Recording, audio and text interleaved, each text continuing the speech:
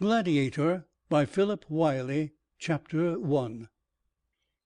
Once upon a time in Colorado lived a man named Abednego Danner and his wife Matilda. Abednego Danner was a professor of biology in a small college in the town of Indian Creek.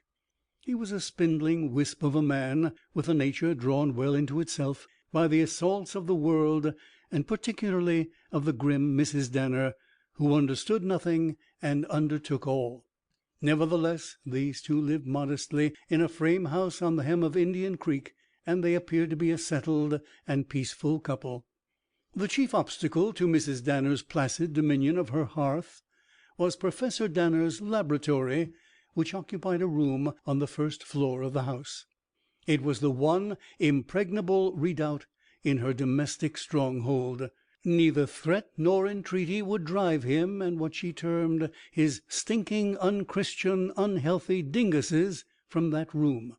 After he had lectured vaguely to his classes on the structure of the Paramecium caudatum and the law discovered by Mendel, he would shut the door behind himself, and all the fury of the stalwart, black-haired woman could not drive him out until his own obscure ends were served. It never occurred to Professor Danner that he was a great man or a genius. His alarm at such a notion would have been pathetic. He was so fascinated by the trend of his thoughts and experiments, in fact, that he scarcely realized by what degrees he had outstripped a world that wore picture hats, hobble skirts, and straps beneath its trouser legs. However, as the century turned and the fashions changed, he was carried further from them, which was just as well. On a certain Sunday he sat beside his wife in church, singing snatches of the hymns in a doleful and untrue voice, and meditating during the long sermon on the structure of chromosomes. She, bolt upright and overshadowing him, like a coffin in the pew, rigid lest her black silk rustle, thrilled in some corner of her mind at the picture of hell and salvation. Mr. Danner's thoughts turned to Professor Mudge, whose barren pate showed above the congregation a few rows ahead of him. There, he said to himself, sat a stubborn and unenlightened man. And so, when the weekly tyranny of church was ended, he asked Mudge to dinner. That he accomplished by an argument with his wife, audible the length of the aisle. They walked to the Danner residence. Mrs. Danner changed her clothes hurriedly, basted the roast, made milk sauce for the string beans, and set 3 places. They went into the dining room. Danner carved, the homemade mint jelly was passed, the bread, the butter, the gravy, and Mrs. Danner dropped out of the conversation after guying her husband on his lack of skill at his task of carving. Mudge opened with the usual comment. "Well, Abednego, how are the bloodstream radicals progressing?" His host chuckled. "Excellently, thanks. Some day I'll be ready to jolt you hidebound biologists into your senses." Mudge's left eyebrow lifted. "So? Still the same thing, I take it? Still believe that chemistry controls human destiny?" "Almost ready to demonstrate it," Danner replied. "Along what lines?" "Muscular strength and the nervous discharge of energy." Mudge slapped his thigh. "Ha ha! Nervous discharge of energy. You assume the human body to be a voltaic pile, eh? That's good. I'll have to tell Gropper. He'll enjoy it." Danner, in some embarrassment, gulped a huge mouthful of meat. "Why not?" he said. "Look at the insects, the ants. Strength 100 times our own. An ant can carry a large spider. Yet an ant is tissue and fiber like a man. If a man could be given the same sinews, he could walk off with his own house. Ha ha! That's a good one. Maybe you'll do it, Abednego." "Possibly, possibly." "And you would make a splendid piano mover." "Pianos, pooh! Consider the grasshoppers. Make a man as strong as a grasshopper, and he'll be able to leap over a church. I tell you, there is something that determines the quality of every muscle and nerve. Find it, transplant it, and you have the solution." Mirth overtook Professor Mudge in a series of paroxysms from which he emerged rubicund and witty. "Probably your grasshopper man will look like a grasshopper, more insect than man. At least, Danner, you have imagination." "Few people have," Danner said, and considered that he had acquitted himself. His wife interrupted at that point. I think this nonsense has gone far enough. It is wicked to tamper with God's creatures. It is wicked to discuss such matters, especially on the Sabbath. Abednego, I wish you would give up your work in the laboratory." Danner's cranium was overlarge and his neck small, but he stiffened it to hold himself in a posture of dignity. "Never." His wife gazed from the defiant pose to the locked door visible through the parlor. She stirred angrily in her clothes and speared a morsel of food. "You'll be punished for it." Later in the day, Mudge and Gropper laughed heartily at the expense of the former's erstwhile host. Danner read restively. He was forbidden to work on the Sabbath. It was his only compromise.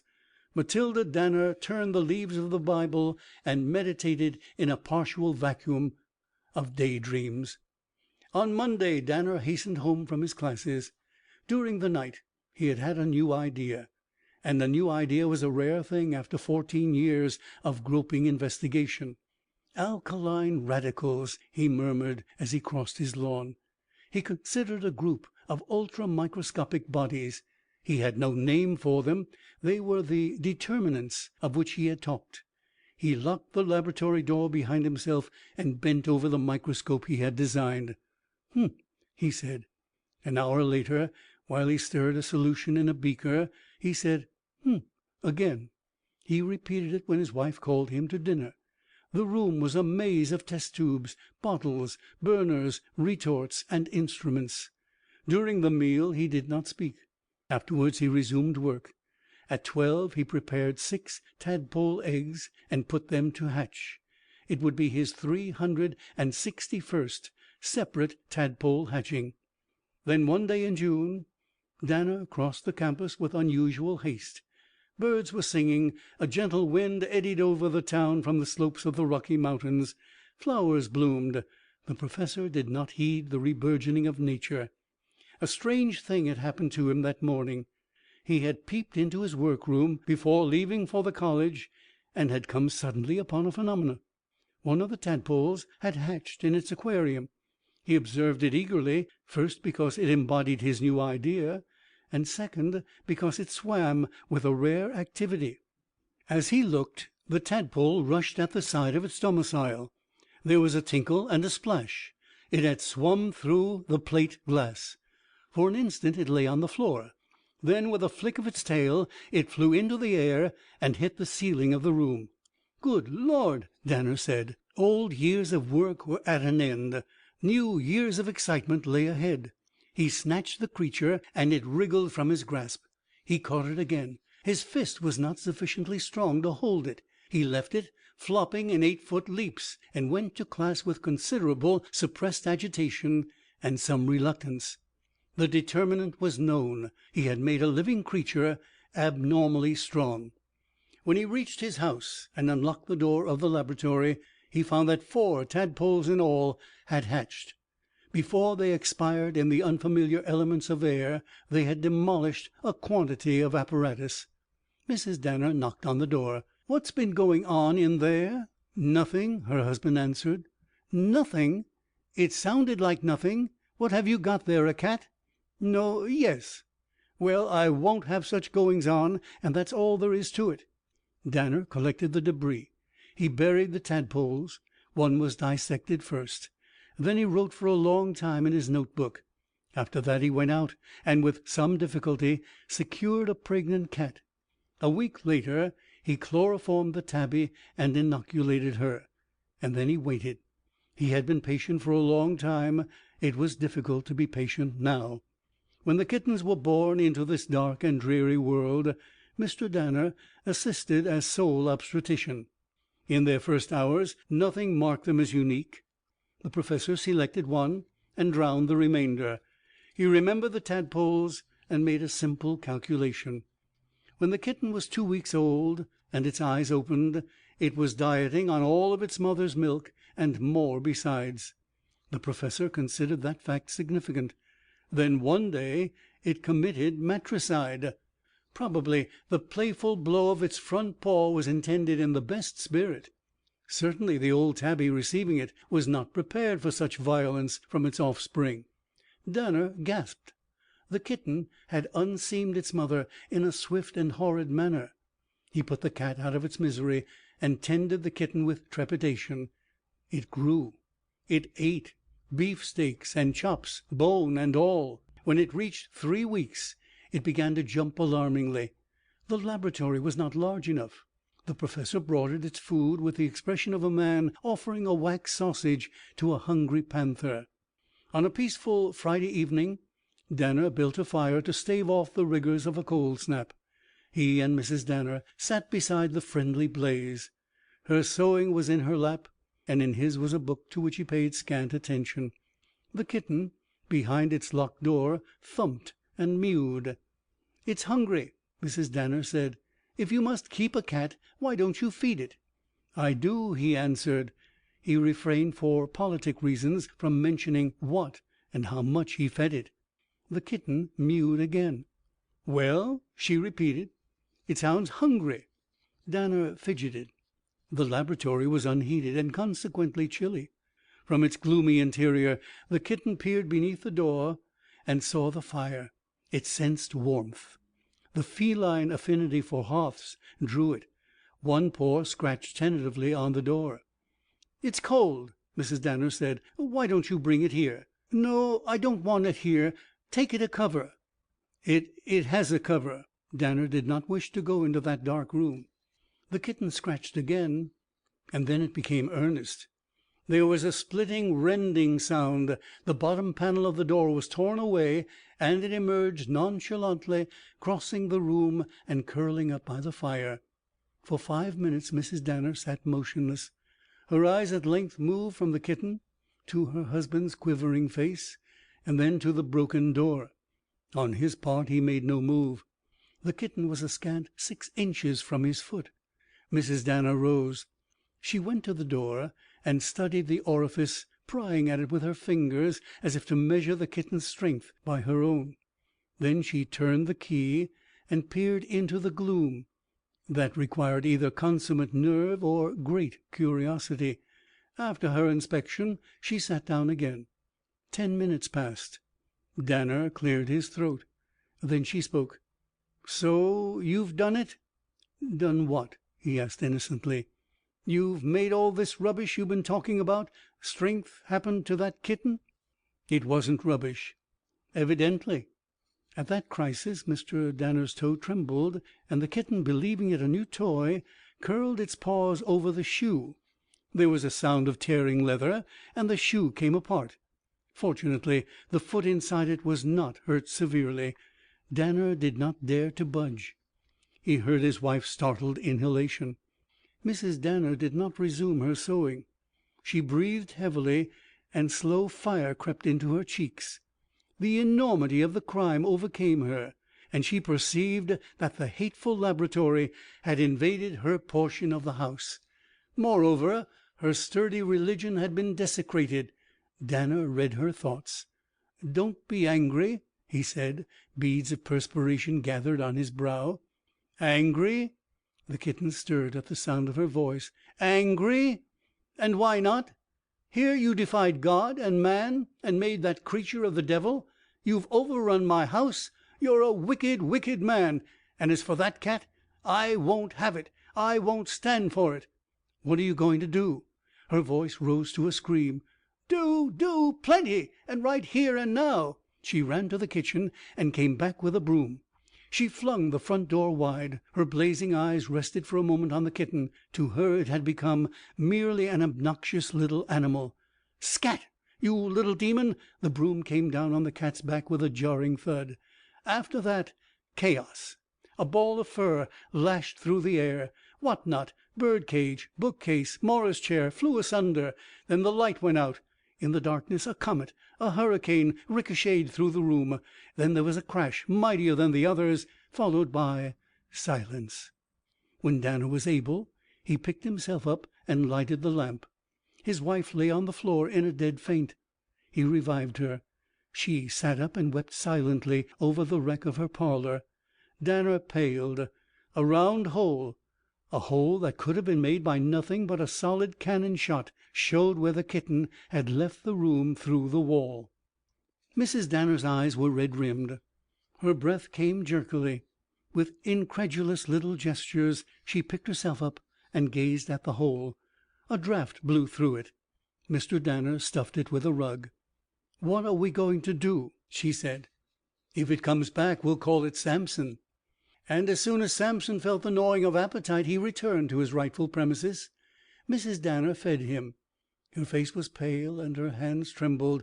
Horror and fascination fought with each other in her soul as she offered the food.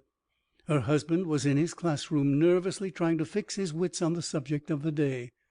"Kitty, Kitty, poor little Kitty," she said. Samson purred and drank a quart of milk. She concealed her astonishment from herself. Mrs. Danner's universe was undergoing a transformation. At 3 in the afternoon the kitten scratched away the screen door on the back porch and entered the house. Mrs. Danner fed it the supper meat. Danner saw it when he returned. It was chasing flies in the yard. He stood in awe. The cat could spring 20 or 30 feet with ease. Then the sharp spur of dread entered him. Suppose someone saw and asked questions. He might be arrested, taken to prison. Something would happen. He tried to analyze and solve the problem. Night came. The cat was allowed to go out unmolested.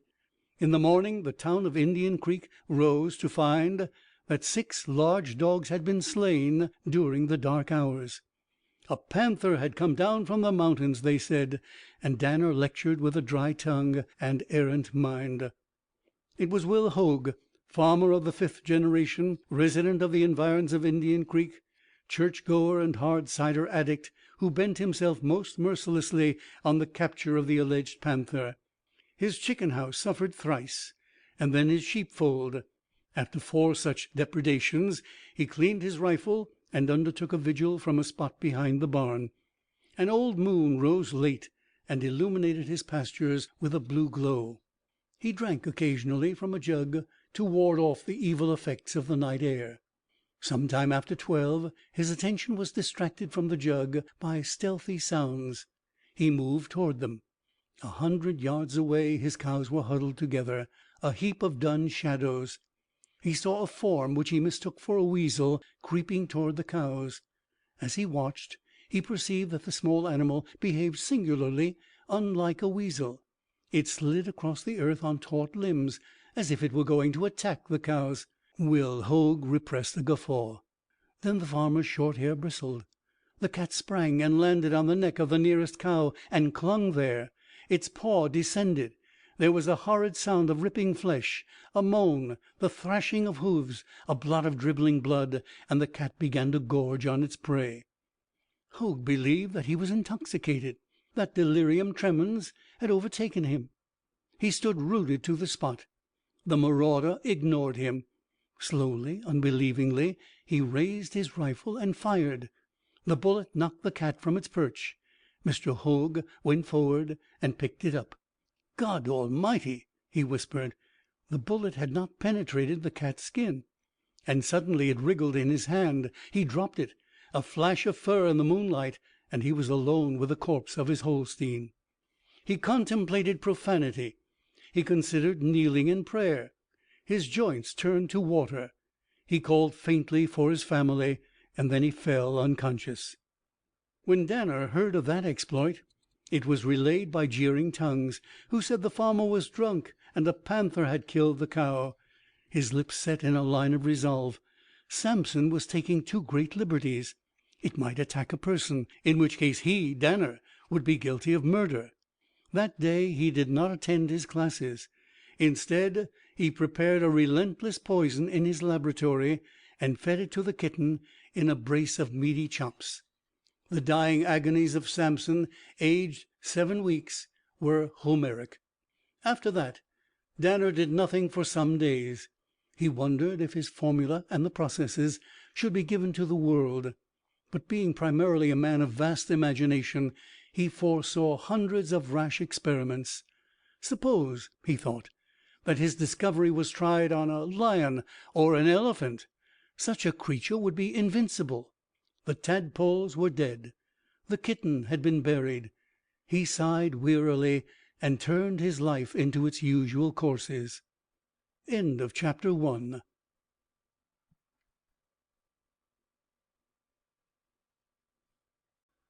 Gladiator by Philip Wylie. Chapter 2.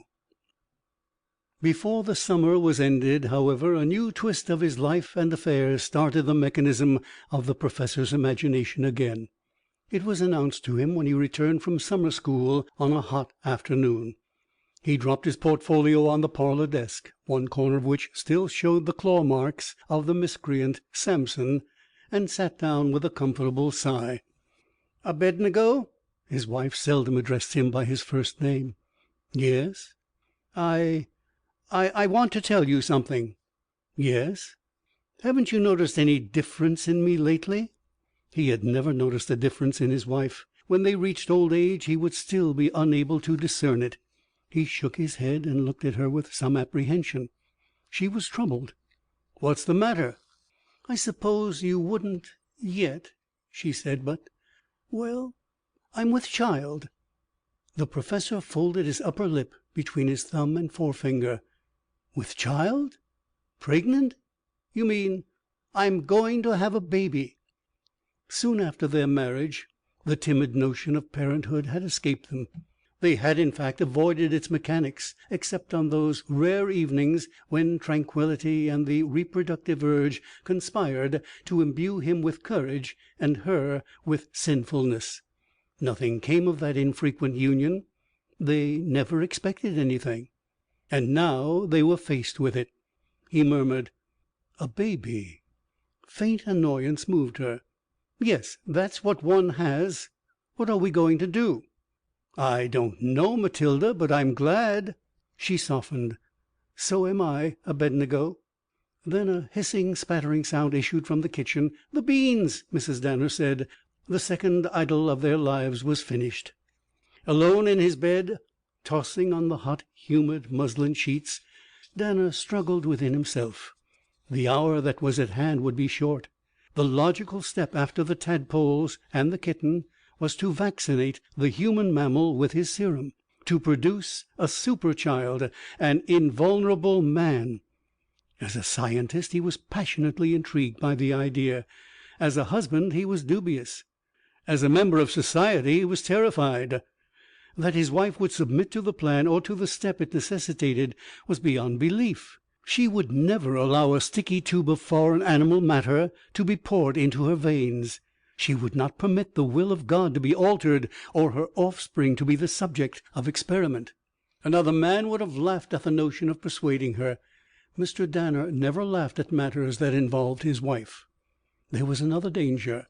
If the child was female and became a woman like his wife, then the effect of such strength would be awful indeed. He envisioned a militant reformer, an iron-bound Calvinist, remodeling the world single-handed, a Scotch Lilith, a matronly Gabrielle, a she-Hercules. He shuddered. 100 times he denied his science. 101 times it begged him to be served.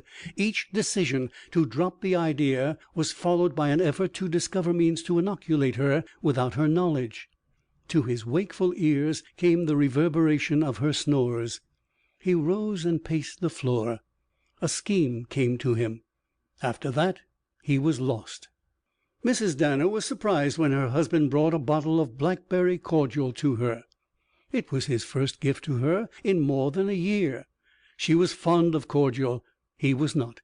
She took a glass after supper, and then a second, which she drank for him. He smiled nervously and urged her to drink it. His hands clenched and unclenched.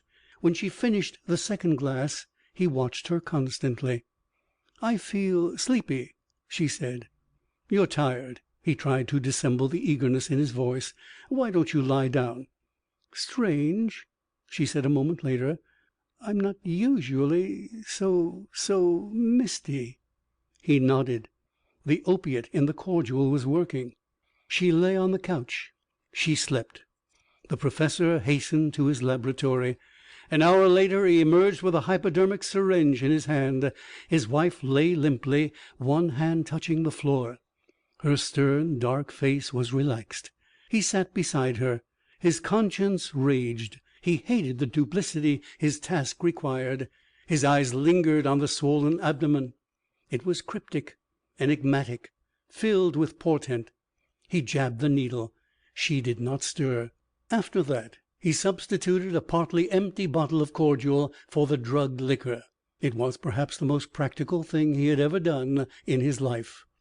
Mrs. Danner could not explain herself on the following morning. She belabored him. "Why didn't you wake me and make me go to bed? Sleeping in my clothes! I never did such a thing in my life." "I couldn't wake you. I tried." "Rubbish! You were sleeping so hard you refused to move. Sometimes, old as you are, I'd like to thrash you." Danner went to the college. There was nothing more to do, nothing more to require his concentration. He could wait as he had waited before. He trembled occasionally with the hope that his child would be a boy, a sane, healthy boy. Then, in the end, his work might bear fruit. "The Euglena viridis," he said in flat tones, "will be the subject of tomorrow's study. I want you gentlemen to diagram the structure of the Euglena viridis and write 500 words on its vital principles and processes. It is particularly interesting because it shares properties that are animal with properties that are vegetable." September, October, November. Chilly winds from the high mountains, the day-by-day freezing over of ponds and brooks, smoke at the tops of chimneys, snow, Thanksgiving, and always Mrs. Danner growing with the burden of her offspring. Mr. Danner sitting silent, watching, wondering, waiting. It would soon be time. On Christmas morning there entered into Mrs. Danner's vitals a pain that was indefinable and at the same time certain. It thrust all thought from her mind. Then it diminished, and she summoned her husband. "Get the doctor. It's coming." Danner tottered into the street and executed his errand. The doctor smiled cheerfully. "Just beginning? I'll be over this afternoon."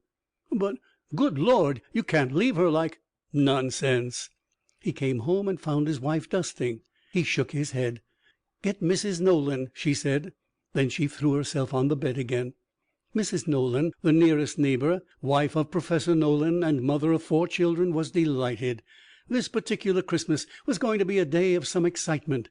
She prepared hot water and bustled with unessential occupation. Danner sat prostrate in the parlor. He had done it. He had done more, and that would be known later. Perhaps it would fail. He hoped it would fail. He wrung his hands. The concept of another person in his house had not yet occurred to him. Birth was his wife's sickness until it was over. The doctor arrived after Danner had made his 3rd trip. Mrs. Nolan prepared lunch. "I love to cook in other people's kitchens," she said. He wanted to strike her. Curious, he thought. At 3:30 the industry of the doctor and Mrs. Nolan increased, and the silence of the two, paradoxically, increased with it. Then the early twilight fell. Mrs. Danner lay with her lank black hair plastered to her brow. She did not moan. Pain twisted and convulsed her. Downstairs Danner sat and sweated. A cry, his wife's. Another, unfamiliar. Scurrying feet on the bare parts of the floor. He looked up. Mrs. Nolan leaned over the stairwell. "It's a boy, Mr. Danner. A beautiful boy, and husky. You never saw such a husky baby." "It ought to be," he said. They found him later in the backyard, prancing on the snow with weird, ungainly steps. A vacant smile lighted his features. They didn't blame him. End of chapter 2.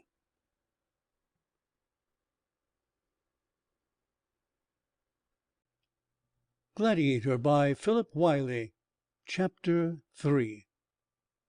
Calm and quiet held their negative sway over the Danner menage for an hour, and then there was a disturbed fretting that developed into a lusty bawl. The professor passed a fatigued hand over his brow. He was unaccustomed to the dissonances of his offspring. Young Hugo, they had named him after a maternal uncle, had attained the age of 1 week without giving any indication of unnaturalness. Now, that is not quite true. He was as fleshy as most healthy infants, but the flesh was more than normally firm. He was inordinately active.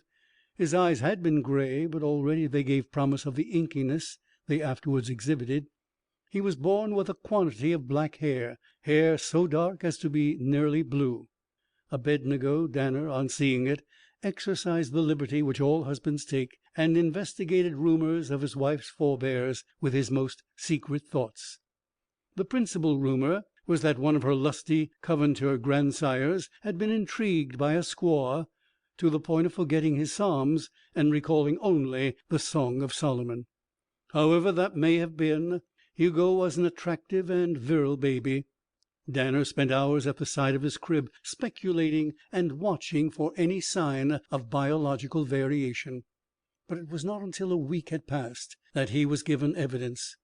By that time he was ready to concede the failure of his greatest experiment. The baby bawled and presently stopped, and Mrs. Danner, who had put it to breast, suddenly called her husband. "Abednego, come here, hurry!" The professor's heart skipped its regular timing, and he scrambled to the floor above. "What's the matter?" Mrs. Danner was sitting in a rocking chair. Her face was as white as paper. Only in her eyes was there a spark of life. He thought she was going to faint. "What's the matter?" he said again. He looked at Hugo and saw nothing terrifying in the ravishing hunger which the infant showed. "Matter? Matter? You know the matter." Then he knew, and he realized that his wife had discovered. "I don't. You look frightened. Shall I bring some water?" Mrs. Danner spoke again. Her voice was icy, distant, terrible. "I came in to feed him just a minute ago. He was lying in his crib. I tried to hug him, and he put his arms out. As God lives, I could not pull that baby to me. He was too strong, Abednego, too strong, too strong. I couldn't unbend his little arms when he stiffened them. I couldn't straighten them when he bent them. And he pushed me, harder than you could push, harder than I could push myself. I know what it means. You have done your horrible thing to my baby. He's just a baby, Abednego, and you've done your thing to him. How could you? Oh, how could you?" Mrs. Danner rose and laid the baby gently on the chair. She stood before her husband, towering over him, raised her hand, and struck with all her force. Mr. Danner fell to one knee, and a red welt lifted on his face. She struck him again, and he fell against the chair. Little Hugo was dislodged. One hand caught a rung of the chair back, and he hung suspended above the floor. "Look!" Mrs. Danner screamed. As they looked, the baby flexed its arm and lifted itself back into the chair. It was a feat that a gymnast would have accomplished with difficulty. Danner stared, ignoring the blows, the crimson on his cheek. For once in his lifetime he suddenly defied his wife. He pointed to the child. "Yes, look." His voice rang clearly. "I did it. I vaccinated you the night the cordial put you to sleep. And there's my son. He's strong, stronger than a lion's cub, and he'll increase in strength as he grows, until Samson and Hercules would be pygmies beside him. He'll be the first of a new and glorious race, a race that doesn't have to fear, because it cannot know harm. No man can hurt him, no man can vanquish him. He will be mightier than any circumstances. He, son of a weak man, will be stronger than the beasts, even the ancient dinosaurs, stronger than the tides, stronger than fate, strong as God is strong. And you, Matilda, mother of him, will be proud of him. He will be great and famous. You can knock me down. You can knock me down 1,000 times. I have given you a son whose little finger you cannot bend with a crowbar. Oh, all these years I've listened to you and obeyed you, and yes, I've feared you a little, and God must hate me for it. Now take your son and my son. You cannot change him. You cannot bend him to your will. He is all I might have been, all that mankind should be." Danner's voice broke, and he sobbed. He relented. "I know it's hard for you. It's against your religion, against your love even, but try to like him. He's no different from you and me, only stronger, and strength is a glorious thing, a great thing. Then afterwards, if you can, forgive me." He collapsed. Blood pounded in her ears. She stared at the huddled body of her husband. He had stood like a prophet and spoken words of fire. She was shaken from her pettiness. For one moment she had loved Danner. In that same instant she had glimpsed the superhuman energy that had driven him through the long years of discouragement to triumph. She had seen his soul. She fell at his feet, and when Danner opened his eyes he found her there weeping. He took her in his arms timidly, clumsily. "Don't cry, Mattie. It'll be all right. You love him, don't you?" She stared at the babe. "Of course I love him. Wash your face, Abednego." After that there was peace in the house, and with it the child grew. During the next months they ignored his peculiarities. When they found him hanging outside his crib, they put him back gently. When he smashed the crib, they discussed a better place for him to repose. No hysteria, no conflict. When in the early spring young Hugo began to recognize them and to assert his feelings, they rejoiced as all parents rejoice. When he managed to vault the sill of the second-story window by some antic contortion of his limbs, they dismissed the episode. Mrs. Danner had been baking. She heard the child's voice, and it seemed to come from the yard. Startled, incredulous, she rushed upstairs. Hugo was not in his room. His wail drifted through the window. She looked out. He was lying in the yard, 15 feet below. She rushed to his side. He had not been hurt. Danner made a pen of the iron heads and feet of 2 old beds. He wired them together. The baby was kept in the enclosure thus formed. Days warmed and lengthened. No one except the Danners knew of the prodigy harbored by their unostentatious house. But the secret was certain to leak out eventually. Mrs. Nolan, the next-door neighbor, was first to learn it. She had called on Mrs. Danner to borrow a cup of sugar. The call naturally included a discussion of various domestic matters and a visit to the baby. She voiced a question that had occupied her mind for some time. "Why do you keep the child in that iron thing? Aren't you afraid it will hurt itself?" "Oh, no." Mrs. Nolan viewed young Hugo. He was lying on a large pillow. Presently he rolled off its surface. "Active youngster, isn't he?" "Very," Mrs. Danner said nervously. Hugo, as if he understood and desired to demonstrate, seized a corner of the pillow and flung it from him. It traversed a long arc and landed on the floor. Mrs. Nolan was startled. "Goodness, I never saw a child his age that could do that." "No, let's go downstairs. I want to show you some tidies I'm making." Mrs. Nolan paid no attention. She put the pillow back in the pen and watched while Hugo tossed it out. "There's something funny about that. It isn't normal. Have you seen a doctor?" Mrs. Danner fidgeted. "Oh, yes, little Hugo's healthy." Little Hugo grasped the iron wall of his miniature prison. He pulled himself toward it. His skirt caught in the floor. He pulled harder. The pen moved toward him. A high soprano came from Mrs. Nolan. "He's moved it. I don't think I could move it myself. I tell you, I'm going to ask the doctor to examine him. You shouldn't let a child be like that." Mrs. Danner, filled with consternation, sought refuge in prevarication. "Nonsense," she said as calmly as she could. "All we Douglases are like that. Strong children. I had a grandfather who could lift a cider keg when he was 5, 200 pounds and more. Hugo just takes after him, that's all." Mrs. Nolan was annoyed, partly because she was jealous of Hugo's prowess. Her own children had been feeble and dull. Partly because she was frightened. No matter how strong a person became, a baby had no right to be so powerful. Partly because she sensed that Mrs. Danner was not telling the whole truth. She suspected that the Danners had found a new way to raise children. "Well," she said, "all I have to say is that it'll damage him. It'll strain his little heart. It'll do him a lot of harm. If I had a child like that, I'd tie him up most of the time for the first few years." "Kate," Mrs. Danner said unpleasantly, "I believe you would." Mrs. Nolan shrugged. "Well, I'm glad none of my children are freaks, anyhow." "I'll get your sugar." In the afternoon the minister called. He talked of the church and the town until he felt his preamble adequate. "I was wondering why you didn't bring your child to be baptized, Mrs. Danner, and why you couldn't come to church now that it's old enough." "Well," she replied carefully, "the child is rather irritable, and we thought we'd prefer to have it baptized at home." "It's irregular." "We'd prefer it." "Very well, I'm afraid. he smiled, "that you're a little unfamiliar with the upbringing of children. Natural, in the case of the firstborn, quite natural. But I met Mrs. Nolan to day, quite by accident, and she said that you kept the child in an iron pen. It seemed unnecessarily cruel to me." "Did it?" Mrs. Danner's jaw set squarely. But the minister was not to be turned aside lightly.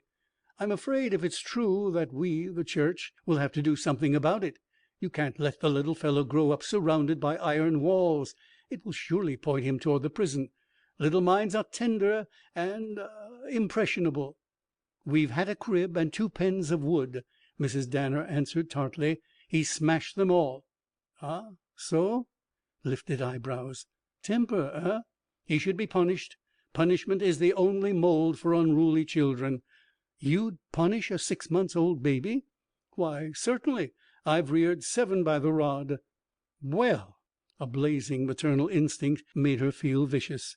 "Well, you won't raise mine by a rod, or touch it by a mile. Here's your hat, parson." Mrs. Danner spent the next hour in prayer. The village is known for the speed of its gossip and the sloth of its intelligence. Those 2 factors explain the conditions which preluded and surrounded the dawn of consciousness in young Hugo. Mrs. Danner's extemporaneous fabrication of a sturdy ancestral line kept the more supernatural elements of the baby's prowess from the public eye. It became rapidly and generally understood that the Danner infant was abnormal, and that the treatment to which it was submitted was not usual. At the same time, neither the gossips of Indian Creek nor the slightly more sage professors of the college exercised the wit necessary to realize that, however strong young Hugo might become, it was neither right nor just that his cradle days be augurs of that eventual estate. On the face of it, the argument seemed logical. If Mrs. Danner's forebears had been men of peculiar might, her child might well be able to chin itself at 3 weeks, and it might easily be necessary to confine it in a metal pen, however inhumane the process appeared. Hugo was sheltered, and his early antics, peculiar and startling as they were to his parents, escaped public attention. The little current of talk about him was kept alive only because there was so small an array of topics for the local burghers. But it was not extraordinarily malicious. Months piled up. A year passed, and then another. Hugo was a good-natured, usually sober, and very sensitive child. Abednego Danner's fear that his process might have created muscular strength at the expense of reason diminished and then vanished as Hugo learned to walk and to talk. And as he grasped the rudiments of human behavior, his high little voice was heard in the house and about its lawns. They began to condition him. Throughout his later life there lingered in his mind a memory of the barriers erected by his family. He was told not to throw his pillow when words meant nothing to him. Soon after that he was told not to throw anything. When he could walk, he was forbidden to jump. His jumps were shocking to see, even at the age of 2½ He was carefully instructed on his behavior out of doors. No move of his was to indicate his difference from the ordinary child. He was taught kindness and respect for people and property. His every destructive impulse was carefully curbed. That training was possible only because he was sensitive and naturally susceptible to advice. Punishment had no physical terror for him because he could not feel it. But disfavor, anger, vexation, or disappointment in another person reflected itself in him at once. When he was 4½ his mother sent him to Sunday school. He was enrolled in a class that sat near her own, so she was able to keep a careful eye on him. But Hugo did not misbehave. It was his first contact with a group of children, his first view of the larger cosmos. He sat quietly with his hands folded, as he had been told to sit. He listened to the teacher's stories of Jesus with excited interest. On his 3rd Sunday he heard one of the children whisper, "Here comes the strong boy." He turned quickly, his cheeks red. I'm not." "Yes, you are. Mother said so." Hugo struggled with the 2 hymn books on the table. "I can't even lift these books," he lied. The other child was impressed, and tried to explain the situation later, taking the cause of Hugo's weakness against the charge of strength. But the accusation rankled in Hugo's young mind. He hated to be different, and he was beginning to realize that he was different. From his earliest day that longing occupied him. He sought to hide his strength. He hated to think that other people were talking about him. The distinction he enjoyed was odious to him because it aroused unpleasant emotions in other people. He could not realize that those emotions sprang from personal and group jealousy, from the hatred of superiority. His mother, ever zealous to direct her son in the path of righteousness, talked to him often about his strength, and how great it would become, and what great and good deeds he could do with it. Those lectures on virtuous crusades had two uses. They helped check any impulses in her son which she felt would be harmful to her, and they helped her to become used to the abnormality in little Hugo. In her mind it was like telling a hunchback that his hump was a blessing disguised. Hugo was always aware of the fact that her words connoted some latent evil in his nature. The motif grew in Mrs. Danner's thoughts until she sought a definite outlet for it. One day she led her child to a keg filled with sand. "All of us," she said to her son, "have to carry a burden through life. One of your burdens will be your strength, but that might can make right. See that little keg? That keg is temptation. Can you say it? Temption. Every day in your life you must bear temptation and throw it from you.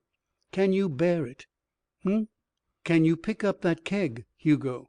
He lifted it in his chubby arms. "Now take it to the barn and back," his mother directed.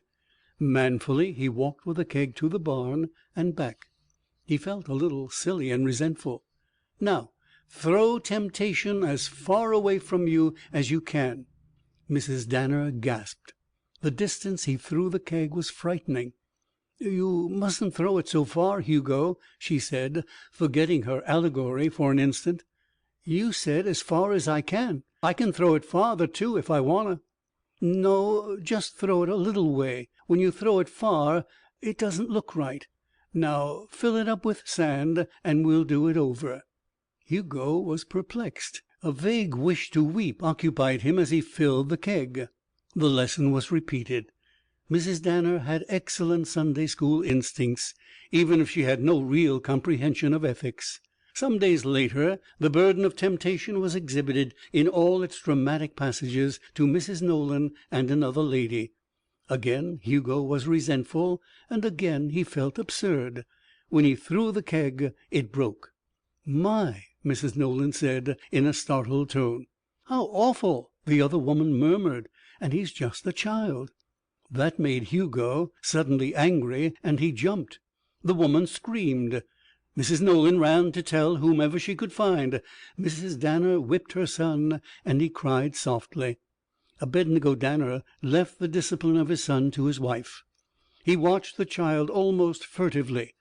When Hugo was 5, Mr. Danner taught him to read. It was a laborious process, and required an entire winter. But Hugo emerged with a new world open to him, a world which he attacked with interest. No one bothered him when he read. He could be found often on sunny days, when other children were playing, prone on the floor, puzzling out sentences in the books of the family library, and trying to catch their significance. During his 5th year he was not allowed to play with other children. The neighborhood insisted on that. With the busybodiness and contrariness of their kind, the same neighbors insisted that Hugo be sent to school in the following fall. When on opening day he did not appear, the truant officer called for him. Hugo heard the conversation between the officer and his mother. He was frightened. He vowed to himself that his abnormality should be hidden deeply.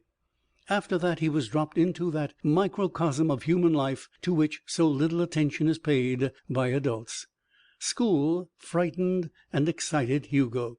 For one thing, there were girls in school, and Hugo knew nothing about them except that they were different from himself. There were teachers, and they made one work. whether one wished to work or not. They represented power, as a jailer represents power. The children feared teachers. Hugo feared them. But the lesson of Hugo's first 6 years was fairly well planted. He blushingly ignored the direct questions of those children whom his fame had reached. He gave no reason to anyone for suspecting him of abnormality. He became so familiar to his comrades that their curiosity gradually vanished. He would not play games with them. His mother had forbidden that. But he talked to them and was as friendly as they allowed him to be. His sensitiveness and fear of ridicule made him a voracious student. He liked books. He liked to know things and to learn them. Thus, bound by the conditionings of his babyhood, he reached the spring of his first year in school without accident. Such tranquillity could not long endure. The day which his mother had dreaded ultimately arrived. A lanky farmer's son, older than the other children, in the first grade, chose a peculiarly quiet and balmy recess period to plague little Hugo. The farmer's boy was, because of his size, the bully and the leader of all the other boys. He had not troubled himself to resent Hugo's exclusiveness or Hugo's reputation until that morning when he found himself without occupation. Hugo was sitting in the sun, his dark eyes staring a little sadly over the laughing, rioting children. The boy approached him. "Hello, strong man." He was shrewd enough to make his voice so loud as to be generally audible. Hugo looked both harmless and slightly pathetic. "I'm not a strong man." "Course you're not. But everybody thinks you are, except me. I'm not afraid of you." "I don't want you to be afraid of me." "I'm not afraid of you either." "Oh, you aren't, huh? Look." He touched Hugo's chest with his finger, and when Hugo looked down, the boy lifted his finger into Hugo's face. "Go away and let me alone." The tormentor laughed. "Ever see a fish this long?" His hands indicated a small fish. Involuntarily, Hugo looked at them. The hands flew apart and slapped him smartly. Several of the children had stopped their play to watch. The first insult made them giggle. The second brought a titter from Anna Blake, and Hugo noticed that. Anna Blake was a little girl with curly golden hair and blue eyes. Secretly, Hugo admired her and was drawn to her. When she laughed, he felt a dismal loneliness, a sudden desertion. The farmer's boy pressed the occasion of his meanness had made. "I'll bet you ain't even strong enough to fight little Charlie Todd. Come here, Charlie." "I am," Hugo replied with slow dignity. "You're a sissy. You're scared to play with us." The ring around Hugo had grown. He felt a tangible ridicule in it. He knew what it was to hate. Still, his inhibitions, his control, held him in check. "Go away," he said, "or I'll hurt you." The farmer's boy picked up a stick and put it on his shoulder. "Knock that off, then, strong man." Hugo knew the dare and its significance. With a gentle gesture, he brushed the stick away. Then the other struck. At the same time, he kicked Hugo's shins. There was no sense of pain with the kick. Hugo saw it as if it had happened to another person. The schoolyard tensed with expectation. But the accounts of what followed were garbled. The farmer's boy fell on his face as if by an invisible agency. Then his body was lifted in the air.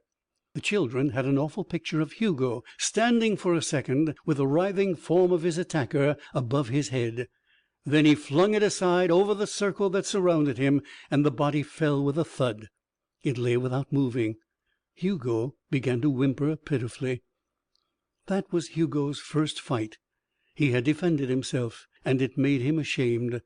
He thought he had killed the other boy. Sickening dread filled him. He hurried to his side and shook him, calling his name. The other boy came too. His arm was broken, and his sides were purpling where Hugo had seized him. There was terror in his eyes when he saw Hugo's face above him, and he screamed shrilly for help. The teacher came. She sent Hugo to the blacksmith to be whipped. That in itself was a stroke of genius. The blacksmith whipped grown boys in the high school for their misdeeds. To send a 6-year-old child was crushing. But Hugo had risen above the standards set by his society. He had been superior to it for a moment, and society hated him for it. His teacher hated him because she feared him. Mothers of children, learning about the episode, collected to discuss it in high-pitched, hateful voices. Hugo was enveloped in hate, and as the lash of the smith fell on his small frame, he felt the depths of misery. He was a strong man. There was damnation in his veins. The minister came and prayed over him. The doctor was sent for and examined him. Frantic busybodies suggested that things be done to weaken him. What things, they did not say. And Hugo, suffering bitterly, saw that if he had beaten the farmer's boy in fair combat, he would have been a hero. It was the scale of his triumph that made it dreadful. He did not realize then that if he had been so minded, he could have turned on the blacksmith and whipped him. He could have broken the neck of the doctor. He could have run raging through the town and escaped unscathed. His might was a secret from himself. He knew it only as a curse, like a disease or a blemish. During the ensuing 4 or 5 years, Hugo's peculiar trait asserted itself but once. It was a year after his fight with the bully. He had been isolated socially. Even Anna Blake did not dare to tease him any longer.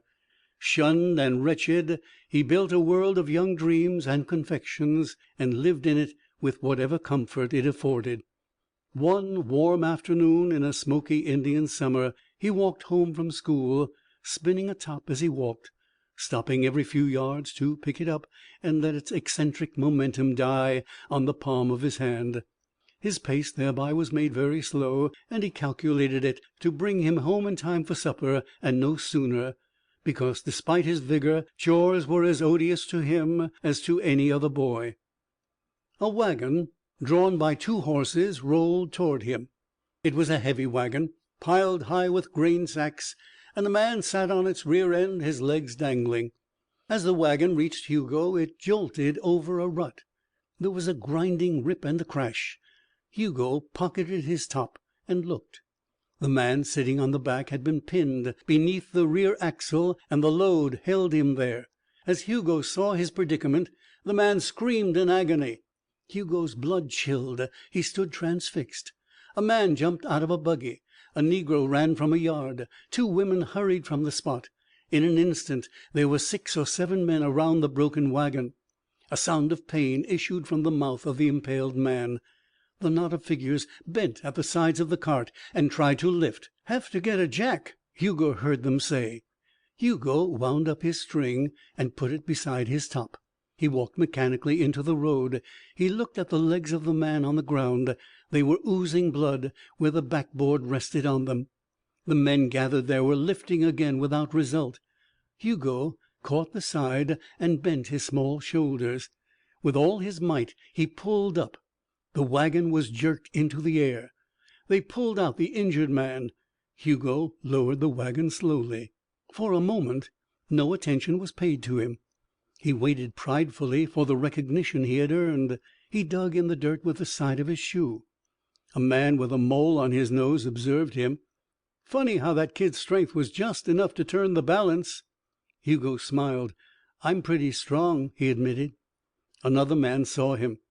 "Get out of here," he said sharply. "This is no place for a kid." "But I was the one." "I said beat it. And I meant beat it. Go home to your ma." Slowly the light went out from Hugo's eyes. They did not know. They could not know. He had lifted more than 2 tons, and the men stood now, waiting for the doctor, telling each other how strong they were when the instant of need came. "Go on, kid. Run along or I'll smack you." Hugo went. He forgot to spin his top. He stumbled a little as he walked. End of chapter 3.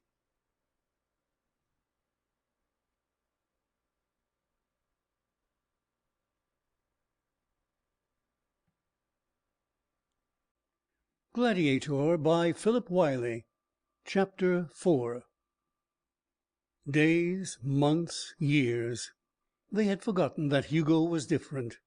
Almost for a while he had forgotten it himself. He was popular in school. He fostered the unexpressed theory that his strength had been a phenomena of his childhood, one that diminished as he grew older. Then at 10 it called to him for exercise. Each day he rose with a feeling of insufficiency. Each night he retired unrequited. He read Poe, the Bible, Scott, Thackeray, Swift, Defoe, all the books he could find. He thrilled with every syllable of adventure. His imagination swelled, but that was not sufficient. He yearned as a New England boy yearns before he runs away to sea. At 10 he was a stalwart and handsome lad. His brow was high and surmounted by his peculiarly black hair. His eyes were wide apart, inky, unfathomable. He carried himself with the grace of an athlete.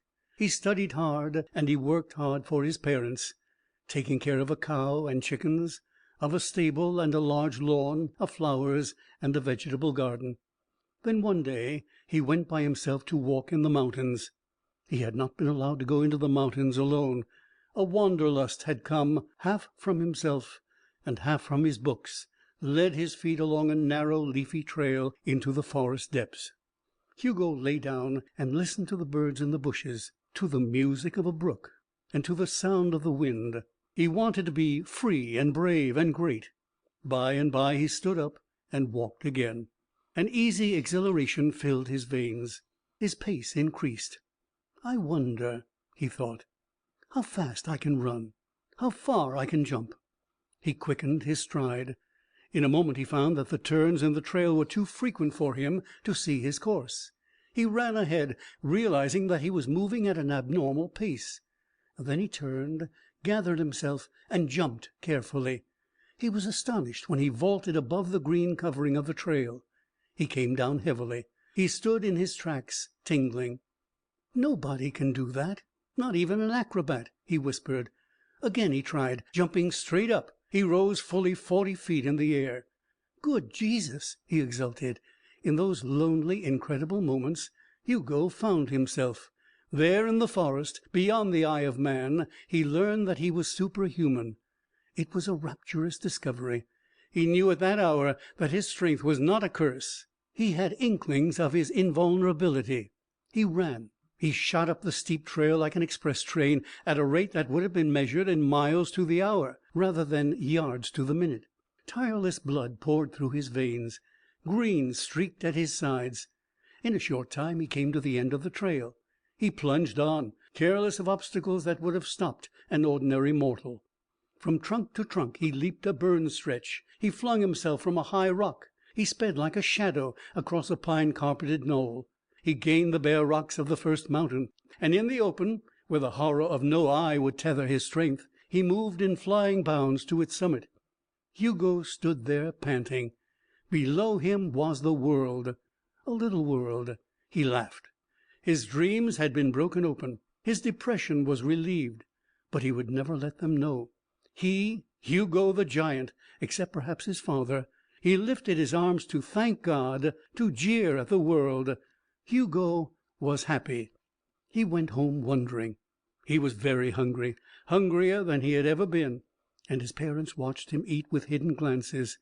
Samson had eaten thus, as if his stomach were bottomless and his food digested instantly to make room for more. And as he ate, Hugo tried to open a conversation that would lead to a confession to his father, but it seemed impossible. Hugo liked his father. He saw how his mother dominated the little professor, how she seemed to have crushed and bewildered him until his mind was unfocused from its present. He could not love his mother because of that. He did not reason that her religion had made her blind and selfish, but he felt her blindness and the many cloaks that protected her and her interests. He held her in respect, and he obeyed her, but often and wistfully he had tried to talk to his father, to make friends with him, to make himself felt as a person. Abednego Danner's mind was buried in the work he had done. His son was a foreign person for whom he felt a perplexed sympathy. It is significant that he had never talked to Hugo about Hugo's prowess. The 10-year-old boy had not wished to discuss it. Now, however, realizing its extent, he felt he must go to his father. After dinner he said, "Dad, Let's you and me take a walk." Mrs. Danner's protective impulses functioned automatically. "Not tonight. I won't have it." "But, mother—" Danner guessed the reason for that walk. He said to his wife with rare firmness, "If the boy wants to walk with me, we're going." After supper they went out. Mrs. Danner felt that she had been shut out of her own son's world, and she realized that he was growing up. Danner and his son strolled along the leafy street. They talked about his work and school. His father seemed to Hugo more human than he had ever been. He even ventured the first step toward other conversation. "Well, son, what is it?" Hugo caught his breath. "Well, I kind of thought I ought to tell you. You see, this afternoon, well, you know, I've always been a sort of strong kid." Danner trembled. "I know." "And you haven't said much about it to me except to be gentle." "That's so. You must remember it." "Well, I don't have to be gentle with myself, do I? When I'm alone, like in the woods, that is?" The older one pondered. "You mean you like to, let yourself out when you're alone?" "That's what I mean." The usual constraint between them had receded. Hugo was grateful for his father's help. "You see, Dad, I went walking today, and I kind of tried myself out." Danner answered in breathless eagerness. "And?" "Well, I'm not just a strong kid, Dad.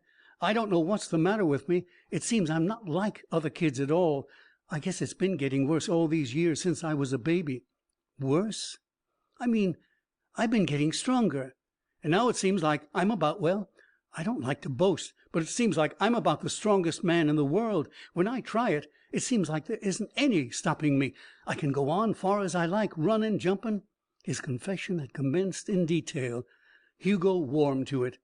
"I can do things, Dad. It kind of scares me. I can jump higher than a house. I can run faster than a train. I can pull up big trees and push 'em over." "I see." Danner's spine tingled. He worshipped his son then. "Suppose you show me."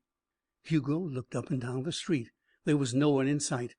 The evening was still duskily lighted by afterglow. "Look out, then. I'm going to jump." Mr. Danner saw his son crouch, but he jumped so quickly that he vanished. 4 seconds elapsed. He landed where he had stood. "See, Dad? Do it again." On the second trial, the professor's eyes followed the soaring form, and he realized the magnitude of the thing he had wrought. "Did you see me?" Danner nodded. "I saw you, son." "Kind of funny, isn't it?" "Let's talk some more." There was a pause. "Do you realize, son, that no one else on earth can do what you just did?" "Yeah, I guess not." Danner hesitated. "It's a glorious thing and dangerous." "Yeah." The professor tried to simplify the biology of his discovery. He perceived that it was going to involve him in the mysteries of sex. He knew that to unfold them to a child was considered immoral, but Danner was far, far beyond his epoch. He put his hands on Hugo's shoulder, and Hugo set off the process. "Dad, how come I'm like this?" "I'll tell you. It's a long story, and a lot for a boy your age to know. First, what do you know about, well, about how you were born?" Hugo reddened. I guess I know quite a bit. The kids in school are always talking about it, and I've read some. We're born like the kittens were born last year." "That's right." Banner knitted his brow. He began to explain the details of conception as it occurs in man, the biology of ova and spermatozoa, the differences between the anatomy of the sexes, and the reasons for those differences. He drew first a botanical analogy. Hugo listened intently. "I knew most of that. I've seen girls." "What?" "Some of them, after school let you." Danner was surprised, and at the same time he was amused.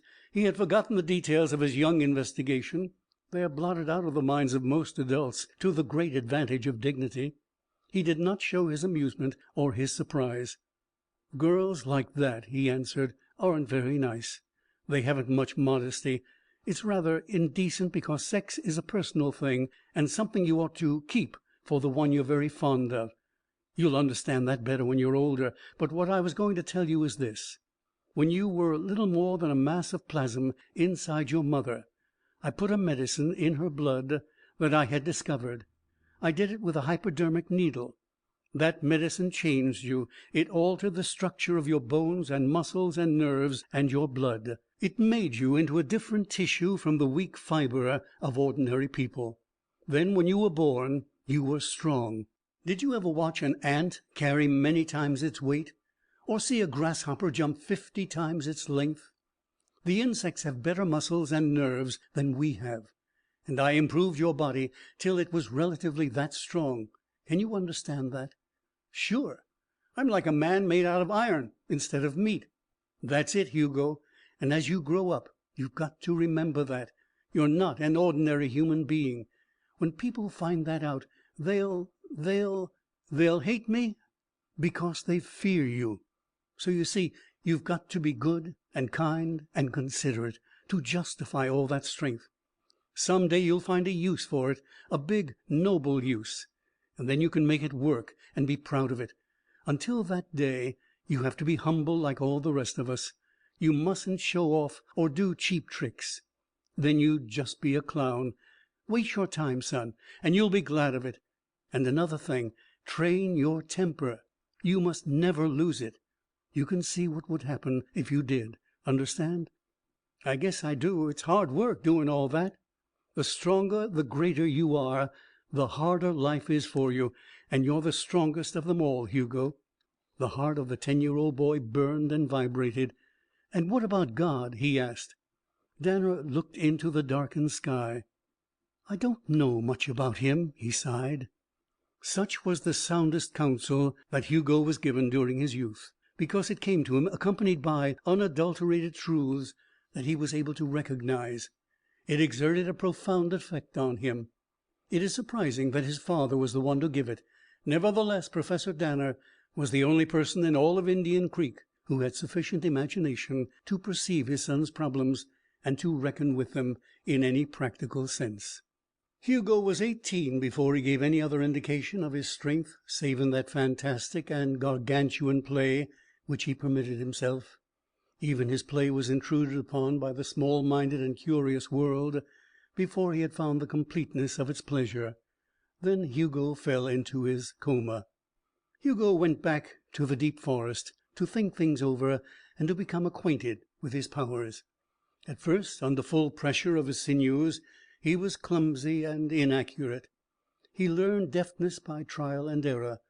One day he found a huge pit in the tangled wilderness.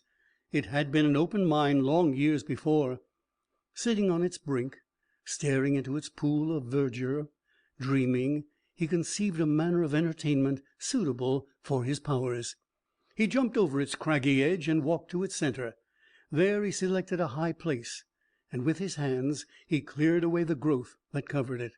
Next he laid the foundations of a fort over which he was to watch the fastnesses for imaginary enemies. The foundations were made of boulders. Some he carried, and some he rolled from the floor of the man-made canyon. By the end of the afternoon he had laid out a square wall of rock some 3 feet in height. On the next day he added to it until the 4 walls reached as high as he could stretch. He left space for 1 door, and he made a single window. He roofed the walls with the trunks of trees, and he erected a turret over the door. For days the creation was his delight. After school he sped to it. Until dark he strained and struggled with bare rocks. When it was finished, it was an edifice that would have withstood artillery fire creditably. Then Hugo experimented with catapults, but he found no engine that could hurl the rocks he used for ammunition as far as his arms. He cached his treasures in his fortress: an old axe, the scabbard of a sword, tops and marbles, 2 cans of beans for emergency rations, and he made a flag of blue and white cloth for himself. Then he played in it. He pretended that Indians were stalking him. An imaginary head would appear at the rim of the pit. Hugo would see it through a chink. Swish, crash, a puff of dust would show where rock met rock, with the attacker's head between. At times he would be stormed on all sides, and to get the effect he would leap the canyon and hurl boulders on his own fort. Then he would return and defend it. It was after such a strenuous sally, and while he was waiting in high excitement for the enemy to reappear, that Professors Whitaker and Smith from the college, stumbled onto his stronghold. They were walking together through the forest, bent on scaling the mountain to make certain observations of an ancient cirque that was formed by the seventh great glacier. As they walked, they debated matters of strata curvature. Suddenly Whitaker gripped Smith's arm. "Look!" They stared through the trees and over the lip of Hugo's mine. Their eyes bulged as they observed the size and weight of the fortress. "Moonshiners," Smith whispered. "Rubbish! Moonshiners don't build like that. It's a second Stonehenge, an Indian relic." "But there's a sign of fresh work around it." Whitaker observed the newly turned earth and the freshly bared rock. Perhaps, Professor, we've fallen upon something big. A lost race of Indian engineers, a branch of the Incas, or maybe they'll be hostile." The men edged forward, and at the moment they reached the edge of the pit, Hugo emerged from his fort. He saw the men with sudden fear. He tried to hide. "Hey!" they said.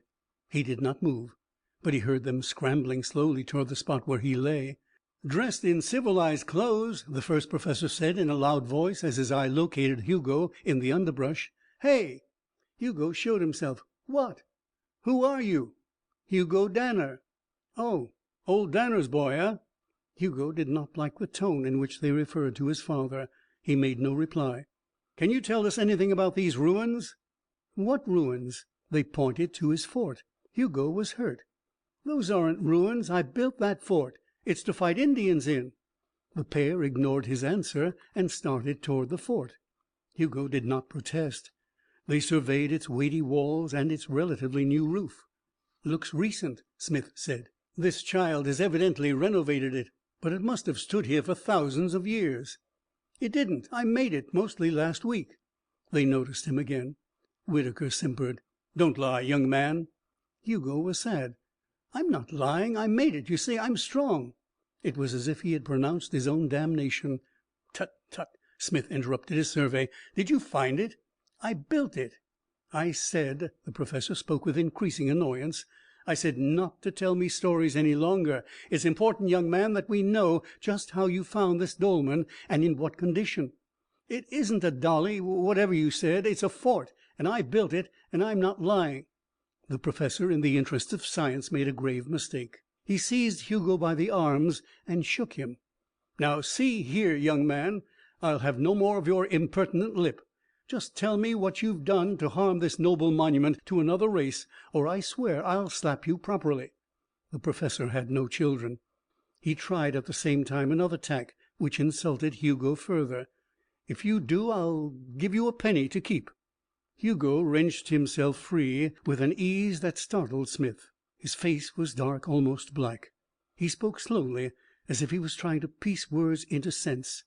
"You, both of you, you go away from here and leave me, or I'll break your two rotten old necks." Whitaker moved toward him, and Smith interceded. "We better leave him and come back later." He was still frightened by the strength in Hugo's arms. "The child is mad. He may have hydrophobia. He might bite." The men moved away hastily. Hugo watched them climb the wall. When they reached the top, he called gently. They wheeled. And Hugo, sobbing, tears streaming from his face, leaped into his fort. Rocks vomited themselves from it, huge rocks that no man could budge. Walls toppled and crashed. The men began to move. Hugo looked up. He chose a stone that weighed more than 100 pounds. "Hey," he said, "I'm not a liar." The rock arched through the air, and Professors Whitaker and Smith escaped death by a scant margin. Hugo lay in the wreck of the first thing his hands had built, and wept. After a little while he sprang to his feet and chased the retreating professors. When he suddenly appeared in front of them, they were stricken dumb. "Don't tell anyone about that or about me," he said.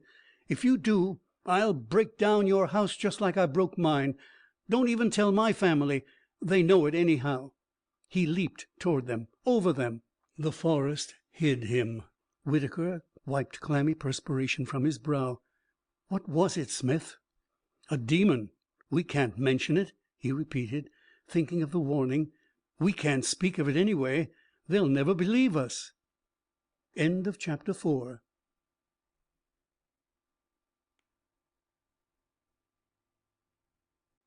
Gladiator by Philip Wylie.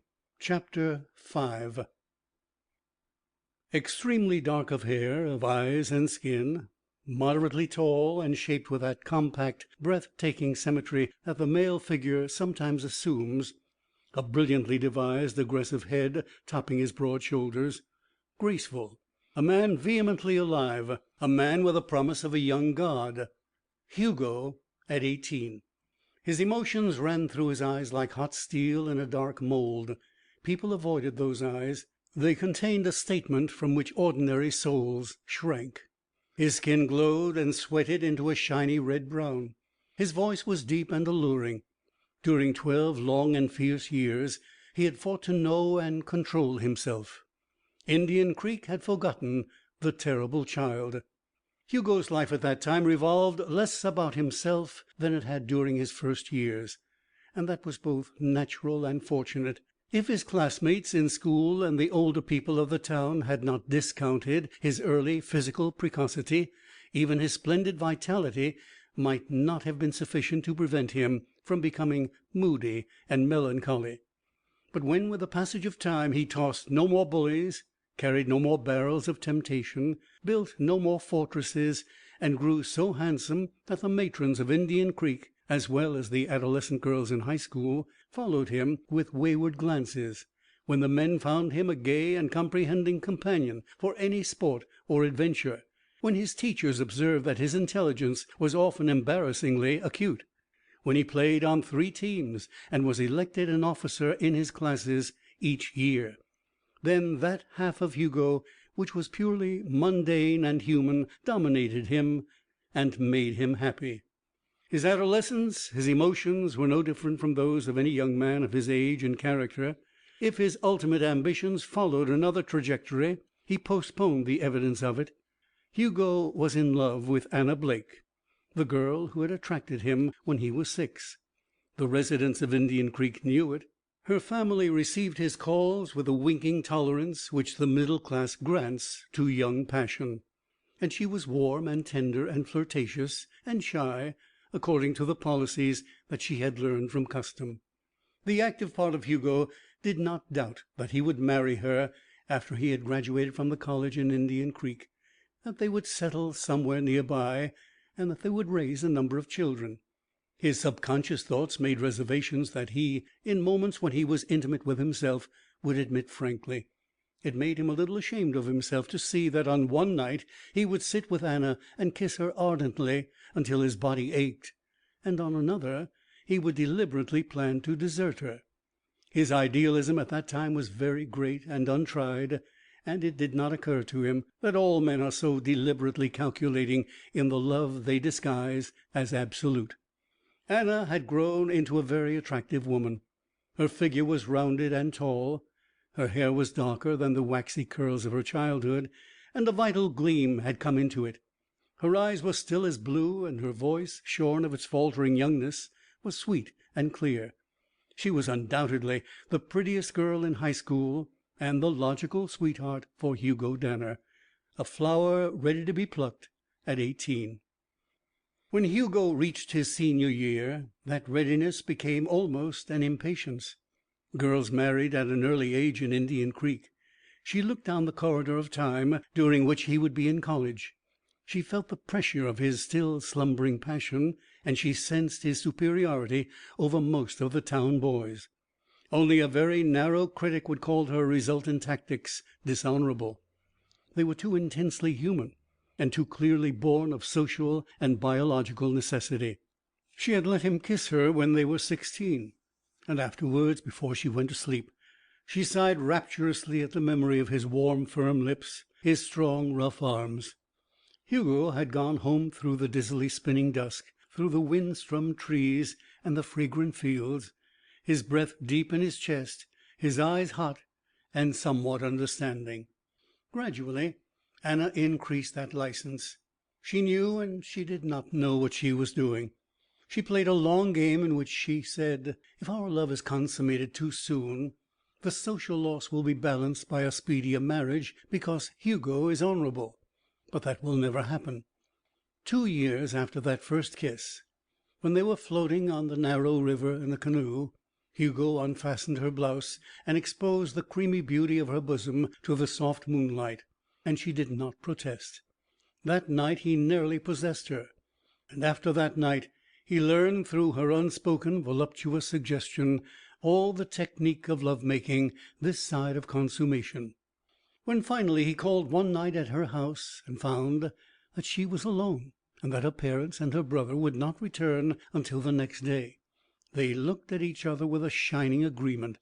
He turned the lights out, and they sat on the couch in the darkness, listening to the passing of people on the sidewalk outside. He undressed her. He whispered halting, passionate phrases. He asked her if she was afraid, and let himself be laughed away from his own conscience. Then he took her and loved her. Afterwards, going home again in the gloom of late night, he looked up at the stars, and they stood still. He realized that a certain path of life had been followed to its conclusion. He felt initiated into the adult world, and it had been so simple, so natural, so sweet. He threw a great stone into the river and laughed, and walked on after a while. Through the summer that followed, Hugo and Anna ran the course of their affair. They loved each other violently and incessantly, and with no other evil consequence than to invite the open humphs of village gossips, and to involve him in several serious talks with her father. Their courtship was given the benefit of conventional doubt, however, and their innocence was hotly if covertly protested by the Blakes. Mrs. Danner coldly ignored every fragment of insinuation. She hoped that Hugo and Anna would announce their engagement, and she hinted that hope. Hugo himself was excited and absorbed. Occasionally he thought he was sterile, with an inclination to be pleased rather than concerned if it was true. He added tenderness to his characteristics, and he loved Anna too much. Toward the end of that summer she lost weight and became irritable. They quarreled once, and then again. The criteria for his physical conduct being vague in his mind, Hugo could not gauge it correctly, and he did not realize that the very ardor of his relation with her was abnormal. Her family decided to send her away, believing the opposite of the truth responsible for her nervousness and weakness. A week before she left, Hugo himself tired of his excesses. One evening, dressing for a last passionate rendezvous, he looked in his mirror as he tied his scarf, and saw that he was frowning. Studying the frown, he perceived with a shock what made it. He did not want to see Anna, to take her out, to kiss and rumple and clasp her, to return thinking of her, feeling her, sweet and smelling like her. It annoyed him. It bored him. He went through it uneasily and quarreled again. 2 days later she departed. He acted his loss well, and she did not show her relief until she sat on the train, tired, shattered, and uninterested in Hugo and in life. And then she cried. But Hugo was through. They exchanged insincere letters. He looked forward to college in the fall, and then he received a letter from Anna saying that she was going to marry a man she had met and known for 3 weeks. It was a broken, gasping, apologetic letter. Everyone was outraged at Anna, and astounded that Hugo bore the shock so courageously. The upshot of that summer was to fill his mind with fetid memories, which abated slowly, to make him disgusted with himself and tired of Indian Creek. He decided to go to a different college, one far away from the scene of his painful youth and his disillusioned maturity. He chose Webster University because of the greatness of its name. If Abednego Danner was hurt at his son's defection from his own college, he said nothing, and Mrs. Danner, grown more silent and reserved, yielded to her son's unexpected decision. Hugo packed his bags one September afternoon with a feeling of dreaminess. He bade farewell to his family. He boarded the train. His mind was opaque. The spark burning in it was one of dawning adventure, buried in a mass of detail. He had never been far from his native soil, and now he was going to see cities and people who were almost foreign in the sophisticated East. But all he could dwell on was a swift cinema of a defeated little boy, a strong man who could never be strong, a surfeited love. a truant and dimly comprehensible blonde girl, a muddy street and a red station, a clapboard house, a sonorous church with hushed puppets in the pews, fudge parties, boats on the little river, cold winter, and ice over the mountains, and a fortress where once upon a time he had felt mightier than the universe. End of chapter 5.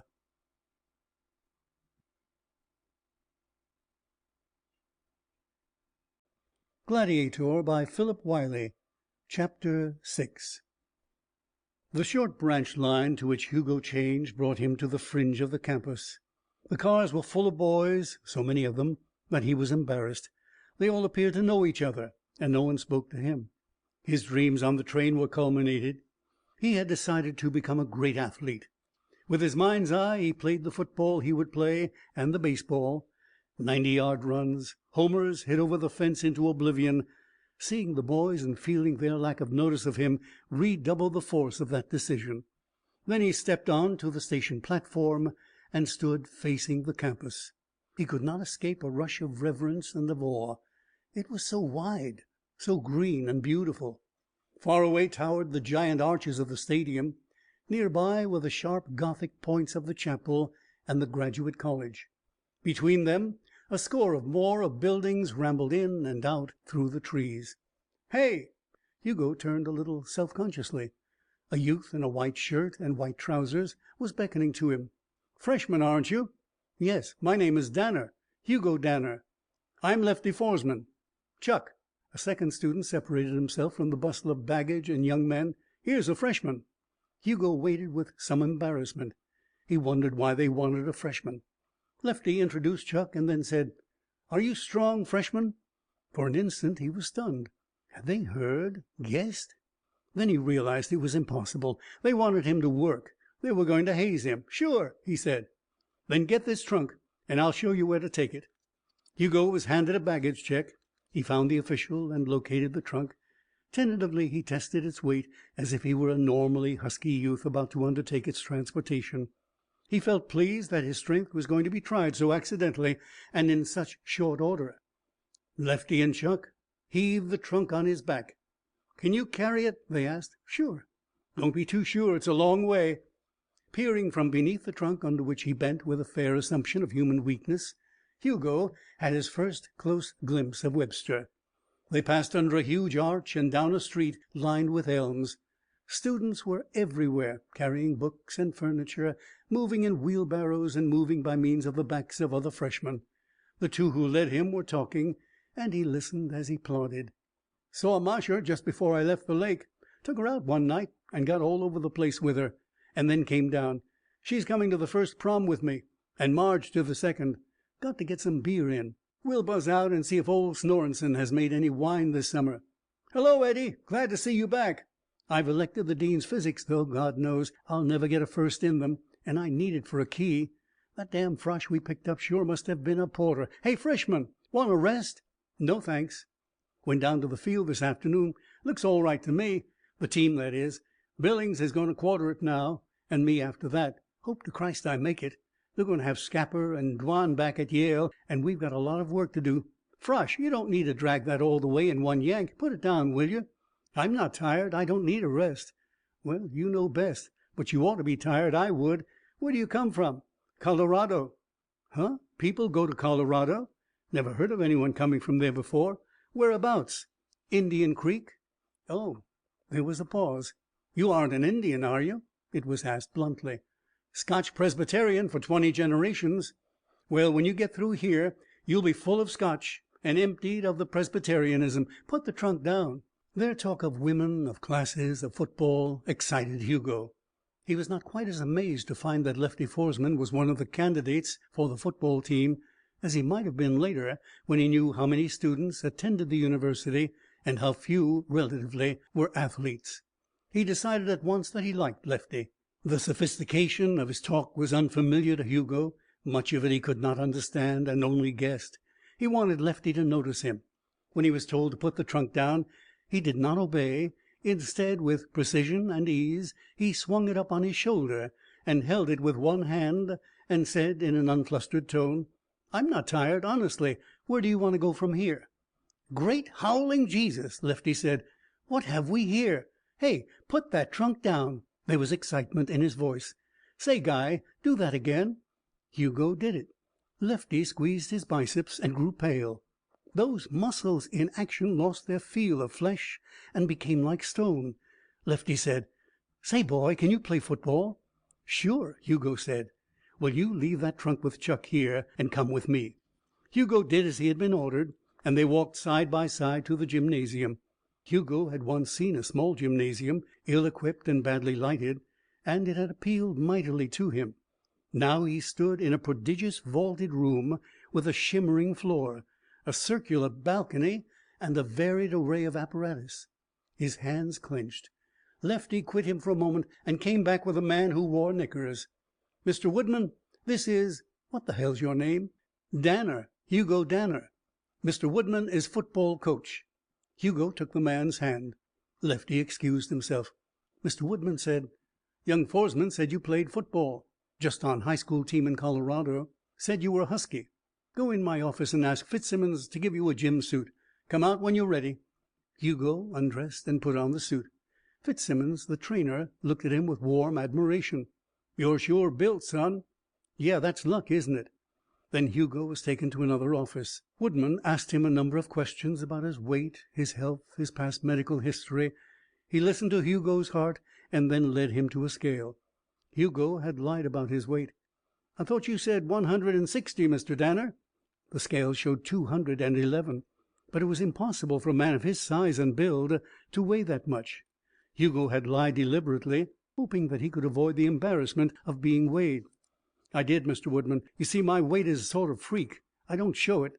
No one would believe it, and yet there it is." He did not go into the details of his construction from a plasm new to biology. "Huh," Mr. Woodman said. Together they walked out on the floor of the gymnasium. Woodman called to one of the figures on the track, who was making slow, plodding circuits. "Hey, Nellie, take this bird up and pace him for a lap. Make it fast." A little smile came at the corner of Hugo's mouth. Several of the men in the gymnasium stopped work to watch the trial of what was evidently a new candidate. "Ready?" Woodman said, and the runners crouched side by side. "Set, go!" Nelson, one of the best sprinters Webster had had for years, dashed forward. He had covered 30 feet when he heard a voice almost in his ear. "Faster, old man." Nelson increased. "Faster, boy. I'm passing you." The words were spoken quietly, calmly. A rage filled Nelson. He let every ounce of his strength into his limbs and skimmed the canvas. Half a lap. Hugo ran at his side, and Nelson could not lead him. The remaining half was not a race. Hugo finished 30 feet in the lead. Woodman, standing on the floor, wiped his forehead and bawled, "That the best you can do, Nellie?" "Yes, sir." "What in hell have you been doing to yourself?" Nelson drew a sobbing breath. "I haven't done a thing. Timed that man. He's faster than the intercollegiate mark." Woodman, still dubious, made Hugo run against time. And Hugo, eager to make an impression, and unguided by a human runner, broke the world's record for the distance around the track by a second and 3/5. The watch in Woodman's hands trembled. "Hey," he said, uncertain of his voice, "come down here, will you?" Hugo descended the spiral iron staircase. He was breathing with ease. Woodman stared at him. "Let's see you jump." Hugo was familiar with the distances for jumping made in track meets. He was careful not to overdo his effort. His running jump was 28 feet, and his standing jump was 11 feet and some inches. Woodman's face ran water. His eyes gleamed. "Danner," he said, "where did you get that way?" "What way?" "I mean, what have you done all your life?" "Nothing. Gone to school." 211 pounds, Woodman muttered. "Run like an Olympic champ. Jump like a kangaroo. How's your kicking?" "All right, I guess." "Passing?" "All right, I guess." "Come on outside. Hey, Fitz, bring a ball." An hour later, Fitzsimmons found Woodman sitting in his office. Beside him was a bottle of whiskey, which he kept to revive wounded gladiators. "Fitz," said Woodman, looking at the trainer with dazed eyes, "did you see what I saw?" "Yes, I did, Woody." "Tell me about it." Fitzsimmons scratched his graying head. "Well, Woody, I saw a young man come into the gym and undress." He looked like an oiled steam engine. I saw him go and knock hell out of 3 track records without even losing his breath. Then I seen him go out on the field and kick a football from one end to the other and pass it back. That's what I seen." Woodman nodded his head. "So did I. But I don't believe it, do you?" "I do. That's the man you and all the other coaches have been wanting to see. The perfect athlete. Better in everything than the best man at any one thing. Just a freak, Woody. But God Almighty, how New Haven and Colgate are going to feel it these next years." "Maybe he's dumb, Fitz." "Maybe. Maybe not. Find out." Fitz wasted no time. He telephoned to the registrar's office. "Mr. H. Danner," said the voice of the secretary, "passed his examinations with the highest honors and was admitted among the first 10. "He passed his entrance exams among the first 10, Fitzsimmons repeated. "God," said Woodman, "it's the millennium." And he took a drink. Late in the afternoon of that day, Hugo found his room in Thompson dormitory. He unpacked his carpet bag and his straw suitcase. He checked in his mind the things that he had done. It seemed a great deal for one day, a complete alteration of his life. He had seen the dean and arranged his classes: trigonometry, English, French, Latin, biology, physics, economics, hygiene. With a pencil and a ruler he made a schedule, which he pinned on the second-hand desk he had bought. Then he checked his furniture: a desk, 2 chairs, a bed, bedclothes, a rug, sheets and blankets, towels. He hung his clothes in the closet. For a while he looked at them attentively. They were not like the clothes of the other students. He could not quite perceive the difference, but he felt it, and it made him uncomfortable. The room to which he had been assigned was pleasant. It looked over the rolling campus on 2 sides, and both windows were framed in the leaves of nodding ivory. It was growing dark. From a dormitory nearby came the music of a banjo. Presently the player sang, and other voices joined with him. A warm and golden sun touched the high clouds with lingering fire. Voices cried out, young and vigorous. Hugo sighed. He was going to be happy at Webster. His greatness was going to be born here. At that time Woodman called informally on Chuck and Lefty. They were in a heated argument over the decorative arrangement of various liquor bottles when he knocked. "Come in," they shouted in unison. "Hello."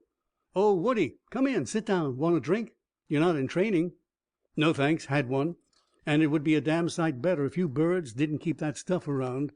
"It's Chuck's." Lefty grinned. "All right. I came to see about that bird you brought to me. Danner. Was he any good?" Woodman hesitated. "Fellas, if I told you how good he was, you wouldn't believe me. He's so good I'm scared of him." "What do you mean?" "Just that. He gave Nellie 30 feet in a lap on the track." "Great God!" "He jumped 28 and 11 feet. Running and standing. He kicked half a dozen punts for 80 and 90 yards, and he passed the same distance." Lefty sat down on the window seat. His voice was hoarse. "That can't be done, Woody." "I know it, but he did it. But that isn't what makes me frightened. How much do you think he weighs?" "Oh, 155 or thereabouts." Woody shook his head. "No, Lefty, he weighs 211. 211? He can't, Woody. There's something wrong with your scales." "Not a thing." The 2 students stared at each other and then at the coach. They were able to grasp the facts intellectually, but they could not penetrate the reactions of their emotions. At last Lefty said: "But that isn't well, it isn't human, Woody." "That's why I'm scared. Something has happened to this bird. He has a disease of some kind that has toughened him, like Pott's disease that turns you to stone. But you wouldn't think it. There's not a trace of anything on the surface. I'm having a blood test made soon. Wait till tomorrow when you see him in action.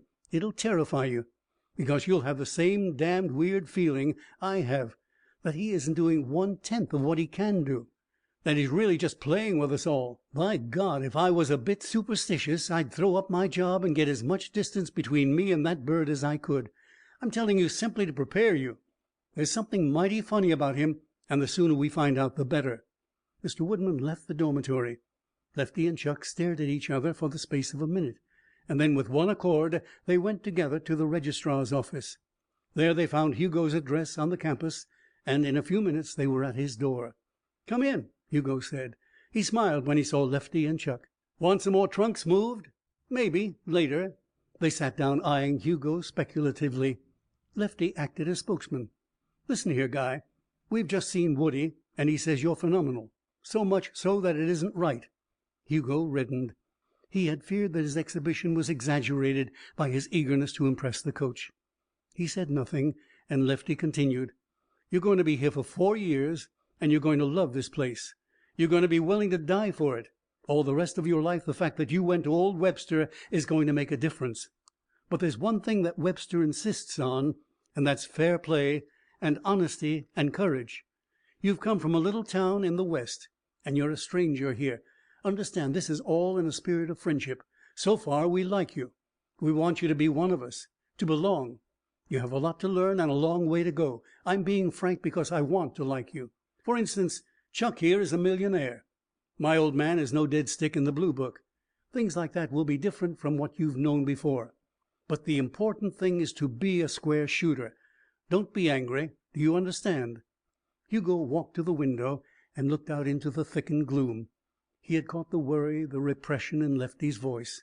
The youth, his merry blue eyes suddenly grave, his poised self abnormally disturbed, had suggested a criticism of some sort. What was it? Hugo was hurt and a little frightened. Would his college life be a repetition of Indian Creek? Would the athletes and others in college of his own age fear and detest him because he was superior? Was that what they meant? He did not know. He was loath to offend Lefty and Chuck, but there seemed to be no alternative to the risk. No one had talked to him in that way for a long time. He sat on his bed. "Fellas," he said tersely, "I don't think I know what you're driving at. Will you tell me?" The roommates fidgeted. They did not exactly know either. They had come to fathom the abnormality in Hugo. Chuck lit a cigarette. Lefty smiled with an assumed ease. "Why, nothing, Danner. You see, well, I'm quarterback of the football team, and you'll probably be on it this year. We haven't adopted the new idea of keeping freshmen off the varsity. Just wanted to tell you those principles." Hugo knew he had not been answered. He felt, too, that he would never in his life give away his secret. The defenses surrounding it had been too immutably fixed. His joy at knowing that he had been accepted so soon as a logical candidate for the football team was tempered by this questioning. "I have principles, fellows." "Good." Lefty rose. "Guess we'll be going. By the way, Woody said you smashed a couple of track records today. Where'd you learn?" "Nowhere." "How come, then?" "Just natural." Lefty summoned his will. "Sure it isn't, unhealthy?" "Woody says there are a couple of diseases that make you, get tough like stone." Hugo realized the purpose of the visit. Then, "Be sure I haven't any diseases. My father had an M.D." He smiled awkwardly. "Ever since I was a kid I've been stronger than most people. And I probably have a little edge still. Just an accident, that's all. Is that what you were wondering about?" Lefty smiled with instant relief. "Yes, it is. And I'm glad you take it that way. Listen, why don't you come over to the inn and take dinner with Chuck and me? Let commons go for tonight. What say?" At 11, Hugo wound his alarm clock and set it for 7. He yawned and smiled. All during supper he had listened to the glories of Webster and the advantages of belonging to the Psi Delta fraternity, to descriptions of parties and to episodes with girls. Lefty and Chuck had embraced him in their circle. They had made suggestions about what he should wear and whom he should know. They had posted him on the behavior best suited for each of his professors. They liked him, and he liked them immensely. They were the finest fellows in the world. Webster was a magnificent university, and he was going to be one of its most glorious sons. He undressed and went to bed. In a moment he slept, drawing in deep, swift breaths. His face was smiling, and his arm was extended. Whether to ward off shadows or to embrace the new treasure could not be told. In the bright sunshine of morning his alarm jangled, and he woke to begin his career as an undergraduate. End of chapter 6.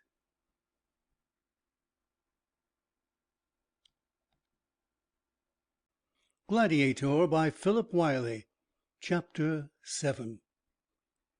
From the day of his arrival, Webster University felt the presence of Hugo Danner. Classes, football practice, hazing, fraternity scouting began on that morning with a feverish and good-natured hurly-burly that for a time completely bewildered him. Hugo participated in everything. He went to the classroom with pleasure. It was never difficult for him to learn, and never easier than in those first few weeks. The professors he had known, and he reluctantly included his own father, were dry as dust individuals who had none of the humanities. And at least some of the professors at Webster were brilliant, urbane, capable of all understanding. Their lectures were like tonic to Hugo. The number of his friends grew with amazing rapidity. It seemed that he could not cross the campus without being hailed by a member of the football team and presented to another student. The Psi Deltas saw to it that he met the entire personnel of their chapter at Webster. Other fraternities looked at him with covetous eyes, but Lefty Foresman, who was chairman of the membership committee, let it be known that the Psi Deltas had marked Hugo for their own, and no one refused their bid. On the second Monday after college opened, Hugo went to the class elections, and found to his astonishment that he had received 28 votes for president.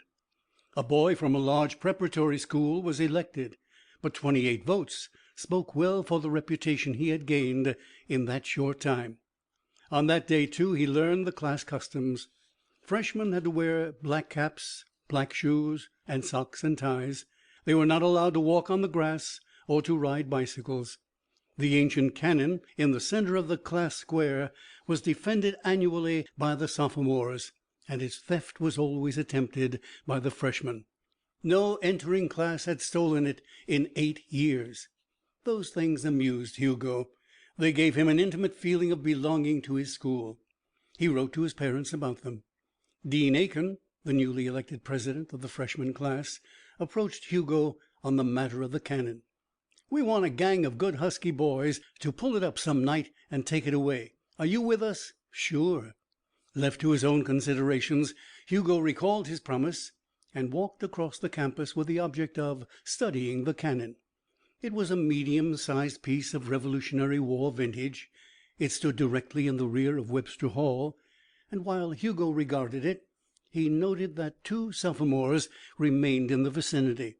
He knew that guard, changed every 2 hours, would be on duty day and night until Christmas was safely passed.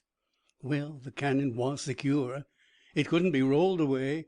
The theft of it would require first a free-for-all with the sophomores, and after a definite victory, a mob assault of the gun. Hugo walked closer to it.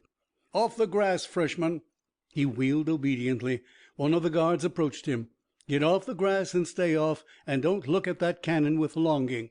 It isn't healthy for young freshmen." Hugo grinned. "All right, fella, but you better keep a double guard on that thing while I want it." 2 nights later, during a heavy rain that had begun after the fall of dark, Hugo clad himself in a slicker and moved vaguely into the night. Presently he reached the cannon yard, and in the shelter of an arch he saw the sophomore guards. They smoked cigarettes, and one of them sang softly. Day and night a pair of conscripted sentries kept watchful eyes on the gun. A shout from either of them would bring the whole class tumbling from its slumber in a very few moments. Hugo moved out of their vision.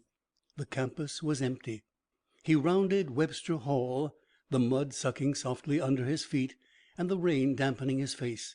From beneath his coat he took a flare and lighted the fuse. He heard the 2 sophomores running toward it in the thick murk.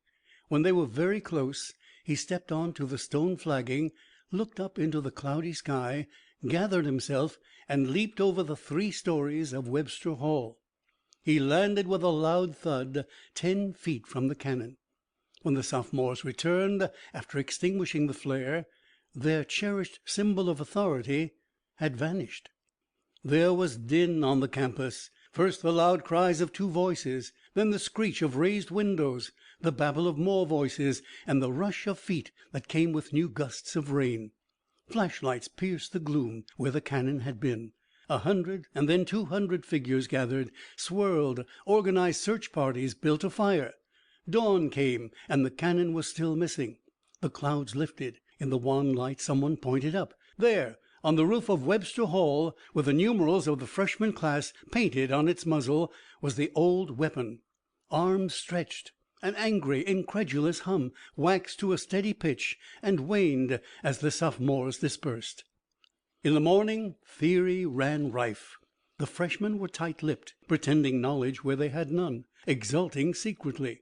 Dean Aiken was kidnapped at noon and given a 3rd degree which extorted no information. The theft of the cannon and its elevation to the roof of the hall entered the annals of Webster legend. And Hugo, watching the laborious task of its removal from the roof, seemed merely as pleased and as mystified as the other freshmen. So the autumn commenced. The first football game was played, and Hugo made a touchdown. He made another in the second game. They took him to New York in November for the dinner that was to celebrate the entrance of a new chapter to Psi Delta. His fraternity had hired a private car.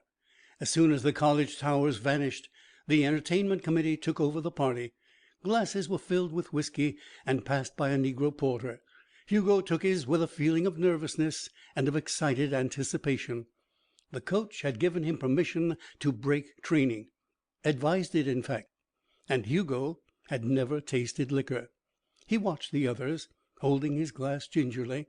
They swallowed their drinks, took more. The effect did not seem to be great.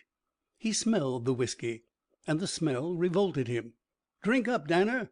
"Never used the stuff. I'm afraid it'll throw me." "Not you. Come on, bottoms up." It ran into his throat hot and steaming. He swallowed 1,000 needles and knew the warmth of it in his stomach. They gave another glass to him, and then a third. Some of the brothers were playing cards. Hugo watched them. He perceived that his feet were loose on their ankles, and that his shoulders lurched. It would not do to lose control of himself, he thought. For another man it might be safe, but not for him. He repeated the thought inanely. Someone took his arm. "Nice work in that game last week. Pretty." "Thanks." "Woody says you're the best man on the team. Glad you went Psi Delt. Best house on the campus. Great school, Webster. You'll love it." "Sure," Hugo said. The railroad coach was twisting and writhing peculiarly. Hugo suddenly wanted to be in the air. He hastened to the platform of the car and stood on it, squinting his eyes at the countryside. When they reached the Grand Central Terminal, he was cured of his faintness. They rode to the theater in an omnibus and saw the matinee of a musical show. Hugo had never realized that so many pretty girls could be gathered together in one place. Their scant, glittering costumes flashed in his face. He wanted them. Between the acts, the fraternity repaired in a body to the lavatory and drank whiskey from bottles. Hugo began to feel that he was living at last. He was among men, sophisticated men, and learning to be like them. Nothing like the camaraderie, the show, the liquor in Indian Creek. He was wearing the suit that Lefty Foresman had chosen for him. He felt well-dressed, cool, capable. He was intensely well disposed towards his companions. And when the show was over, he stood in the bright lights, momentarily depressed by the disappearance of the long file of girls. Then he shouldered among his companions and went out of the theater riotously. 2 long tables were drawn up at the Raven, a restaurant famous for its roast meats, its beer, and its lack of scruples about the behavior of its guests. The Psi Deltas took their places at the tables. The dining room they occupied was private. Hugo saw it as if in a dream, the long rows of silverware, the dishes of celery and olives, and the ranks of shining glasses. They sat. Waiters wound their way among them. There was a song. The toastmaster, a New York executive who had graduated from Webster 20 years before, understood the temper of his charge. He was witty, ribald, genial. He made a speech, but not too long a speech. He called on the president of a bank, who rose totteringly and undid the toastmaster's good offices by making too long a speech. It reiterated dear old Websters were finally lost in the ring and tinkle of glassware and cutlery. At the end of the long meal, Hugo realized that his being had undergone change. Objects approached and receded before his vision. The voice of the man sitting beside him came to his ears as though through water. His mind continually turned upon itself in a sort of infatuated examination. His attention could not be held even on his own words. He decided that he was feverish.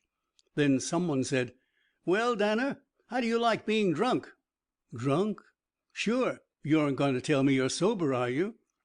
When the speaker had gone, Hugo realized that it was Chuck. There had been no feeling of recognition. "I'm drunk," he said. "Someone give Danner a drink. He has illusions." "Drunk? Why, this man isn't drunk. It's monstrous. He has a weakened spine, that's all." "I'm drunk," Hugo repeated. He knew then what it was to be drunk. The toastmaster was rising again. Hugo saw it dimly. "Fellas!" A fork banged on a glass. "Fellas!" There was a slow increase in silence. "Fellas, it's 11 o'clock now, and I have a surprise for you." "Surprise? Hey, guys, shut up for the surprise." "Fellas, what I was going to say is this. The girls from the show we saw this afternoon are coming over here. All 30 of them. We're going up to my house for a real party, and the lid'll be off. Anything goes. Only anybody that fights gets thrown out straight off without an argument. Are you on?" The announcement was greeted by a stunned quiet, which grew into a bellow of approval.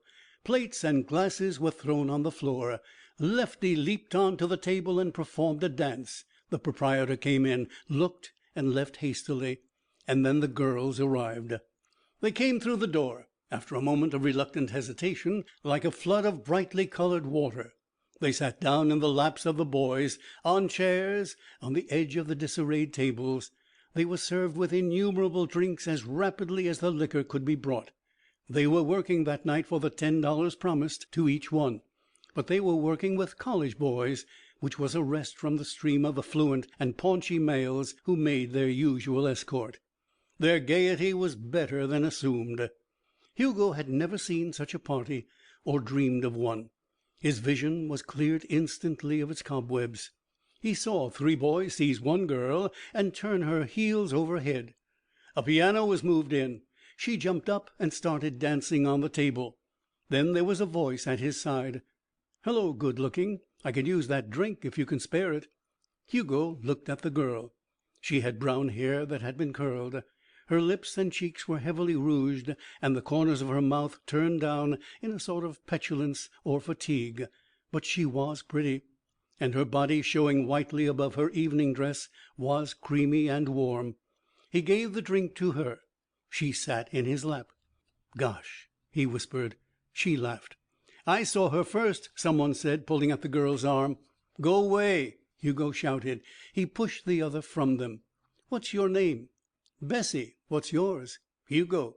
The girl accepted 2 glasses from a waiter. They drained them, looking at each other over the rims. "Got any money, Hugo?" Hugo had. He carried on his person the total of his cash assets, some $50. "Sure. I have $50," he answered. He felt her red lips against his ear. "Let's you and me duck this party and have a little one of our own. I've got an apartment not far from here." He could hear the pounding of his heart. "Let's." They moved unostentatiously from the room. Outside in the hall she took his hand. They ran to the front door. There was the echo of bedlam in his whirling mind when they walked through the almost deserted street. She called to a taxi, and they were driven for several blocks. At a cheap dance hall they took a table and drank more liquor. When his head was turned, she narrowed her eyes and calculated the effect of the alcohol against the dwindling of his purse. They danced. "Gee, you're a swell dancer." "So are you, Bessie." "Still want to go home with Bessie?" "Let's go." Another taxi ride. The lights seethed past them. A dark house and 3 flights of rickety stairs. The gritty sound of a key in a lock. A little room with a table, a bed, 2 chairs, a gaslight turned low, a disheveled profusion of female garments. "Here we are. Sit down." Hugo looked at her tensely. He laughed then with a harsh sound. She flew into his arms, returning his searching caresses with startling frankness. Presently they moved across the room. He could hear the noises on the street at long, hot intervals.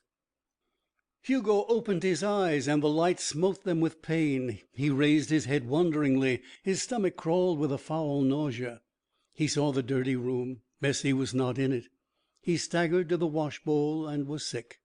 He noticed then that her clothes were missing. That fact impressed him as one that should have significance. He rubbed his head and eyes. Then he thought accurately. He crossed the room and felt in his trouser pockets. The money was gone. At first it did not seem like a catastrophe. He could telegraph to his father for more money, and then he realized that he was in New York, without a ticket back to the campus, separated from his friends, and not knowing the address of the toastmaster. He could not find his fraternity brothers, and he could not get back to school without more money. Moreover, he was sick. He dressed with miserable slowness and went down to the street. Served him right. He had been a fool. He shrugged. A sharp wind blew out of a bright sky. Maybe, he thought, he should walk back to Webster. It was only 80 miles, and that distance could be negotiated in less than 2 hours by him. But that was unwise. People would see his progress. He sat down in Madison Square Park and looked at the Flatiron Building with a leisurely eye. A fire engine surged up the street. A man came to collect the trash in a green can. A tramp lay down and was ousted by a policeman. By and by he realized that he was hungry. A little man with darting eyes took a seat beside him. He regarded Hugo at short intervals. At length he said, "You got a dime for a cup of coffee?" His words were blurred by accent. "No, I came here from school last night, and my money was stolen." "Ah." There was a tinge of discouragement in the other's voice. "And hungry, perhaps?" "A little." "Me, I'm also hungry. I haven't eaten since 2 days." That impressed Hugo as a shameful and intolerable circumstance. "Let's go over there," he indicated a small restaurant, "and eat. Then I'll promise to send the money by mail. At least we'll be fed that way. We'll be thrown to the street on our faces." "Not I. Nobody throws me on my face. And I'll look out for you." They crossed the thoroughfare and entered the restaurant. The little man ordered a quantity of food, and Hugo, looking guiltily at the waiter, duplicated the order. They became distantly acquainted during the filched repast. The man's name was Izzy. He sold second-hand rugs, but he was out of work. Eventually they finished. The waiter brought the check. He was a large man whose jowls and hips and shoulders were heavily weighted with muscle. Hugo stood up. "Listen, fellow," he began placidly. "My friend and I haven't a cent between us. I'm Hugo Danner from Webster University, and I'll mail you the price of this feed tomorrow. I'll write down my name and—" He got no further. The waiter spoke in a thick voice. "So, one of them guys, huh? Trying to get away with it when I'm here, huh?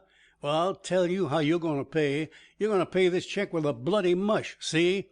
His fist doubled and drew back. Hugo did not shift his position.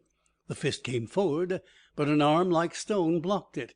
Hugo's free hand barely flicked to the waiter's jaw. He rolled under the table. "Come on," he said, but Izzy had already vanished through the door. Hugo walked hurriedly up the street and turned a corner. A hand tugged at his coat.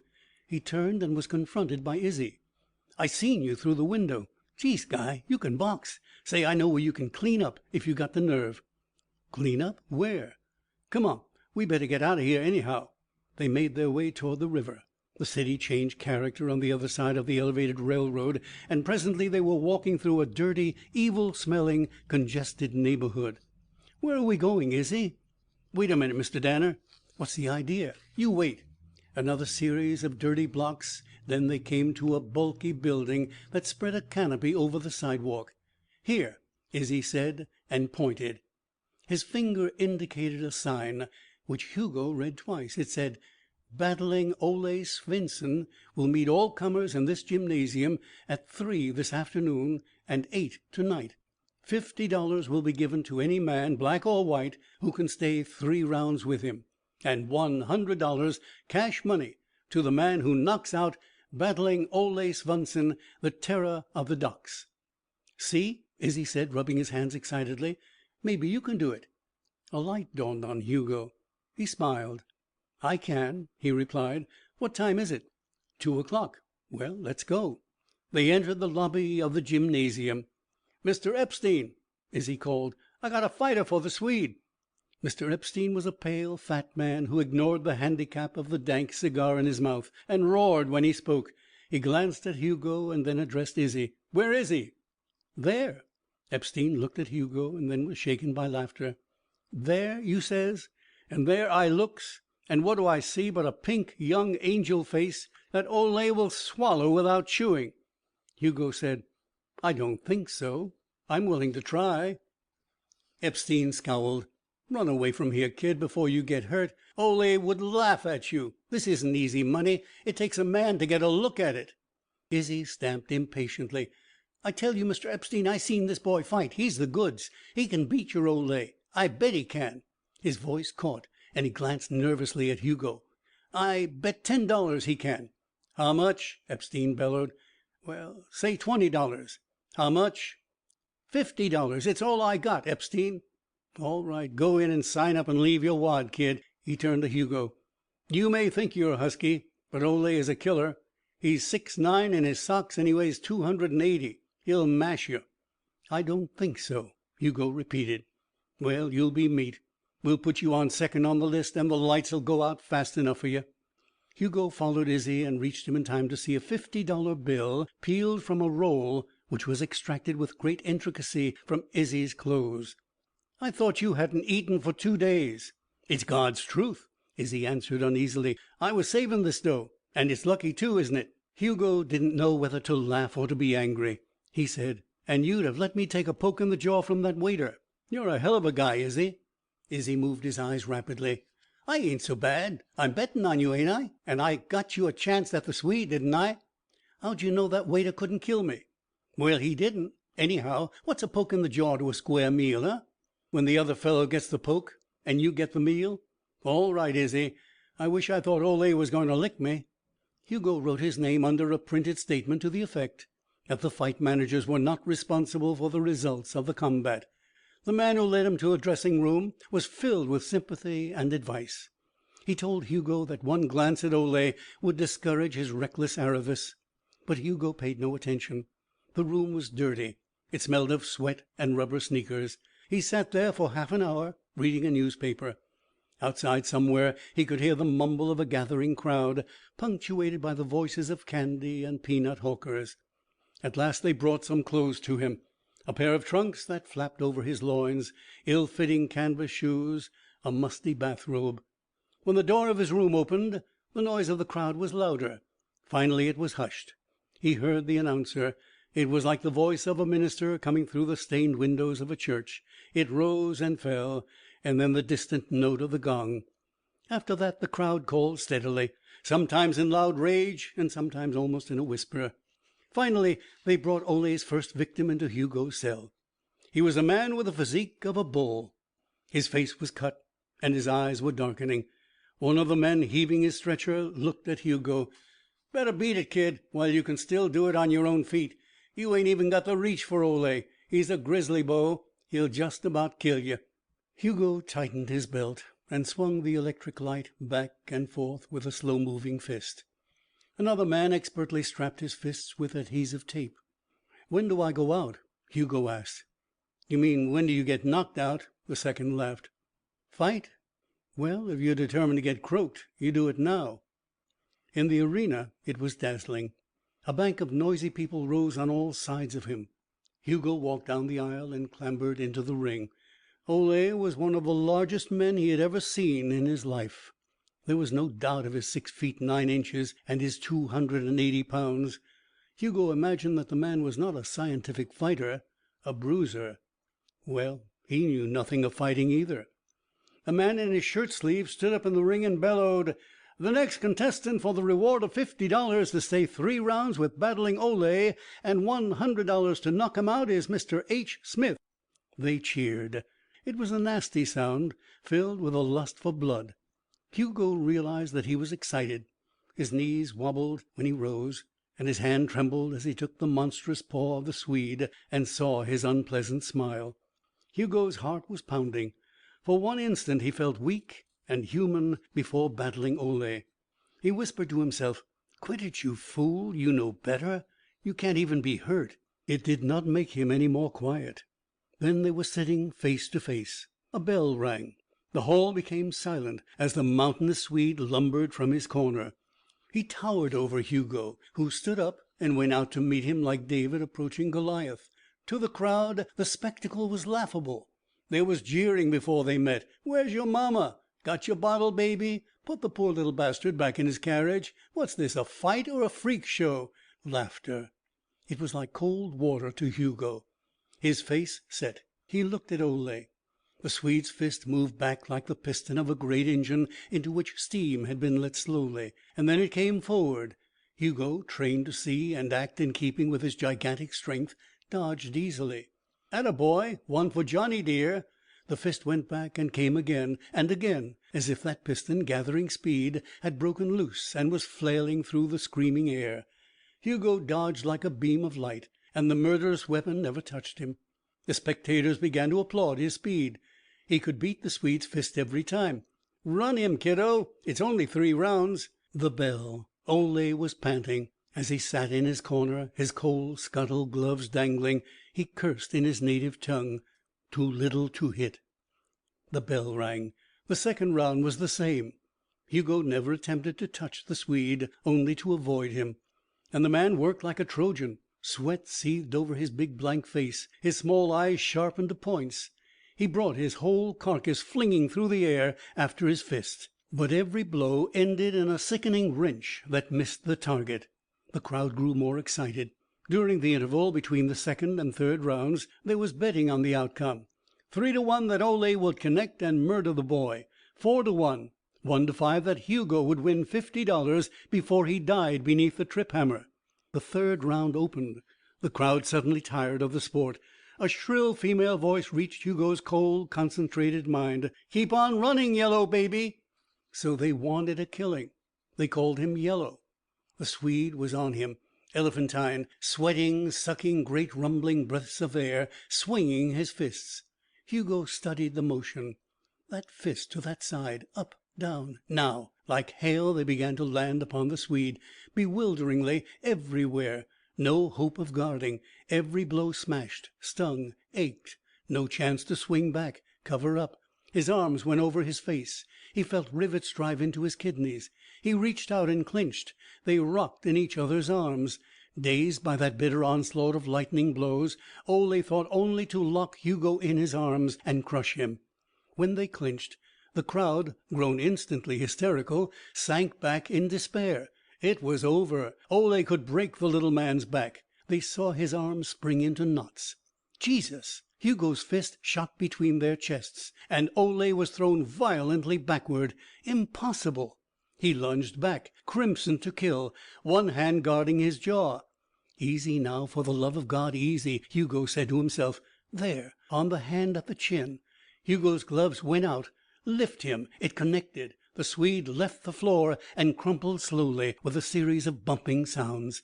And how the hyenas yelled! They crowded into his dressing room afterwards. Epstein came to his side before he had dressed. "Come out and have a mug of suds, kid. That was the sweetest fight I ever hoped to live to see. I can sign you up for a fortune right now. I can make you champ in 2 years." "No, thanks," Hugo said. The man persisted. He talked earnestly. He handed Hugo a $100 bill. Hugo finished his dressing. Izzy wormed his way in. $50 I won yet. Didn't I told you, Mr. Epstein? Come here, Izzy." The little man ran to shake Hugo's hand, but it was extended for another reason. "I want that 50 you won," he said unsmilingly. "When a bird tracks along for a free feed and lets another guy fight for him, and has a roll big enough to stop up a rain spout, he owes money. That lunch will set you back just exactly what you won on me." There was laughter in the room. Izzy whimpered. "Ain't you got 100 already that I got for you? Ain't it enough that you got it? Ain't I got a wife with kids yet?" "No, it ain't yet." Hugo snapped the fingers of his extended hand. The other hand doubled significantly. Izzy gave him the money. He was almost in tears. The others guffawed. "Wait up, Bo. Give us your address if you ever change your mind. You can pick up a nice living in this game." "No, thanks. All I needed was railroad fare. Thank you, gentlemen, and goodbye." No one undertook to hinder Hugo's departure. End of chapter 7.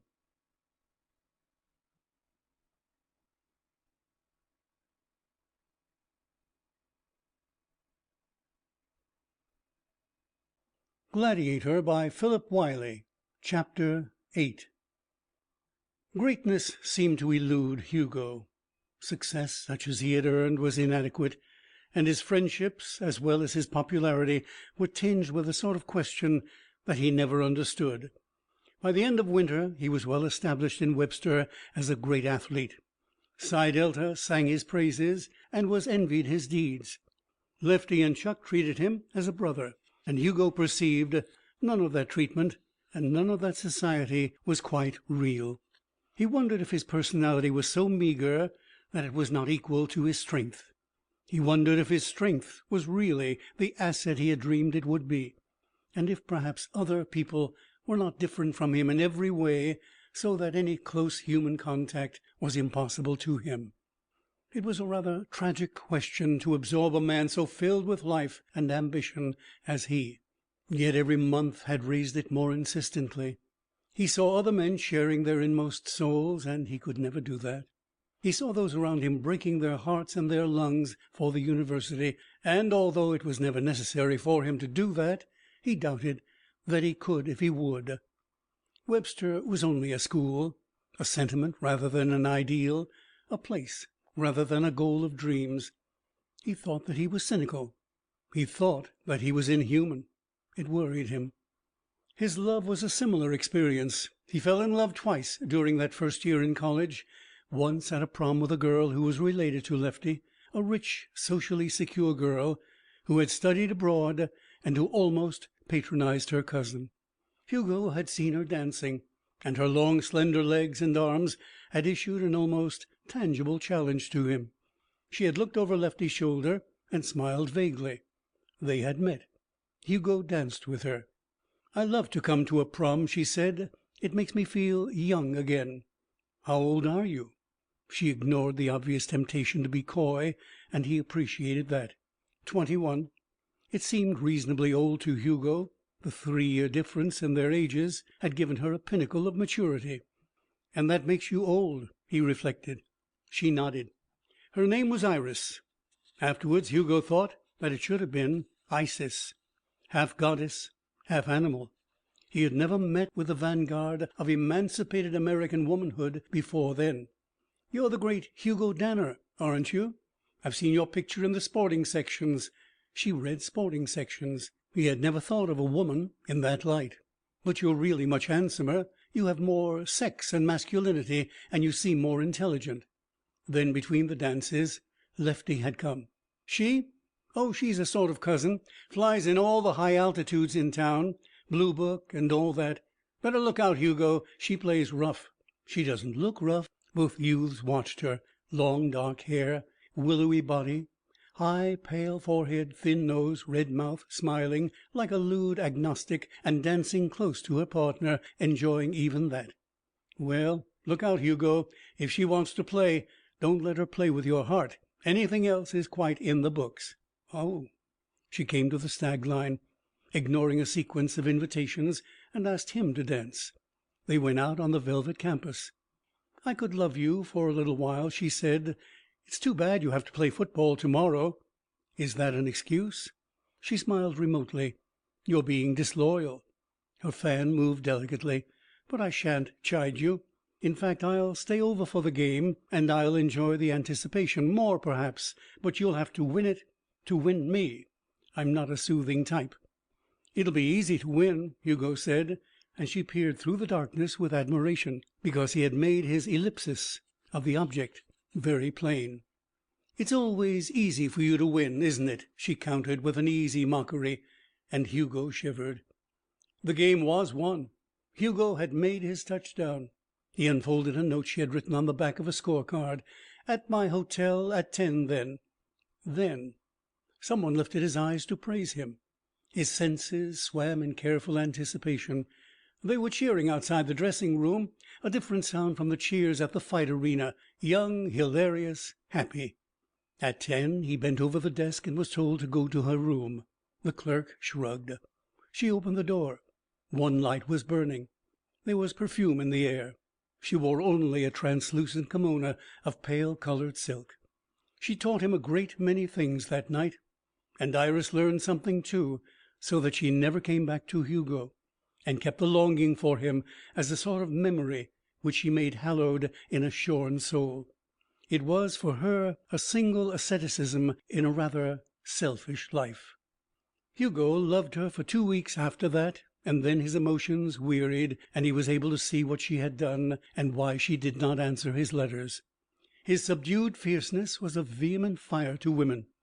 His fiercer appetite was the cause of his early growth in a knowledge of them. When most of his companions were finding their way into the mysteries of sex, both unhandily and with much turmoil, he learned well and abnormally.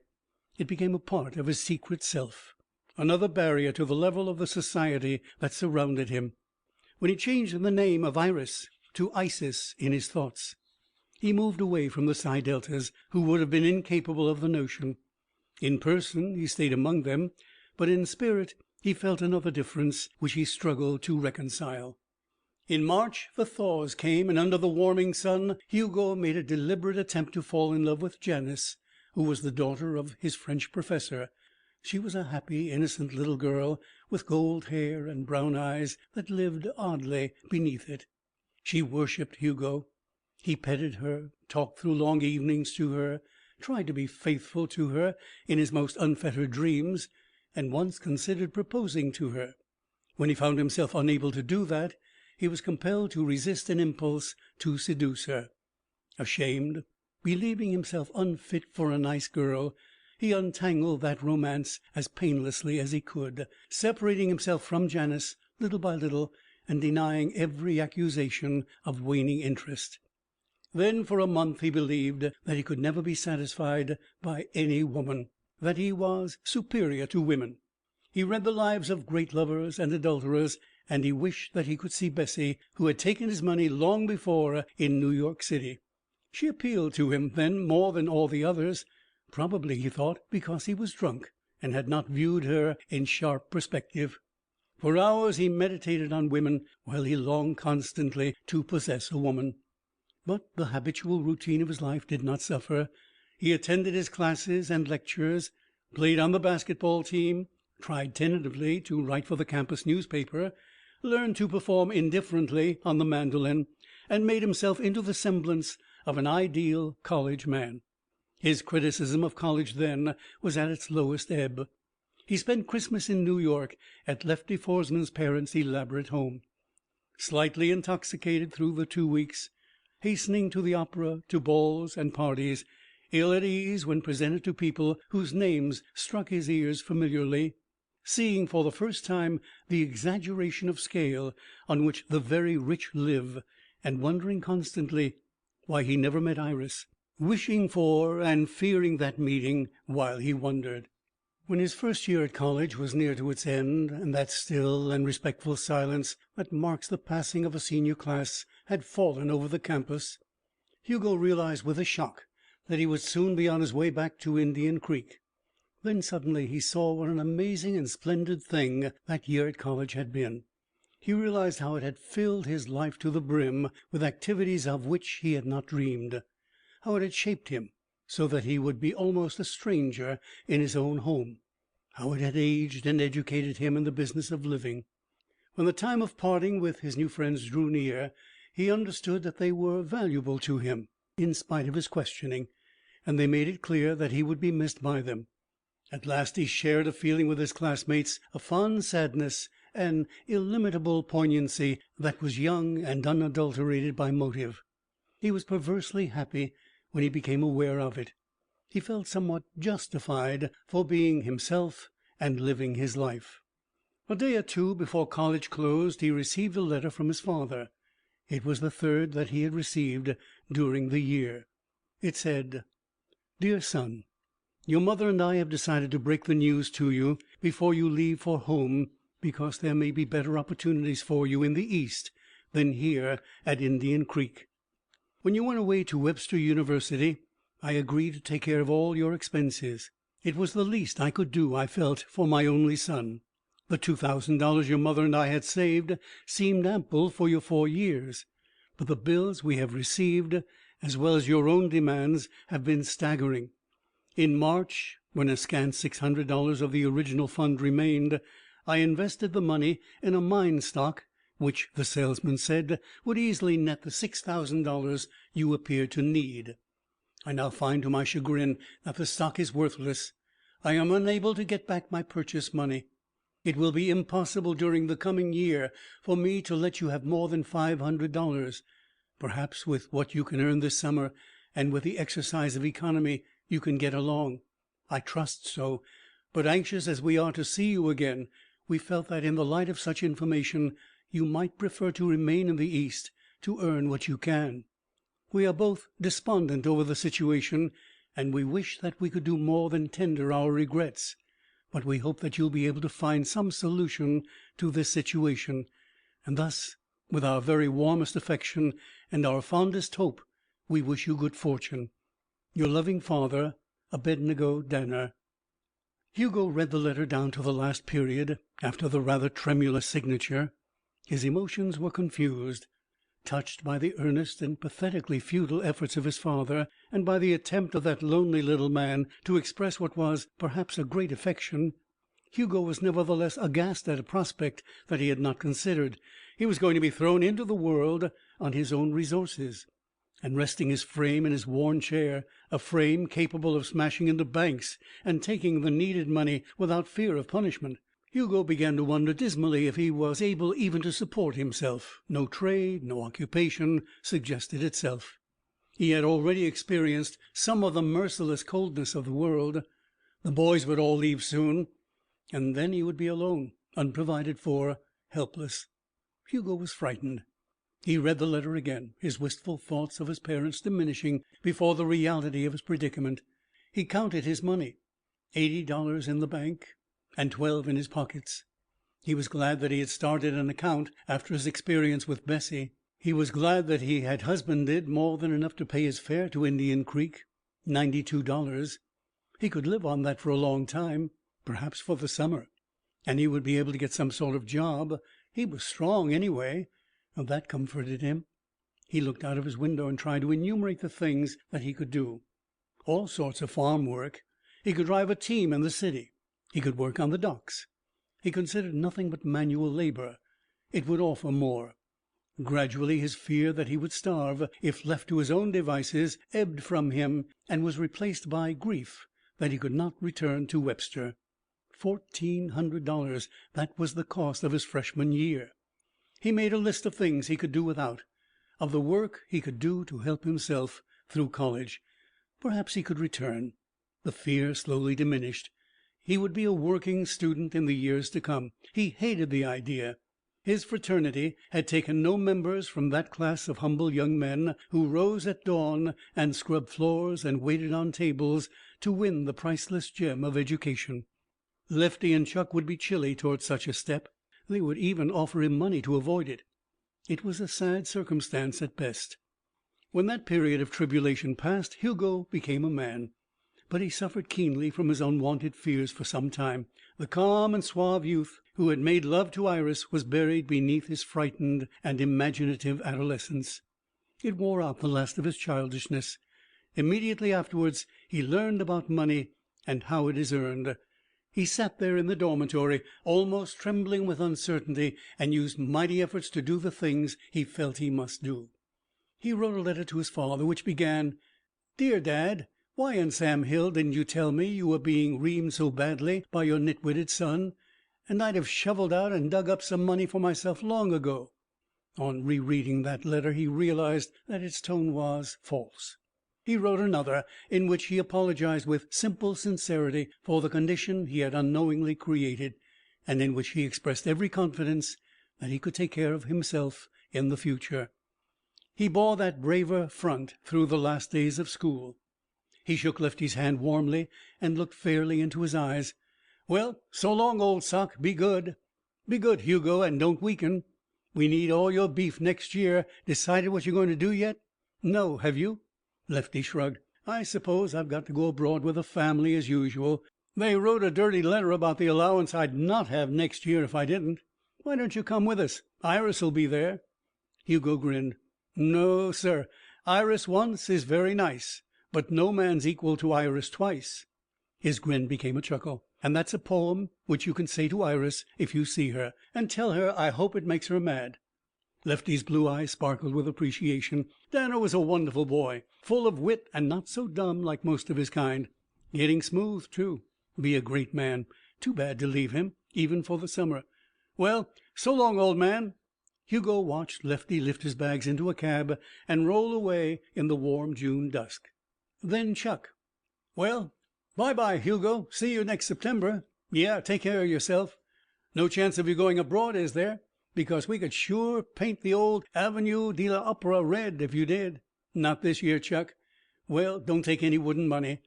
Don't do anything you wouldn't eat." Hugo felt a lump in his throat. He could not say any more farewells. The campus was almost deserted. No meals would be served after the next day. He stared at the vacant dormitories and listened to the waning sound of departures. A train puffed and fumed at the station. It was filled with boys going away. He went to his room and packed. He'd leave, too. When his suitcases were filled, he looked round the room with damp eyes. He thought that he was going to cry, mastered himself, and then did cry. Some time later he remembered Iris and stopped crying. He walked to the station, recalling his first journey in the other direction, his pinchback green suit, the trunk he had carried, grand old place Webster, suddenly gone dead all over. There would be a train for New York in half an hour. He took it. Some of the students talked to him on the trip to the city, and then they left him alone in the great vacuum of the terminal. The glittering corridors were filled with people. He wondered if he could find Bessie's house. At a restaurant he ate supper. When he emerged it was dark. He asked his way, found a hotel, registered in a $1 room, went out on the street again. He walked to the Raven. Then he took a cab. He remembered Bessie's house. An old woman answered the door. "Bessie? Bessie? No girl by that name I remember." Hugo described her. "Oh, that tart. She ran out on me owing a week's rent." "When was that?" "Sometime last fall." "Oh." Hugo meditated. The woman spoke again. "I did hear from one of my other girls that she'd gone to work at Coney, but I ain't had time to look her up. Owes me $4, she does. But Bessie, as you calls her name's Sue, wasn't never much good. Still," the woman scrutinized Hugo and giggled, "Bessie ain't the only girl in the world. I got a cute little piece up there named Palmieri. Says only the other night she's lonely. Glad to introduce you." Hugo thought of his small capital. No thanks. He walked away. A warm moon was dimly sensible above the lights of the street. He decided to go to Coney Island and look for the lost Bessie. It would only cost him a dime, and she owed him money. He smiled a little savagely and thought that he would collect its equivalent. Then he boarded the subway, cursing himself for a fool and cursing his appetite for the fool's master.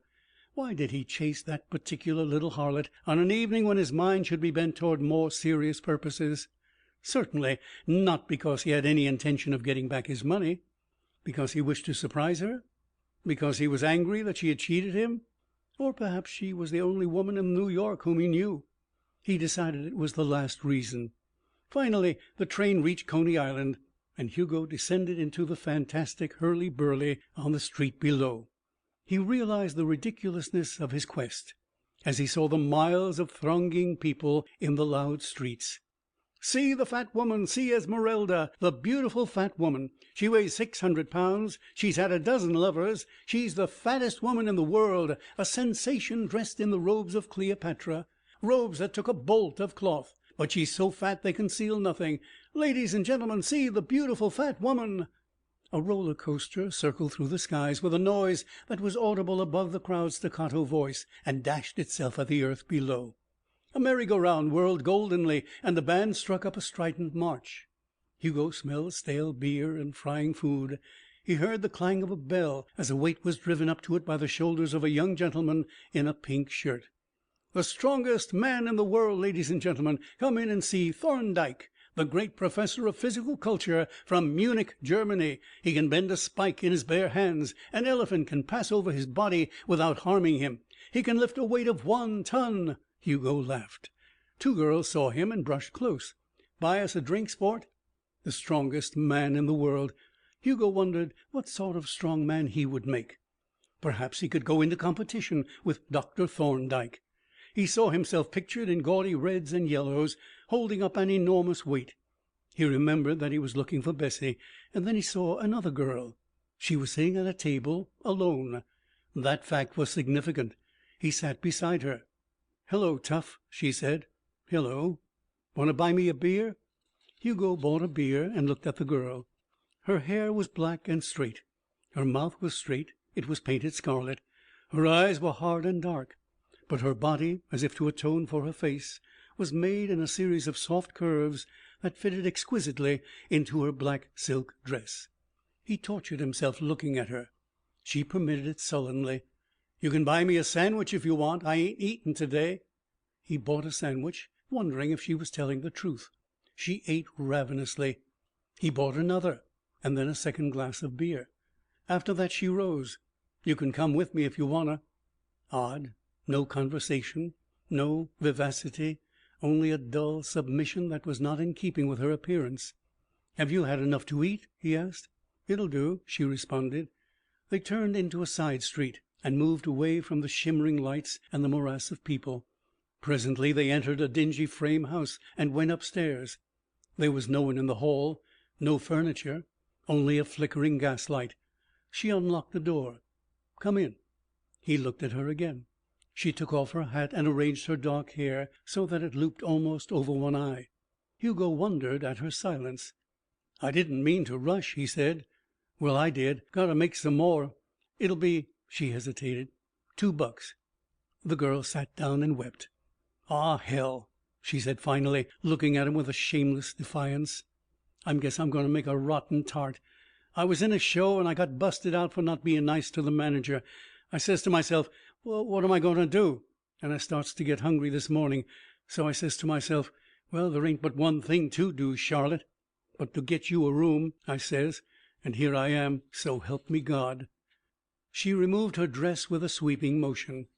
Hugo looked at her, filled with pity, filled with remorse at his sudden surrender to her passionate good looks, intensely discomfited. "Listen, I have a roll in my pocket. I'm damn glad I came here first. I haven't got a job, but I'll get one in the morning, and I'll get you a decent room and stake you till you get work. God knows I picked you up for what I thought you were, Charlotte, and God knows, too, that I haven't any noble nature. But I'm not going to let you go on the street simply because you're broke, not when you hate it so much." Charlotte shut her eyes tight and pressed out the last tears, which ran into her rouge and streaked it with mascara. "That's sure white of you." "I don't know. Maybe it's selfish. I had an awful yen for you when I sat down at that table. But let's not worry about it now. Let's go out and get a decent dinner." You mean you want me to go out and eat now?" "Sure. Why not? But you ain't. Forget it. Come on." Charlotte sniffled and buried her black tresses in her black dress. She pulled it over the curves of her hips. She inspected herself in a spotted mirror and sniffled again. And then she laughed, a throaty, gurgling laugh. Her hands moved swiftly, and soon she turned. "How am I?" "Wonderful. Let's go." She tucked her hand under his arm when they reached the street. Hugo walked silently. He wondered why he was doing it and to what it would lead. It seemed good, wholly good, to have a girl at his side again, especially a girl over whom he had so strong a claim. They stopped before a glass-fronted restaurant that advertised its seafood and its steaks. She sat down with an apologetic smile. "I'm afraid I'm going to eat you out of house and home." "Go ahead. I had a big supper, but I'll string along with some pie and cheese and beer." Charlotte studied the menu. "Mind if I have a little steak?" Hugo shook his head slowly. "Waiter, a big T-bone and some lyonnaise potatoes, and some string beans and corn, and a salad and ice cream. Bring some pie and cheese for me and a beer." "Gosh," Charlotte said. Hugo watched her eat the food. He knew such pity as he had seldom felt. Poor little kid, all alone, scared, going on the street because she would starve otherwise. It made him feel strong and capable. Before the meal was finished, she was talking furiously. Her pathetic life was unraveled. "I came from Brooklyn. Old man took to drink, and Ma beat it with a gent from Astoria. Never knew what happened to her. I kept house for the old man till he tried to get funny with me. Burlesque. On the road. The leading man. He flew the coop when I told him, and then when it came it was dead. Another job. The manager. Coney. And her dismissal. I just couldn't let him have it when I didn't like him, mister. Guess I'm not tough like the other girls. My mother was French, and she brought me up kind of decent. Well," the little outward turning of her hands, the shrug of her shoulders, "don't worry, Charlotte. I won't let them eat you. To morrow I'll set you up in a decent room, and we'll go out and find some jobs here." "You don't have to do that, mister. I'll make out. All I needed was a square and another day." Charlotte sighed and smoked a cigarette with her coffee.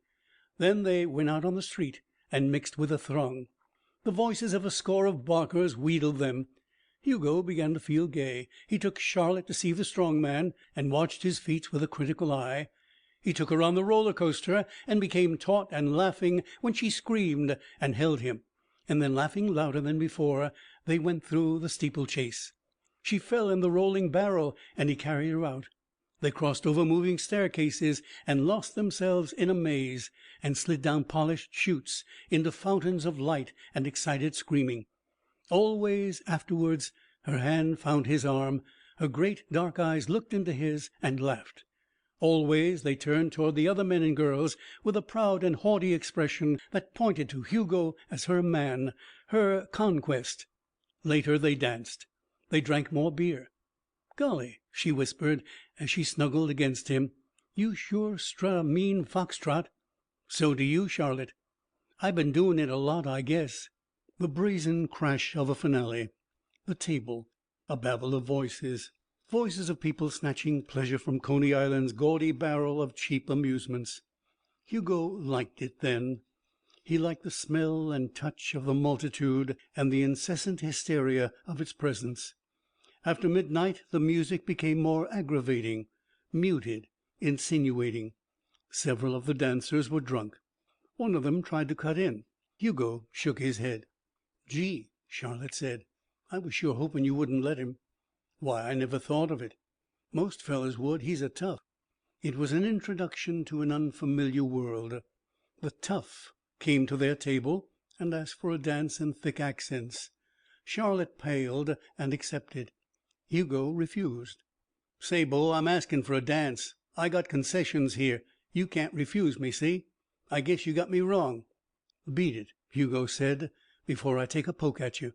The intruder's answer was a swinging fist, which missed Hugo by a wide margin. Hugo stood and dropped him with a single clean blow. The manager came up, expostulated, ordered the tough's inert form from the floor, and started the music. "You shouldn't ought to have done it, mister. He'll get his gang." "The hell with his gang." Charlotte sighed. "That's the first time anybody ever stuck up for me. Jeez, mister, I've been wishing and wishing for the day when somebody would bruise his knuckles for me." Hugo laughed. "Hey, waiter, 2 beers." When she yawned, he took her out to the boulevard and walked at her side toward the shabby house. They reached the steps, and Charlotte began to cry. "What's the matter?" "I was going to thank you, but I don't know how. It was too nice of you. And now I suppose I'll never see you again." "Don't be silly. I'll show up at 8 in the morning and we'll have breakfast together." Charlotte looked into his face wistfully. "Say, kid, be a good guy and take me to your hotel, will you? I'm scared I'll lose you." He held her hands. "You won't lose me, and I haven't got a hotel yet." "Then come up and stay with me. Honest, I'm all right. I can prove it to you. It'll be doing me a favor." "I ought not to, Charlotte." She threw her arms around him and kissed him. He felt her breath on his lips and the warmth of her body. "You got it, kid. You're all I ever had. Please, please." Hugo walked up the stairs thoughtfully. In her small room he watched her disrobe. So willingly now, so eagerly. She turned back the covers of the bed. "It ain't much of a dump, baby, but I'll make you like it." Much later, in the abyss of darkness, he heard her voice, sleepy and still husky. "Say, mister, what's your name?" In the morning they went down to the boulevard together. The gay debris of the night before lay in the street, and the men were sweeping it away, but their spirits were high. They had breakfast together in a quiet enchantment. Once she kissed him. "Would you like to keep house for me?" he asked. "Do you mean it?" She seemed to doubt every instant that good fortune had descended permanently upon her. She was like a dreamer who anticipated a somber awakening even while he clung to the bliss of his dream. "Sure I mean it. I'll get a job, and we'll find an apartment, and you can spend your spare time swimming and lying on the beach." He knew a twinge of unexpected jealousy. "That is, if you promise not to look at all the men who are going to look at you." He was ashamed of that statement. Charlotte, however, was not sufficiently civilized to be displeased. Do you think I'd two-time the first gent that ever worried about what I did in my spare moments? Why, if you brought home a few bucks to most of the birds I know, they wouldn't even ask how you earned it. They'd be so busy looking for another girl and a shot of gin. Well, let's go."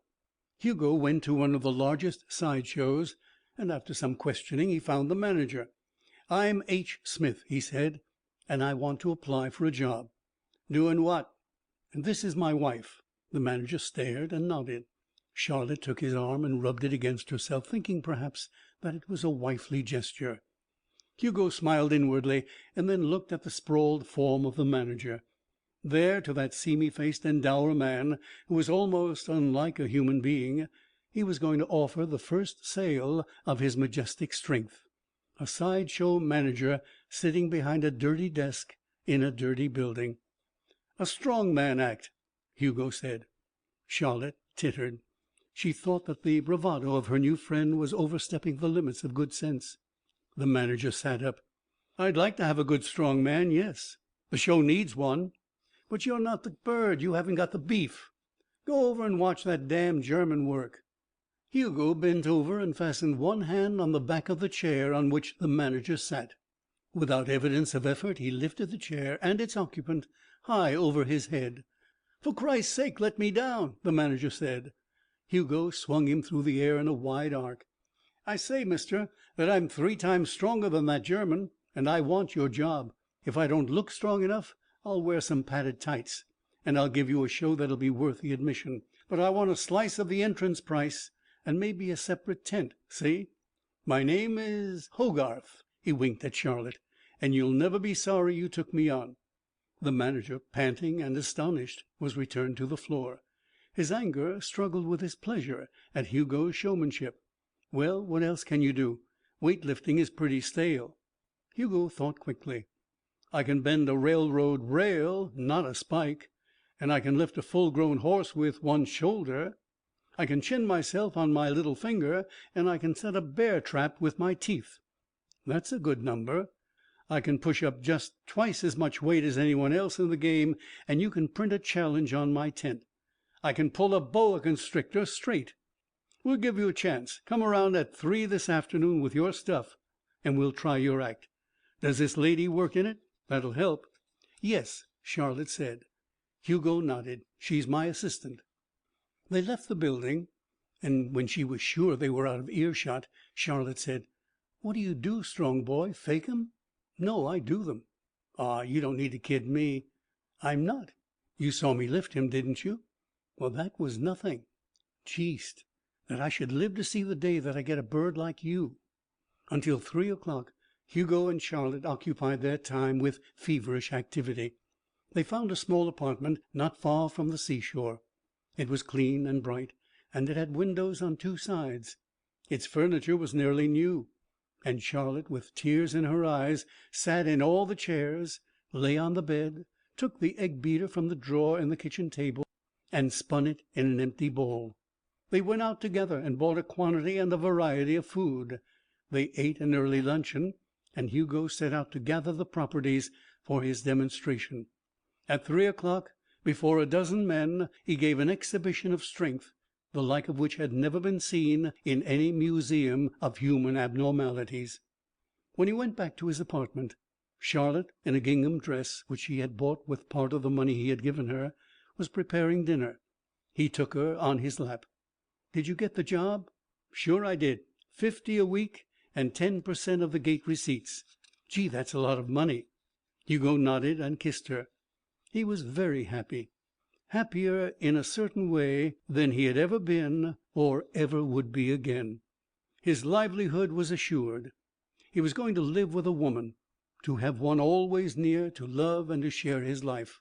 It was that concept of companionship above all other things which made him glad. 2 days later, as Hugo worked to prepare the vehicles of his exhibition, he heard an altercation outside the tent that had been erected for him.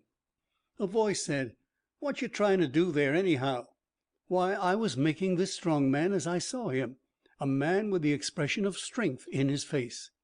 "But you got a bat robe on him. What we want is muscles, bo. Bigger and better than any picture of any strong man ever made. Put one here and one here. But that isn't correct anatomy. To hell with that stuff. Put one there, I says. But he'll be out of drawing, awkward, absurd. Say, listen, do you want $10 for painting this sign, or shall I give it to someone else? Very well, I'll do as you say, only it isn't right. Hugo walked out of the tent. A young man was bending over a huge sheet made of many lengths of oilcloth sewn together. He was a small person, with pale eyes and a white skin. Beside him stood the manager, eyeing critically the strokes applied to the cloth. In a semi-finished state was the young man's picture of the imaginary Hogarth. "That's pretty good," Hugo said. The young man smiled apologetically. "It isn't quite right. You can see for yourself you have no muscles there and there. I suppose you're Hogarth?" "Yes." "Well, I tried to explain the anatomy of it, but Mr. Smoots says anatomy doesn't matter. So here we go." He made a broad orange streak. Hugo smiled. "Smoots is not an anatomical critic of any renown. I say, Smoots, let him paint it as he sees best. God knows the other posters are atrocious enough." The youth looked up from his work. "Good God, don't tell me you're really Hogarth." "Sure. Why not?" Well, I guess it's you're English." "That's funny, and I don't blame you." Hugo realized that the young sign painter was a person of some culture. He was about Hugo's age, although he seemed younger on first glance. "As a matter of fact, I'm a college man." Smoots had moved away. "But for the love of God, don't tell anyone around here."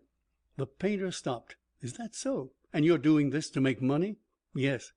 "Well, I'll be doggoned. Me too. I study at the School of Design in the winter, and in the summer I come out here to do signs and lightning portraits and whatever else I can do to make money for it. Sometimes," he added, "I pick up more than $1,000 in a season. This is my 4th year at it." There was in the young artist's eye a hint of amusement, a suggestion that they were in league. Hugo liked him. He sat down on a box. "Live here?" "Yes, 3 blocks away." "Me too. Why not come up and have supper with my wife and me?"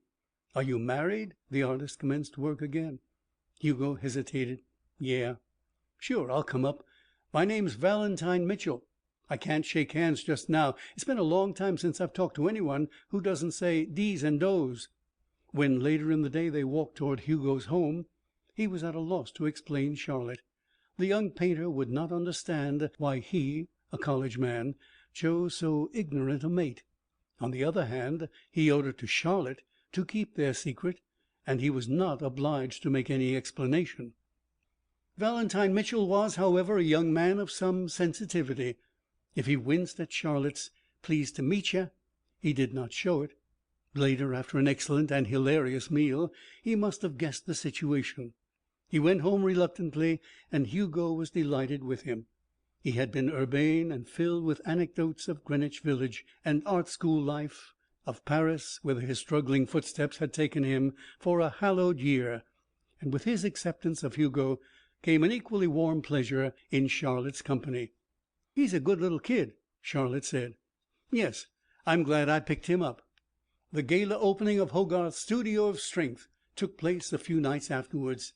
It proved even more successful than Smoots had hoped. The flamboyant advertising posters attracted crowds to see the man who could set a bear trap with his teeth, who could pull an angry boa constrictor into a straight line. Before ranks of gaping faces that were supplanted by new ranks every hour, Hugo performed. Charlotte, resplendent in a black dress that left her knees bare, and a red sash that all but obliterated the dress, helped Hugo with his ponderous props, setting off his strength by contrast, and sold the pamphlets Hugo had written at Smoot's suggestion. Pamphlets that purported to give away the secret of Hogarth's phenomenal muscle power. Valentine Mitchell watched the entire performance. When it was over, he said to Hugo, "Now you better beat it back and get a hot bath.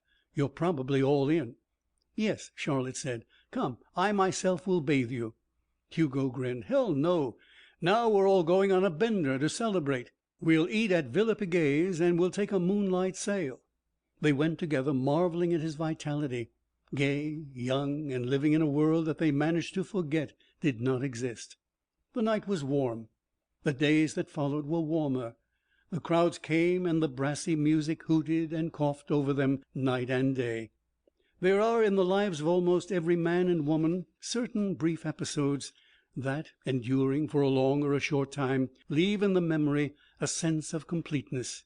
To those moments humanity returns for refuge, for courage, and for solace. It was of such material that Hugo's next 2 months were composed. The items of it were nearly all sensuous.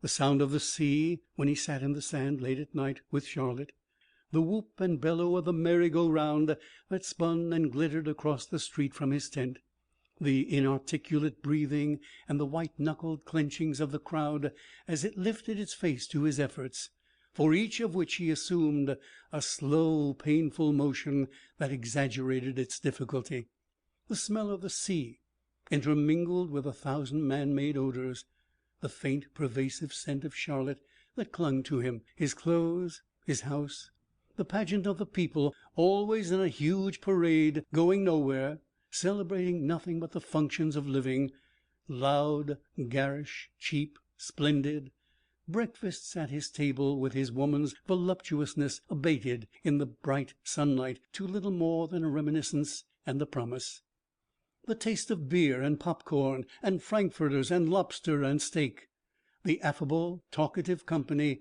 of Valentine Mitchell. Only once, that he could recall afterwards, did he allow his intellect to act in any critical direction, and that was in a conversation with the young artist. They were sitting together in the sand, and Charlotte, browned by weeks of bathing, lay near by.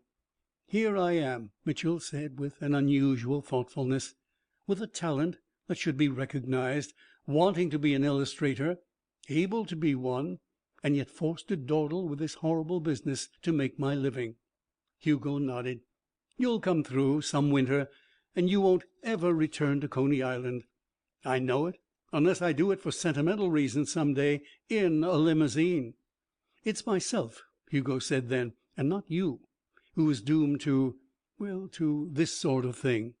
You have a talent that at least is understandable and," he was going to say mediocre, he checked himself, "applicable in the world of human affairs. My talent, if it is a talent, has no place, no application, no audience." Mitchell stared at Hugo, wondering first what that talent might be, and then recognizing that Hugo meant his strength. "Nonsense! Any male in his right senses would give all his wits to be as strong as you are." It was a polite, friendly thing to say. Hugo could not refrain from comparing himself to Valentine Mitchell. An artist, a clever artist, and one who would some day be important in the world, because people could understand what he drew, because it represented a level of thought and expression. He was, like Hugo, in the doldrums of progress. But Mitchell would emerge, succeed, be happy, or at least satisfied with himself, while Hugo was bound to silence, was compelled never to allow himself full expression. Humanity would never accept and understand him. They were not similar people, but their case was, at that instant, ironically parallel. "It isn't only being strong," he answered meditatively, "but it's knowing what to do with your strength." "Why, there are 1,000 things to do." "Such as?" Mitchell raised himself on his elbows and turned his water-colored eyes on the populous beach. Well, let's see. You could, of course, be a strong man and amuse people, which you're doing. You could there are a lot of things you could do." Hugo smiled. "I've been thinking about them for years, and I can't discover any that are worth the effort." "Bosh!" Charlotte moved close to him. "There's one thing you can do, honey, and that's enough for me." "I wonder," Hugo said with a seriousness the other two did not perceive. The increased heat of August suggested by its very intensity a shortness of duration, an end of summer. Hugo began to wonder what he would do with Charlotte when he went back to Webster. He worried about her a good deal, and she, guessing the subject of his frequent fits of silence, made a resolve in her tough and worldly mind. She had learned more about certain facets of Hugo than he knew himself. She realized that he was superior to her, and that in almost any other place than Coney Island she would be a liability to him. The thought that he would have to desert her made Hugo very miserable. He knew that he would miss Charlotte, and he knew that the blow to her might spell disaster. After all, he thought, he had not improved her morals or raised her vision. He did not realize that he had made both almost sublime by the mere act of being considerate. White, Charlotte called it. Nevertheless, she was not without an intense sense of self-protection. Despite her condition on the night he had found her, she knew that womankind lived at the expense of mankind. She saw the emotional respect in which Valentine Mitchell unwittingly held Hugo. He had scarcely spoken 10 serious words to her. She realized that the artist saw her as a property of his friend. That, in a way, made her valuable. It was a subtle advantage, which she pressed with all the skill it required. One night, when Hugo was at work and the chill of autumn had breathed on the hot shore, she told Valentine that he was a very nice boy and that she liked him very much.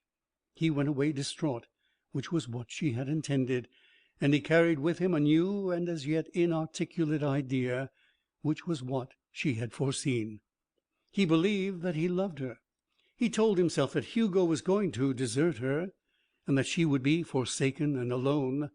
At that point she recited to him the story of her life and the tale of her rescue by Hugo, and said at the end that she would be very lonely when Hugo was gone. Because Hugo had loved her, Mitchell thought she contained depths and values which did not appear. That she contained such depths neither man really knew then. Both of them learned it much later. Mitchell found himself in that very artistic dilemma of being in love with his friend's mistress. It terrified his romantic soul, and it involved him inextricably. When she felt that the situation had ripened to the point of action, she waited for the precise moment. It came swiftly, and in a better guise than she had hoped. On a night in early September, when the crowds had thinned a little, Hugo was just buckling himself into the harness that lifted the horse. The spectators were waiting for the denouement with bickering patience. Charlotte was standing on the platform, watching him with expressionless eyes. She knew that soon she would not see Hugo any more. She knew that he was tired of his small show, that he was chafing to be gone, and she knew that his loyalty to her would never let him go unless it was made inevitable by her. The horse was ready. She watched the muscles start out beneath Hugo's tawny skin. She saw his lips set, his head thrust back. She worshipped him like that. Unemotionally, she saw the horse lifted up from the floor. She heard the applause. And there was a bustle at the gate. Half a dozen people entered in a single file. 3 young men, 3 girls. They were intoxicated. They laughed and spoke in loud voices. She saw by their clothes and their manner that they were rich, slumming in Coney Island. She smiled at the young men as she had always smiled at such young men, friendly, impersonally. Hugo did not see their entrance. They came very near. "My God, it's Hugo Danner!" Hugo heard Lefty's voice and recognized it. The horse was dropped to the floor. He turned. An expression of startled amazement crossed his features.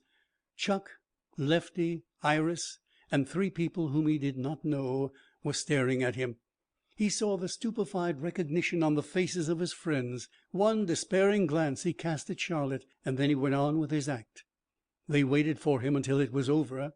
They clasped him to their bosoms. They acknowledged Charlotte with critical glances. "Come on and join the party," they said. After that their silence was worse than any questions. They talked freely and merrily enough, but behind their words was a deep reserve. Lefty broke it when he had an opportunity to take Hugo aside. "What in hell is eating you? Aren't you coming back to Webster?" "Sure. That is, I think so. I had to do this to make some money. Just about the time school closed, my family went broke." "But good God, man, why didn't you tell us? My father is an alumnus, and he'd put up $5,000 a year if necessary to see you kept on the football team." Hugo laughed.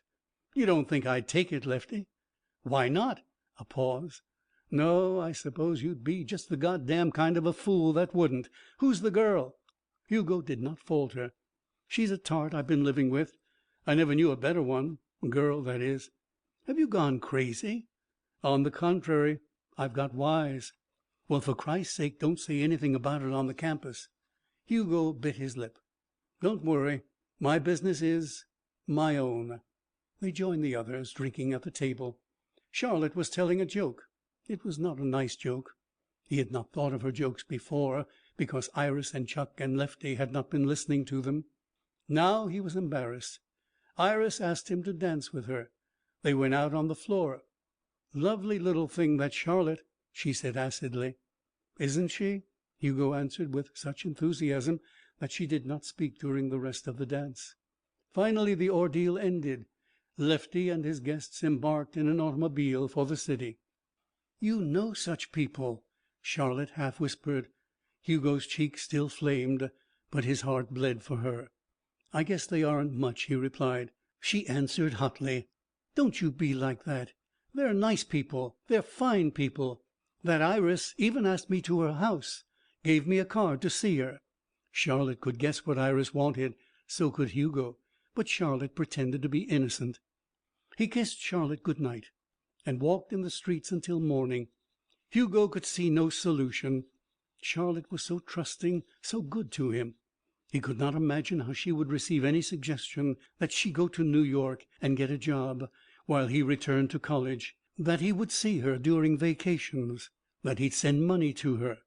But he knew that a hot fire dwelt within her, and that her fury would rise her grief, and that he would be made very miserable and ashamed. She chided him at breakfast for his walk in the dark. She laughed and kissed him and pushed him bodily to his work.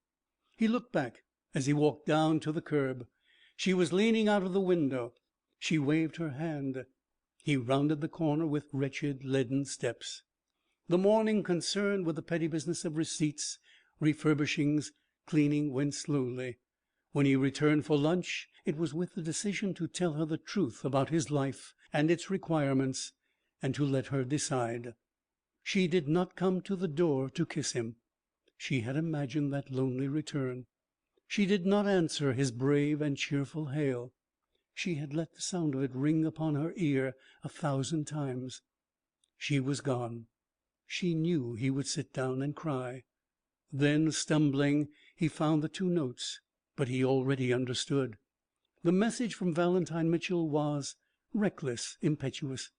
"Dear Hugo, Charlotte and I have fallen in love with each other, and I've run away with her. I almost wish you'd come after us and kill me. I hate myself for betraying you, but I love her, so I cannot help it. I've learned to see in her what you first saw in her. Goodbye and good luck." Hugo put it down. Charlotte would be good to him. In a way he didn't deserve her, and when he was famous, some day, perhaps, she would leave him too. He hesitated to read her note. "Goodbye, darling. I do not love you any more. C." It was ludicrous, transparent, pitiful and heroic. Hugo saw all those qualities. "Goodbye, darling. I do not love you any more." She had written it under Valentine's eyes, but she was shrewd enough to placate her new lover while she told her sad little story to her old one. She would want him to feel bad. Well, God knew he did. Hugo looked at the room. He sobbed. He bolted into the street, tears streaming down his cheeks. He drew his savings from the bank, $784.64. He rushed to the haunted house, flung his clothes into a bag. He sat drearily on a subway for an hour. He paced the smooth floor of a station. He swung aboard a train. He came to Webster, his head high, feeling a great pride in Charlotte and in his love for her, walking in glad strides over the familiar soil. End of chapter 8.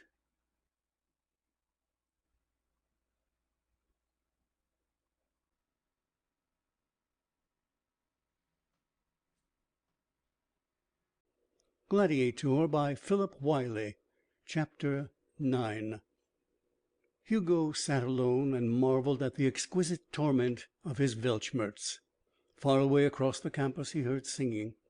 Against the square segment of sky visible from the bay window of his room, he could see the light of the great fire they had built to celebrate victory. His victory. The light leaped into the darkness above it like a great golden ghost in some fantastic ascension, and beneath it he knew 1,000 students were dancing.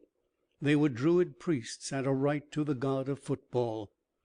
His fingers struggled through his black hair. The day was fresh in his mind. The bellowing stands, the taut, almost frightened faces of the 11 men who faced him, the smack and flight of the brown oval, the lumbering sound of men running, the sucking of the breath of men and their sharp, painful fall to earth.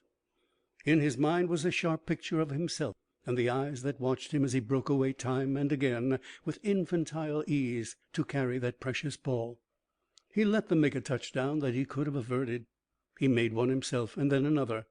The bell on Webster Hall was booming its paean of victory. He stiffened under the steady monody. He remembered again. Lefty barking signals with a strange agony in his voice. Lefty pounding on his shoulder. "Get in there, Hugo, and give it to them. I can't." Lefty pleading. And the captain, Jerry Painter, cursing in open jealousy of Hugo, vying hopelessly with Hugo Danner, the man who was a god. It was not fair. Not right. The old and early glory was ebbing from it.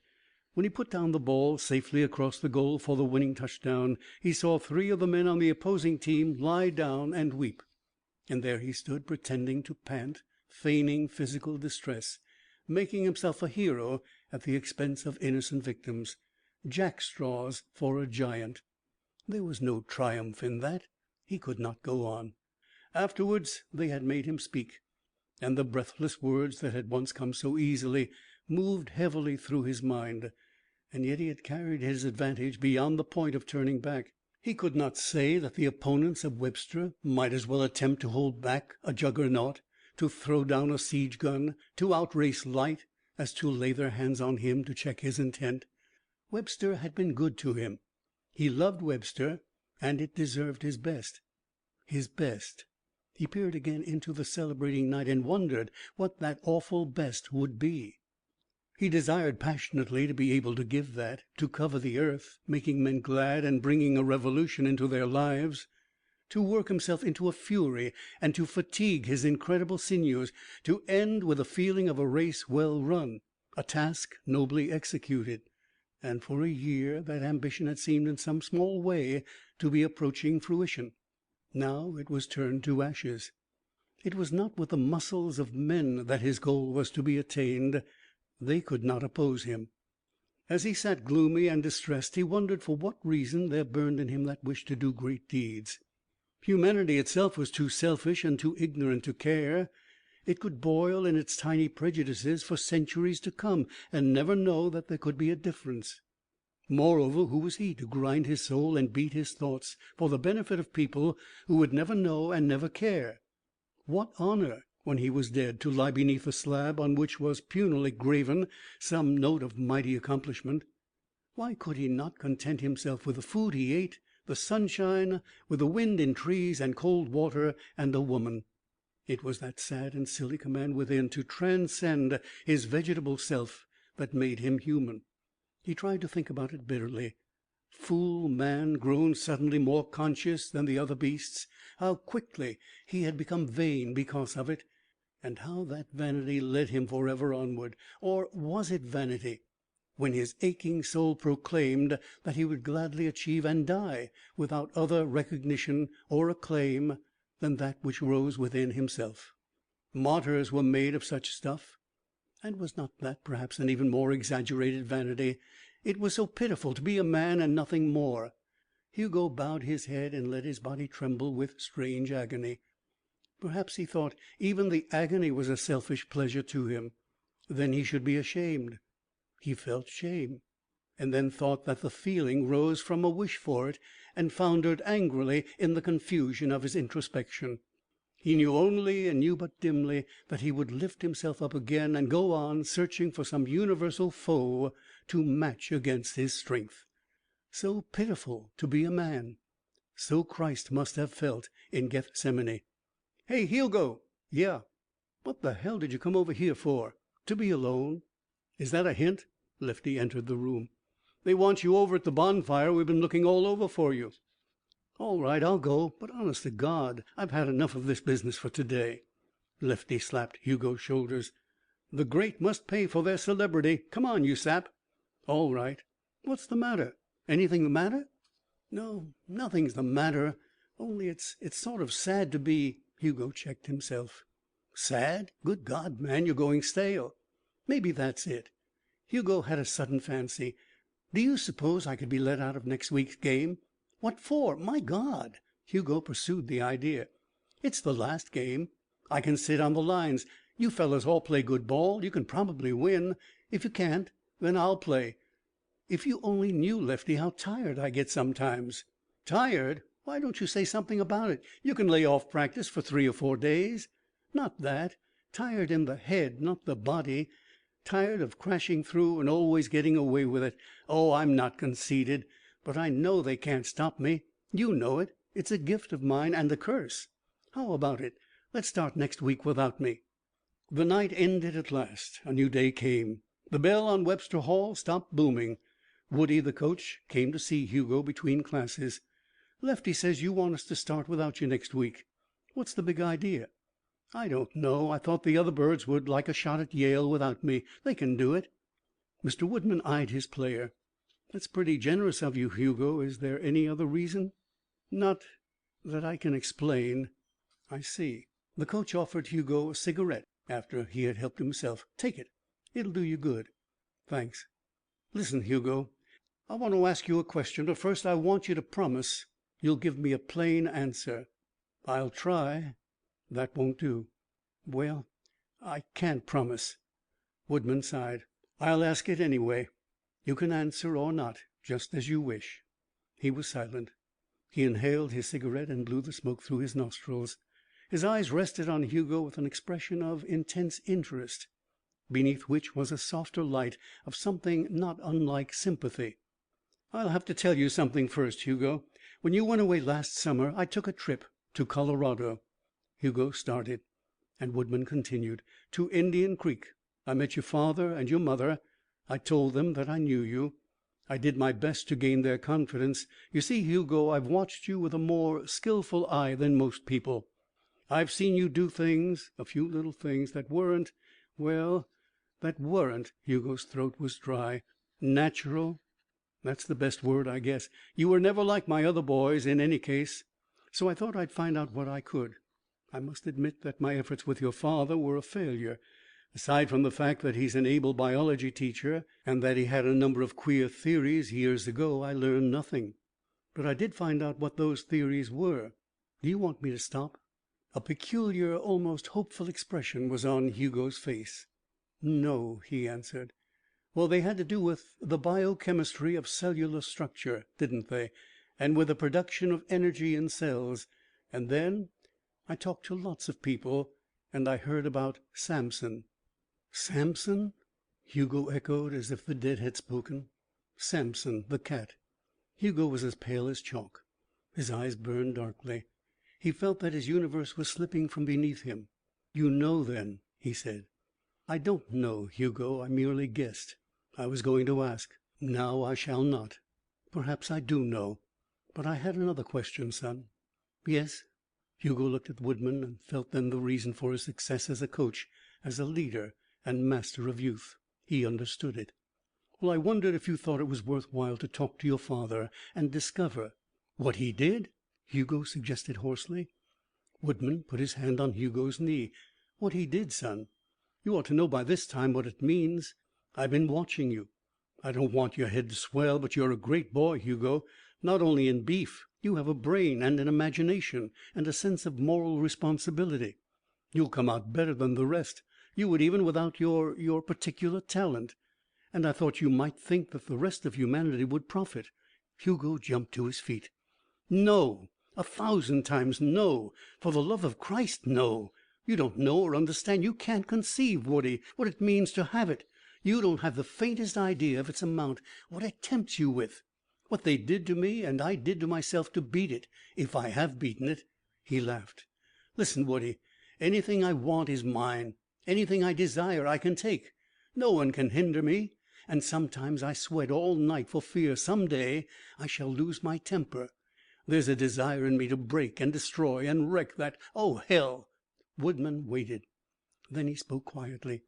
"You're sure, Hugo, that the desire to be the only one like that has nothing to do with it?" Hugo's sole response was to look into Woodman's eyes, a look so pregnant with meaning, so tortured, so humble, that the coach swore softly. Then he held out his hand. "Well, Hugo, that's all. You've been damn swell about it, the way I hoped you would be. And I think my answer is plain. One thing.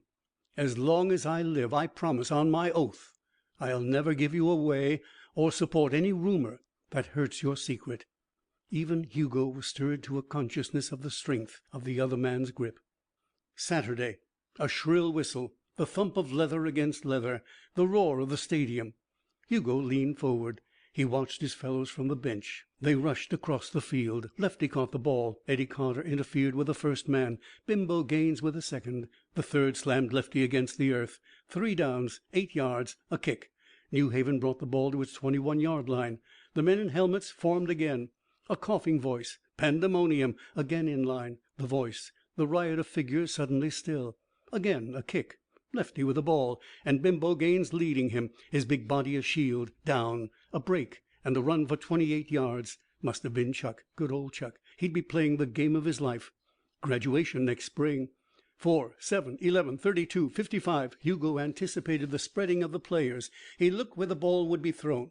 He watched Minton, the end, spring forward, saw him falter, saw the opposing quarterback run in, saw Lefty thrown, saw the ball received by the enemy and moved up, saw the opposing back spilled nastily. His heart beat faster. No score at the end of the first half. The third quarter witnessed the crossing of Webster's goal. Struggling grimly, gamely against a team that was their superior without Hugo. Against a team heartened by the knowledge that Hugo was not facing it. Webster's players were being beaten. The goal was not kicked. It made the score 6-0 against Webster.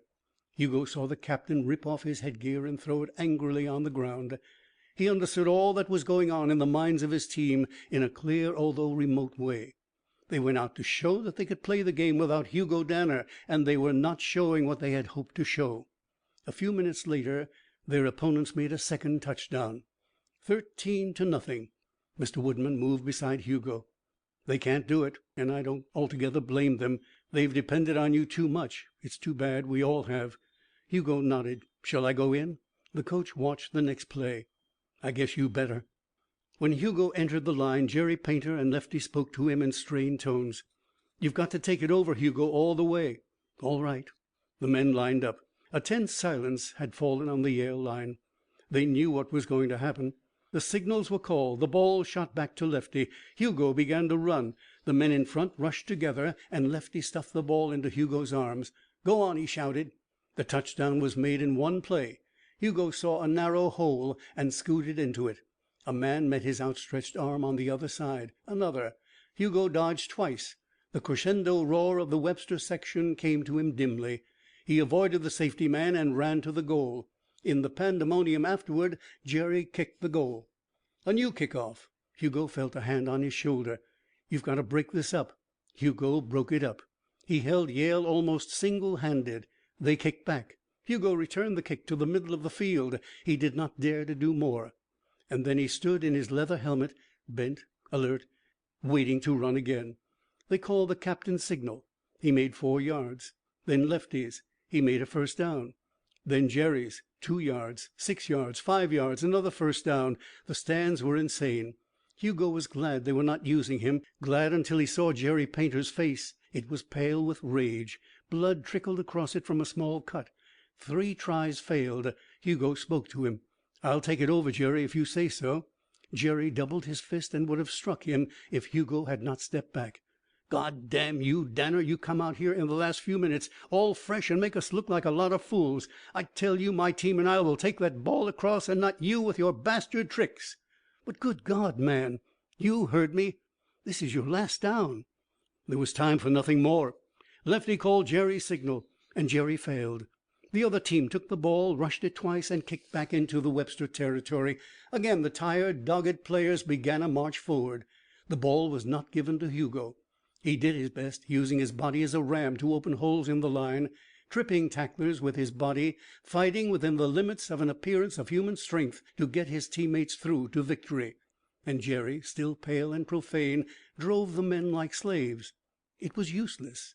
If Hugo had dared more, they might have succeeded. But they lost the ball again.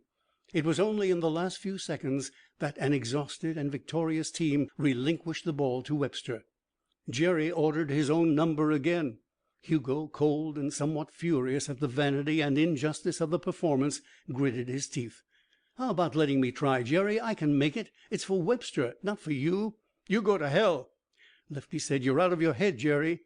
"I said I'd take it." For one instant Hugo looked into his eyes, and in that instant the captain saw a dark and flickering fury that filled him with fear. The whistle blew, and then Hugo, to his astonishment, heard his signal. Lefty was disobeying the captain. He felt the ball in his arms. He ran smoothly. Suddenly he saw a dark shadow in the air. The captain hit him on the jaw with all his strength. After that Hugo did not think lucidly. He was momentarily berserk. He ran into the line, raging, and upset it like a row of tenpins. He raced into the open. A single man 30 yards away stood between him and the goal. The man drew near in an instant. Hugo doubled his arm to slug him. He felt the arm straighten, relented too late, and heard, above all the chaos that was loose, a sudden, dreadful snap. The man's head flew back, and he dropped. Hugo ran across the goal. The gun stopped the game, but before the avalanche fell upon him, Hugo saw his victim lying motionless on the field. What followed was nightmare. The singing and the cheering, the parade, the smashing of the goal posts, the gradual descent of silence, a pause, a shudder. He realized that he had been let down from the shoulders of the students. He saw Woodman waving his hands, his face a graven mask. The men met in the midst of that turbulence. "You killed him, Hugo." The earth spun and rocked slowly. He was paying his first price for losing his temper. Killed him? His neck was broken in 3 places. Some of the others heard. They walked away. Presently Hugo was standing alone on the cinders outside the stadium. Lefty came up. "I just heard about it. Tough luck, but don't let it break you." Hugo did not answer. He knew that he was guilty of a sort of murder. In his own eyes it was murder. He had given away for one red moment to the leaping, lusting urge to smash the world, and killed a man. They would never accuse him. They would never talk about it. Only Woodman perhaps would guess the thing behind the murder, the demon inside Hugo that was tame, except then, when his captain in jealous and inferior rage had struck him. It was night. Out of deference to the body of the boy lying in the Webster chapel, there was no celebration. Every ounce of glory and joy had been drained from the victory. The students left Hugo to a solitude that was more awful than 1,000 scornful tongues. They thought he would feel as they would feel about such an accident. They gave him respect when he needed counsel. As he sat by himself, he thought that he should tell them the truth, all of them, confess a crime and accept the punishment. Hours passed. At midnight, Woodman called. "There isn't much to say, Hugo. I'm sorry. You're sorry. We're all sorry. But it occurred to me that you might do something foolish. Tell these people all about it, for example." "I was going to." "Don't. They'd never understand. You'd be involved in a legal war that would undoubtedly end in your acquittal, but it would drag in all your friends and your mother and father, particularly him. The papers would go wild. You might, on the other hand, be executed as a menace. You can't tell." "It might be a good thing," Hugo answered bitterly. "Don't let me hear you say that, you fool. I tell you, Hugo, if you go into that business, I'll get up on the stand and say I knew it all the time, and I let a man play on my team when I was pretty sure that sooner or later he'd kill someone. And then I'll go to jail, surely." "You're a pretty fine man, Mr. Woodman." "Hell." "What shall I do?" Hugo's voice trembled. He suffered as he had not dreamed it was possible to suffer. "That's up to you. I'd say live it down." "Live it down? Do you know what that means in a college?" "Yes, I think I do, Hugo." "You can live down almost anything except that one thing, murder. It's too ugly, Woody." "Maybe. You've got to decide, son. If you decide against trying, and mind you, you might be justified. I've got a brother-in-law who has a ranch in Alberta. A couple of 100 miles from any place. You'd be welcome there." Hugo did not reply. He took the coach's hand and wrung it, and then for an hour the two men sat side by side in the darkness. At last Woodman rose and left. He said only, "Remember that offer. It's cold and bleak, and the work is hard. Good night, Hugo." "Good night, Woody. Thanks for coming up." When the campus was still with the quiet of sleep, Hugo crossed it as swiftly as a spectre. All night he strode remorselessly over country roads. His face was set, his eyes burned. He ignored the trembling of his joints. When the sky faded, he went back. He packed his clothes in 2 suitcases. With them swinging at his side, he stole out of the Psi Delta house, crossed the campus, stopped. For a long instant he stared at Webster Hall. The first light of morning was just touching it. The debris, collected for a fire that was never lighted, was strewn around the cannon. He saw the initials he had painted there a year or more ago, still faintly legible. A lump rose in his throat. "Goodbye, Webster," he said. He lifted the suitcase and vanished. In a few minutes the campus was 5 miles behind him. 6, 10, 20. When he saw the first early caravan of produce headed toward the market, he slowed to a walk. The sun came over a hill and sparkled on a billion drops of dew. A bird flew singing from his path. Hugo Danner had fled beyond the gates of Webster.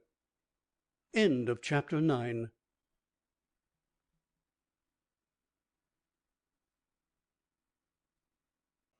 Gladiator by Philip Wylie.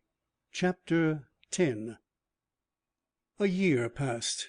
In the harbor of Cristobal, at the northern end of the locks, waiting for the day to open the great steel jaws that dammed the Pacific from the Atlantic, the Katrina pulled at her anchor chain in the gentle swell. A few stars, liquid bright, hung in the tropical sky. A little puff of wind, coming occasionally from the south, carried the smell of the jungle to the ship. The crew was awakening. A man with a bucket on a rope went to the rail and hauled up a brimming pail from the warm sea. He splashed his face and hands into it. Then he poured it back and repeated the act of dipping up water. "Hey," he said. Another man joined him. "Here, swab off your sweat. Look yonder." The dorsal fin of a shark rippled momentarily on the surface and dipped beneath it. A third man appeared. He accepted the proffered water and washed himself. His roving eyes saw the shark as it rose for the second time. He dried on a towel.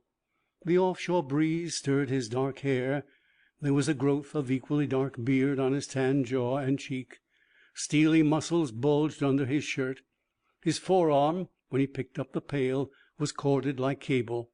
A smell of coffee issued from the galley, and the smoke of the cook's fire was wafted on deck for a pungent moment.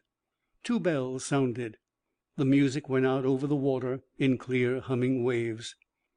The man who had come first from the forecastle leaned his buttocks against the rail. One end of it had been unhooked to permit the discharge of mail. The rail ran. The man fell back clawing, and then thinking suddenly of the sharks, he screamed. The third man looked. He saw his fellow seaman go overboard. He jumped from where he stood, clearing the scuppers and falling through the air before the victim of the slack rail had landed in the water. The 2 splashes were almost simultaneous. A boatswain, hearing the cry, hastened to the scene. He saw one man lifted clear of the water by the other, who was treading water furiously. He shouted for a rope. He saw the curve and dip of a fin. The first man seized the rope and climbed and was pulled up. The second, his rescuer, dived under water as if aware of something there that required his attention. The men above him could not know that he had felt the rake of teeth across his leg, powerful teeth, which nevertheless did not penetrate his skin.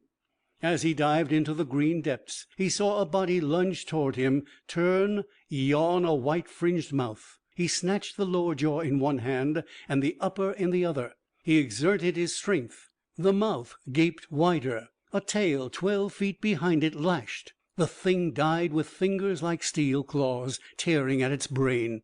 It floated belly up. The man rose, took the rope, climbed aboard. Other sharks assaulted the dead one. The dripping sailor clasped his savior's hand. "God Almighty, man, you saved my life. Jesus!" "That's 4," Hugo Danner said abstractedly, and then he smiled. "It's all right. Forget it. I've had a lot of experience with sharks." He had never seen one before in his life. He walked aft, where the men grouped around him. "How'd you do it?" "It's a trick I can't explain very well," Hugo said. "You use their rush to break their jaws. It takes a good deal of muscle." "Anyway, guy, thanks." "Sure." A whistle blew. The ships were lining up in the order of their arrival for admission to the Panama Canal. Gatun loomed in the feeble sun of dawn. The anchor chain rumbled. The Katrina edged forward at half speed. The sea, blue, green, restless, ghost-ridden, driven in empty quarters by devils riding the wind, secretive, mysterious, making a last gigantic primeval stand against the conquest of man, hemming and isolating the world, beautiful, horrible, dead god of 10,000 voices, universal incubator, universal grave. The Katrina came to the islands in the South Pacific, islands that issued from the water like green wreaths and seemed to float on it. The small boats were put out, and sections of the cargo were sent to rickety wharves where white men and brown islanders took charge of it and carried it away into the fringe of the lush vegetation. Hugo, looking at those islands, was moved to smile. The place where broken men hid from civilization, where the derelicts of the world gathered to drown their shame in a verdant paradise that had no particular position in the white man's scheme of the earth. At one of the smaller islands an accident to the engine forced the Katrina to linger for 2 weeks. It was during those 2 weeks, in a rather extraordinary manner, that Hugo Danner laid the first foundation of the fortune that he accumulated in his later life. One day, idling away a leave on shore in the shade of a mighty tree, he saw the outriggers of the natives file away for the oyster beds, and out of pure curiosity he followed them. For a whole day he watched the men plunge under the surface in search of pearls. The next day he came back and dove with one of them. On the bizarre floor of the ocean, among the colossal fronds of its flora, the two men swam. They were invaders from the brilliance above the surface, shooting like fish horizontally through the murk and shadow. And the denizens of that world resented their coming. Great fish shot past them with malevolent eyes, and the vises of giant clams shut swiftly in attempts to trap their moving limbs. Hugo was entranced. He watched the other man as he found the oyster bed and commenced to fill his basket with frantic haste. When his lungs stung and he could bear the agony no longer, he turned and forged toward the upper air. Then they went down again. Hugo's blood, designed to take more oxygen from the air, and his greater density fitted him naturally for the work. The pressure did not make him suffer, and the few moments granted to the divers beneath the forbidding element stretched to a longer time for him. On the second day of diving he went alone. His amateur attempt had been surprisingly fruitful. Standing erect in the immense solitude, he searched the hills and valleys.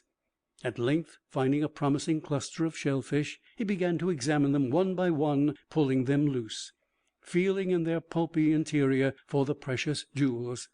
He occupied himself determinedly while the Katrina was waiting in Epia, and at the end of the stay he had collected more than 60 pearls of great value and 200 of moderate worth. It was, he thought, typical of himself. He had decided to make a fortune of some sort after the first bitter rage over his debacle at Webster had abated in his heart. He realized that without wealth his position in the world would be more difficult and more futile than his fates had decreed. Poverty, at least, he was not forced to bear. He could wrest fortune from nature by his might. That he had begun that task by diving for pearls fitted into his scheme. It was such a method as no other man would have considered, and its achievement robbed no one while it enriched him. When the Katrina turned her prow westward again, Hugo worked with his shipmates in a mood that had undergone considerable change. There was no more despair in him, little of the taciturnity that had marked his earliest days at sea, and none of the hatred of mankind. He had buried that slowly and carefully in a dull year of work ashore and a month of toil on the heaving deck of the ship. For 6 months he had kept himself alive in a manner that he could scarcely remember. Driving a truck, working on a farm, digging in a road, his mind a bitter blank, his valiant dreams all dead. One day he had saved a man's life. The reaction to that was small, but it was definite.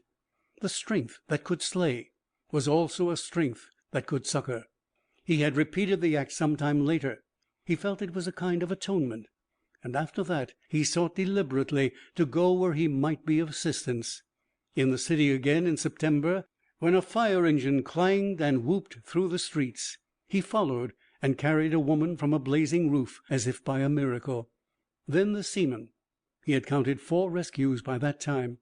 Perhaps his self-condemnation for the boy who had fallen on the field at Webster could be stifled eventually. Human life seemed very precious to Hugo then. He sold his pearls when the ship touched at large cities. A handful here, a dozen there, bargaining carefully and forwarding the profit to a bank in New York.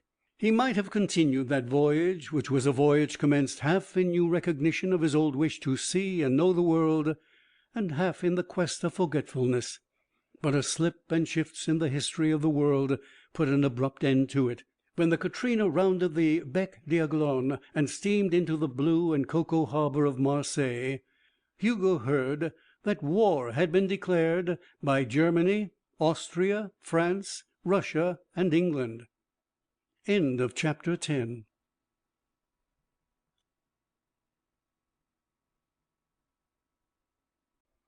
Gladiator by Philip Wylie. Chapter 11. In a day the last veil of mist that had shrouded his feelings and thoughts, making them numb and sterile, vanished.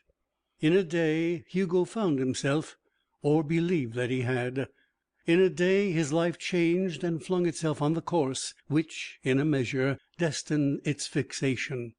He never forgot that day. It began in the early morning when the anchor of the freighter thundered into the harbor water. The crew was not given shore leave until noon. Then the mysterious silence of the captain and the change in the ship's course was explained. Through the third officer he sent a message to the seamen. War had been declared. The seaways were unsafe. The Katrina would remain indefinitely at Marseilles. The men could go ashore. They would report on the following day. The first announcement of the word sent Hugo's blood racing. War. What war? With whom? Why? Was America in it, or interested in it? He stepped ashore and hurried into the city. The populace was in feverish excitement. Soldiers were everywhere, as if they had sprung up magically like the seed of the dragon. Hugo walked through street after street in the furious heat. He bought a paper and read the French accounts of mobilizations, of a battle impending. He looked everywhere for someone who could tell him. Twice he approached the American consulate, but it was jammed with frantic and frightened people who were trying only to get away. Hugo's ambition, growing in him like a fire, was in the opposite direction. War. And he was Hugo Danner. He sat at a café toward the middle of the afternoon. He was so excited by the contagion in his veins that he scarcely thrilled at the first use of his new and half-mastered tongue. The garçon hurried to his table. "De la bière," Hugo said. The waiter asked a question which Hugo could not understand, so he repeated his order in the universal language of measurement of a large glass by his hands. The waiter nodded. Hugo took his beer and stared out at the people. They hurried along the sidewalk, brushing the table at which he sat. They called to each other, laughed, cried sometimes, and shook hands over and over. La guerre was on every tongue. Old men gestured the directions of battles. Young men, a little more serious perhaps, and often very drunk, were rushing into uniform as order followed order for mobilization. And there were girls, thousands of them, walking with the young men. Hugo wanted to be in it. He was startled by the impact of that desire. All the ferocity of him, all the unleashed wish to rend and kill, was blazing in his soul. But it was a subtle conflagration which urged him in terms of duty, in words that spoke of the war as his one perfect opportunity to put himself to a use worthy of his gift. A war. In a war, what would hold him? What would be superior to him? Who could resist him? He swallowed glass after glass of the brackish beer, quenching a mighty thirst and firing a mightier ambition. He saw himself charging into battle, fighting till his ammunition was gone, till his bayonet broke, and then turning like a Titan and doing monster deeds with bare hands and teeth. Bands played and feet marched. His blood rose to a boiling point. A Frenchman flung himself at Hugo's table. "And you? Why aren't you a soldier?" "I will be," Hugo replied. "Bravo! We shall revenge ourselves." The man gulped a glass of wine, slapped Hugo's shoulder, and was gone. Then a girl talked to Hugo, and then another man. Hugo dwelt on the politics of the war and its sociology only in the most perfunctory manner. It was time the imperialistic ambitions of the Central Powers were ended. A war was inevitable for that purpose. France and England had been attacked. They were defending themselves. He would assist them. Even the problem of citizenship and the tangle of red tape his enlistment might involve did not impress him. He could see the field of battle and hear the roar of guns, a picture conjured up by his knowledge of the old wars. What a soldier he would be! While his mind was still leaping and throbbing, and his head was whirling, darkness descended. He would give away his life, do his duty and 100 times more than his duty. Here was the thing that was intended for him, the weapon forged for his hand, the task designed for his undertaking. War! In war he could bring to a full fruition the majesty of his strength. No need to fear it there, no need to be ashamed of it. He felt himself almost the Messiah of war, the man created at the precise instant he was required. His call to serve was sounding in his ears, and the bands played. The chaos did not diminish at night, but rather it increased. He went with milling crowds to a bulletin board. The Germans had commenced to move. They had entered Belgium in violation of treaties long held sacred. Belgium was resisting, and Liège was shaking at the devastation of the great howitzers. A terrible crime. Hugo shook with the rage of the crowd. The first outrages and violations, highly magnified, were reported. The blond beast would have to be broken. "God damn!" a voice drawled at Hugo's side. He turned. A tall, lean man stood there, a man who was unquestionably American. Hugo spoke in instant excitement. "There sure is hell to pay." The man turned his head and saw Hugo. He stared at him rather superciliously, at his slightly seedy clothes and his strong, unusual face. "American? Yeah. Let's have a drink." They separated themselves from the mob and went to a crowded café. The man sat down and Hugo took a chair at his side. "As you put it," the man said, "there is hell to pay. Let's drink on the payment." Hugo felt in him a certain aloofness, a detachment that checked his desire to throw himself into flamboyant conversation. "My name's Danner," he said. "Mine's Shayne, Thomas Matthew Shayne. I'm from New York." "So am I, in a way. I was on a ship that was stranded here by the war. At loose ends now." Shayne nodded. He was not particularly friendly for a person who had met a countryman in a strange city. Hugo did not realize that Shayne had been besieged all day by distant acquaintances and total strangers for assistance in leaving France, or that he expected a request for money from Hugo momentarily. And Shayne did not seem particularly wrought up by the condition of war. They lifted their glasses and drank. Hugo lost a little of his ardor. Nice mess. Time, though. Time the Germans got their answer. Shayne's haughty eyebrows lifted. His wide, thin mouth smiled. "Perhaps. I just came from Germany. Seemed like a nice, peaceful country 3 weeks ago." "Oh." Hugo wondered if there were many pro-German Americans. His companion answered the thought. "Not that I don't believe the Germans are wrong, but war is such a damn fool thing. Well, it can't be helped. No, it can't. We're all going to go out and get killed, though." "We?" "Sure. America will get in it. That's part of the game. America is more dangerous to Germany than France, or England for that matter."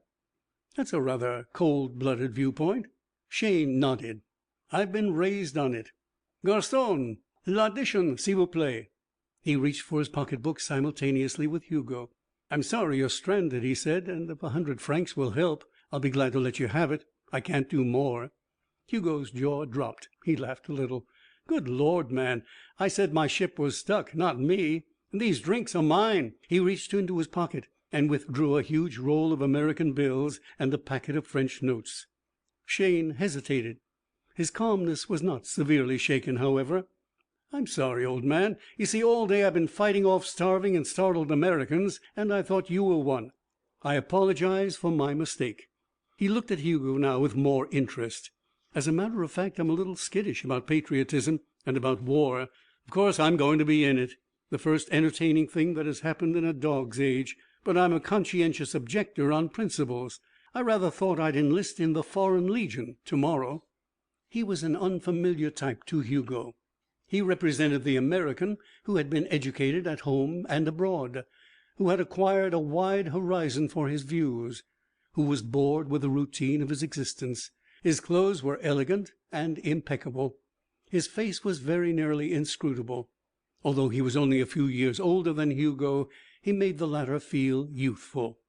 They had a brace of drinks. 2 more and 2 more.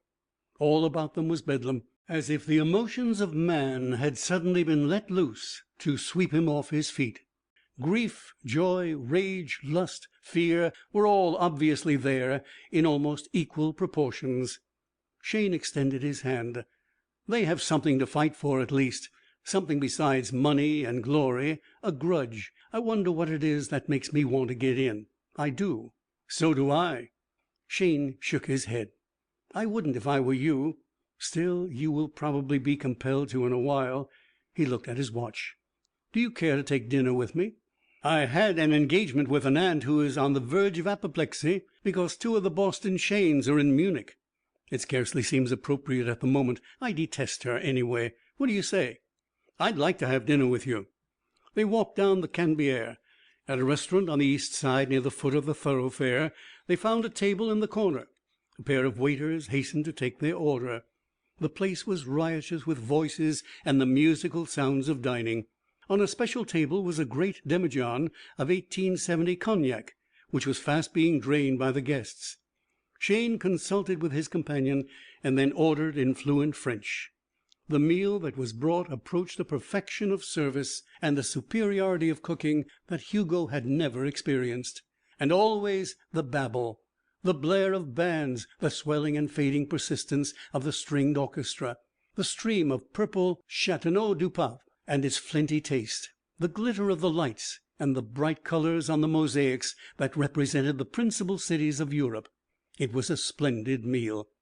"I'm afraid I'll have to ask your name again," Shayne said. "Danner. Hugo Danner." "Good God, not the football player?" "I did play football some time ago." "I saw you against Cornell. When was it?" 2 years ago. You were magnificent. How does it happen that I'm here?" Hugo looked directly into Shayne's eyes. "Well, I have no intention of prying into your affairs." "Then I'll tell you. Why not?" Hugo drank his wine. "I killed a man in the game and quit. Beat it." Shayne accepted the statement calmly. "That's tough. I can understand your desire to get out from under. Things like that are bad when you're young." "What else could I have done?" "Nothing. What are you going to do? Rather, what were you going to do?" "I don't know," Hugo answered slowly. "What do you do? What do people generally do?" He felt the question was drunken, but Shayne accepted it at its face value. "I'm one of those people who have too much money to be able to do anything I really care about most of the time. The family keeps me in sight and control, but I'm going to cut away tomorrow." "In the Foreign Legion? I'll go with you." "Splendid." They shook hands across the table. 3 hours later found them at another café. They had been walking part of the time in the throngs on the street. For a while they had stood outside a newspaper office watching the bulletins. They were quite drunk. "Old man," Shayne said, "I'm mighty glad I found you." "Me too, old egg. Where do we go next?" "I don't know. What's your favorite vice? We can locate it in Marseilles." Hugo frowned. "Well, vice is so limited in its scope." His companion chuckled. "Isn't it? I've always said vice was narrow. The next time I see Aunt Emma, I'm going to say, 'Emma, vice is becoming too narrow in its scope. She'll be furious, and it will bring her to an early demise, and I'll inherit a lot more money, and that will be the real tragedy. She's a useless old fool, Aunt Emma. Never did a valuable thing in her life. Goes in for charity, just like we go in for golf and what not. Oh, well, to hell with Aunt Emma." Hugo banged his glass on the table. "Garçon, encore du whisky à l'eau, and to hell with Aunt Emma." "Like to play roulette?" "Like to try." They climbed into a taxi. Shayne gave an address, and they were driven to another quarter of the town. In a room packed with people in evening clothes, they played for an hour. Several people spoke to Shayne, and he introduced Hugo to them. Shayne won, and Hugo lost. They went out into the night. The streets were quieter in that part of town. Two girls accosted them. "That gives me an idea," Shayne said. "Let's find a phone. Maybe we can get Marcel and Claudine." Marcel and Claudine met them at the door of the old house. Their arms were laden with champagne bottles. The interior of the dwelling belied its cold, gray, ancient stones. Hugo did not remember much of what followed that evening. Short, unrelated fragments stuck in his mind. Shayne chasing the white form of Marcel up and down the stairs. Himself in a huge bathtub, washing a back in front of him. His surprise when he saw daylight through the wooden shutters of the house. Someone was shaking him. "Come on, soldier. The leve's up." He opened his eyes and collected his thoughts. He grinned at Shayne. "All right, but if I had to defend myself right now, I'd fail against a good strong mouse." "We'll fix that. Hey, Marcel, got any Fernet Branca?" The girl came with 2 large glasses of the pick-me-up. Hugo swallowed the bitter brown fluid and shuddered. Claudine awoke. "Chérie," she sighed, and kissed him. They sat on the edge of the bed. "Boy," Hugo said, "what a binge." "You like eat?" Claudine murmured. He took her hand. "Loved it, darling, and now we're going to war." "Ah," she said, and at the door, "Bonne chance." Shayne left Hugo after agreeing on a time and place for their meeting in the afternoon. The hours passed slowly. Hugo took another drink, and then, exerting his judgment and will, he refrained from taking more. At noon he partook of a light meal. He thought or imagined that the ecstasy of the day before was showing some signs of decline. It occurred to him that the people might be very sober and quiet before the war was a thing to be written into the history of France. The sun was shining. He found a place in the shade where he could avoid it. He ordered a glass of beer, tasted it, and forgot to finish it. The elation of his first hours had passed, but the thing within him that had caused it was by no means dead. As he sat there, his muscles tensed with the picturization of what was soon to be. He saw the grim shadows of the enemy. He felt the hot splash of blood. For one suspended second he was ashamed of himself. And then he stamped out that shame as being something very much akin to cowardice. He wondered why Shayne was joining the Legion, and what sort of person he was underneath his rather haughty exterior. A man of character, evidently, and one who was weary of the world to which he had been privileged. Hugo's reverie veered to his mother and father. He tried to imagine what they would think of his enlistment, of him in the war, and even what they thought of him from the scant and scattered information he had supplied. He was sure that he would justify himself. He felt purged and free and noble. His strength was a thing of wreck and ruin, given to the world at a time when wreck and ruin were needed to set it right. It was odd that such a product should emerge from the dusty brain of a college professor in a Bible-ridden town. Hugo had not possessed a religion for a long time. Now, wondering on another tangent if the war might not bring about his end, he thought about it. He realized that he would hate himself for murmuring a prayer or asking protection. He was gamer than the cross-obsessed weaklings who were not wise enough to look life in the face and not brave enough to draw the true conclusions from what they saw. True conclusions? He meditated. What did it matter? Agnosticism, atheism, pantheism, anything but the savage and anthropomorphic twaddle that had been doled out since the Israelites singled out Jehovah from among their many gods. He would not commit himself. He would go back with his death to the place where he had been before he was born, and feel no more regret than he had in that oblivious past. Meanwhile he would fight. He moved restively and waited for Shayne with growing impatience. Until that chaotic and gorgeous hour he had lived for nothing, proved nothing, accomplished nothing. Society was no better in any way because he had lived. He accepted the lives he had saved, the few favors he had done. That was nothing in proportion to his powers. He was his own measure, and by his own efforts would he satisfy himself. War! He flexed his arms. War! His black eyes burned with a formidable light. Then Shayne came, walking with long strides, a ghostly smile on his lips, a darkness in his usually pale blue eyes. Hugo liked him. They said a few words and walked toward the recruiting tent. A poilu in steely blue looked at them and saw they were good. He proffered papers. They signed. That night they marched for the first time. A week later they were sweating and swearing over the French manual of arms. Hugo had offered his services to the commanding officer at the camp, and been summarily denied an audience or a chance to exhibit his abilities. When they reached the lines, that would be time enough. Well, he could wait until those lines were reached. End of chapter 11.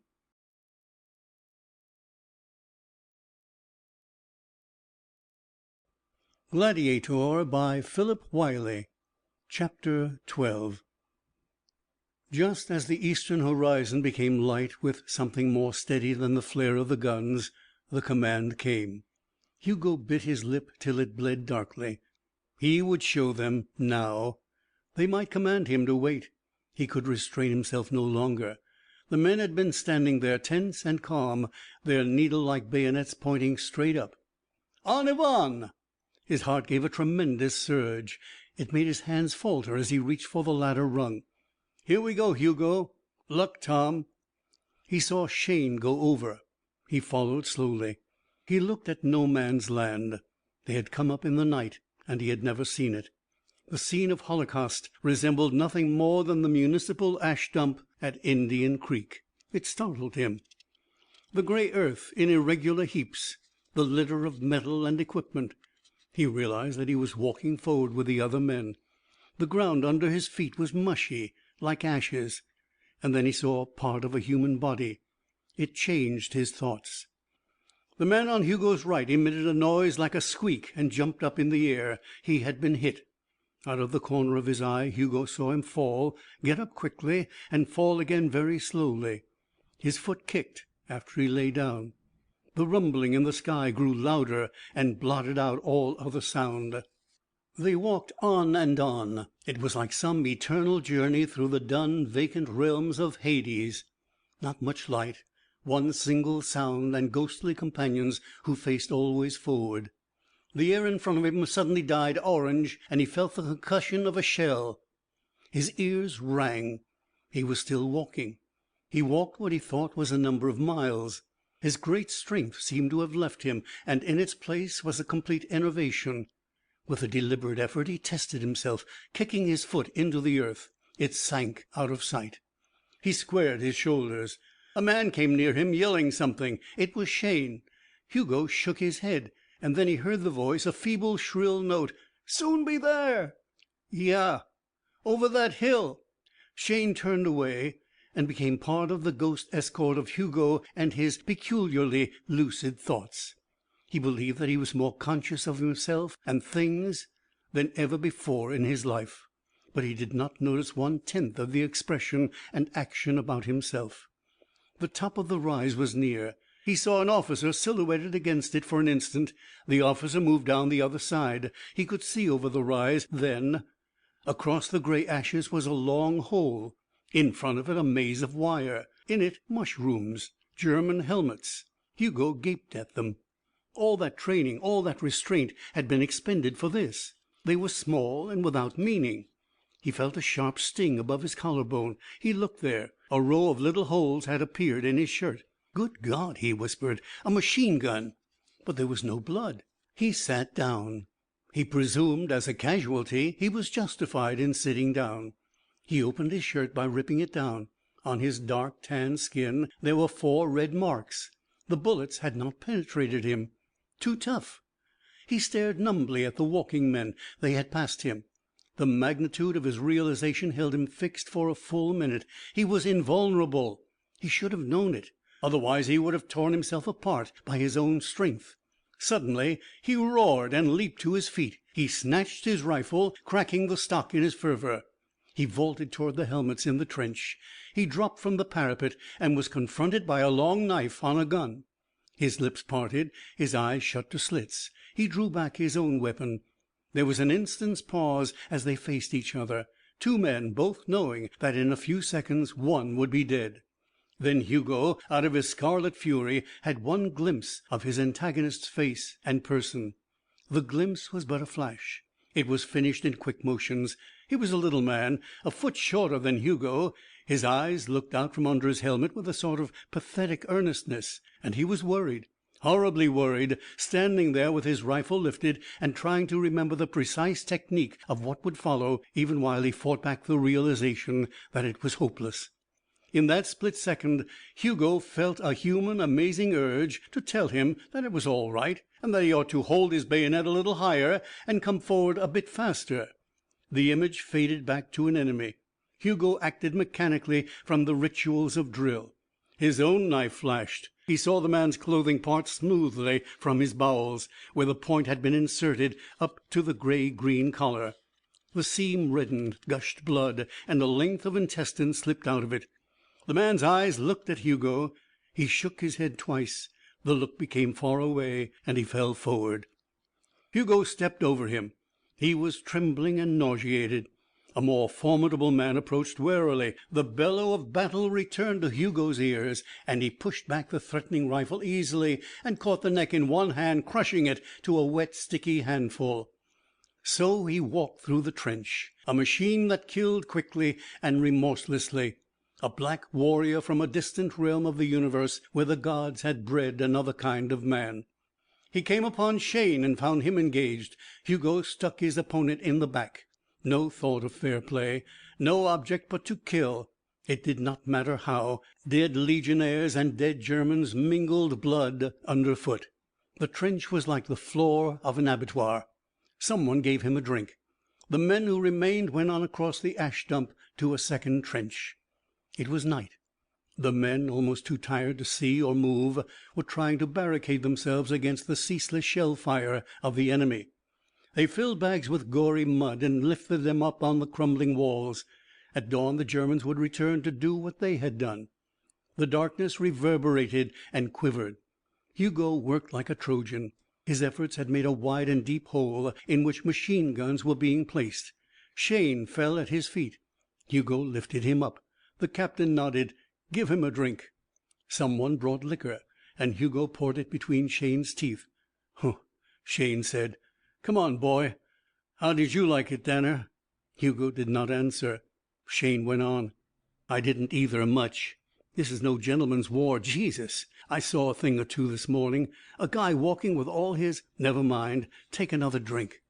"Got anything to eat?" "No." "Oh, well, we can fight on empty bellies.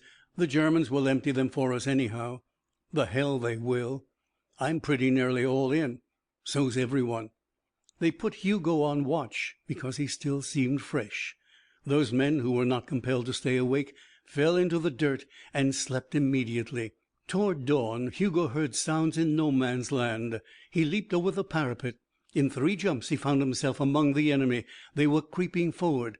Hugo leaped back. "Ils viennent!" Men who slept like death were kick conscious. They rose and fired into the night. The surprise of the attack was destroyed. The enemy came on, engaging in the darkness with the exhausted legionnaires. Twice Hugo went among them when inundation threatened, and using his rifle barrel as a club, laid waste on every hand. He walked through them, striking and shattering, and twice he saved his salient from extermination. Day came sullenly. It began to rain. The men stood silently among their dead. Hugo lit a cigarette. His eyes moved up and down the shambles. At intervals of 2 yards, a man, his helmet trickling rain, his clothes filthy, his face inscrutable. Shane was there on sagging knees. Hugo could not understand why he had not been killed. Hugo was learning about war. He thought then that the task at which he had set for himself was not altogether to his liking. There should be other and more important things for him to do. He did not like to slaughter individuals. The day passed like a cycle in hell, no change in the personnel except that made by an occasional death. No food, no water. They seemed to be exiled by their countrymen in a pool of fire and famine and destruction. At dusk, Hugo spoke to the captain. "We cannot last another night without water and food," he said. "We shall die here, then." "I should like, sir, to volunteer to go back and bring food." "We need ammunition more." "Ammunition, then." "One man could not bring enough to assist much." "I can."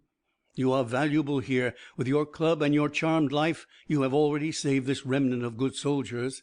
"I will return in less than an hour." "Good luck, then." Where there had been a man, there was nothing. The captain blinked his eyes and stared at the place. He swore softly in French and plunged into his dugout at the sound of ripping in the sky. A half hour passed. The steady, nerve-racking bombardment continued at an unvaried pace.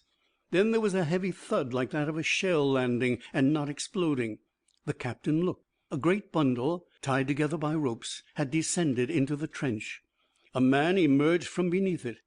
The captain passed his hand over his eyes. Here was ammunition for the rifles and the machine guns in plenty. Here was food. Here were 4 huge tins of water, one of them leaking where a shell fragment had pierced it. Here was a crate of canned meat and a sack of onions and a stack of bread loaves. Hugo broke the ropes.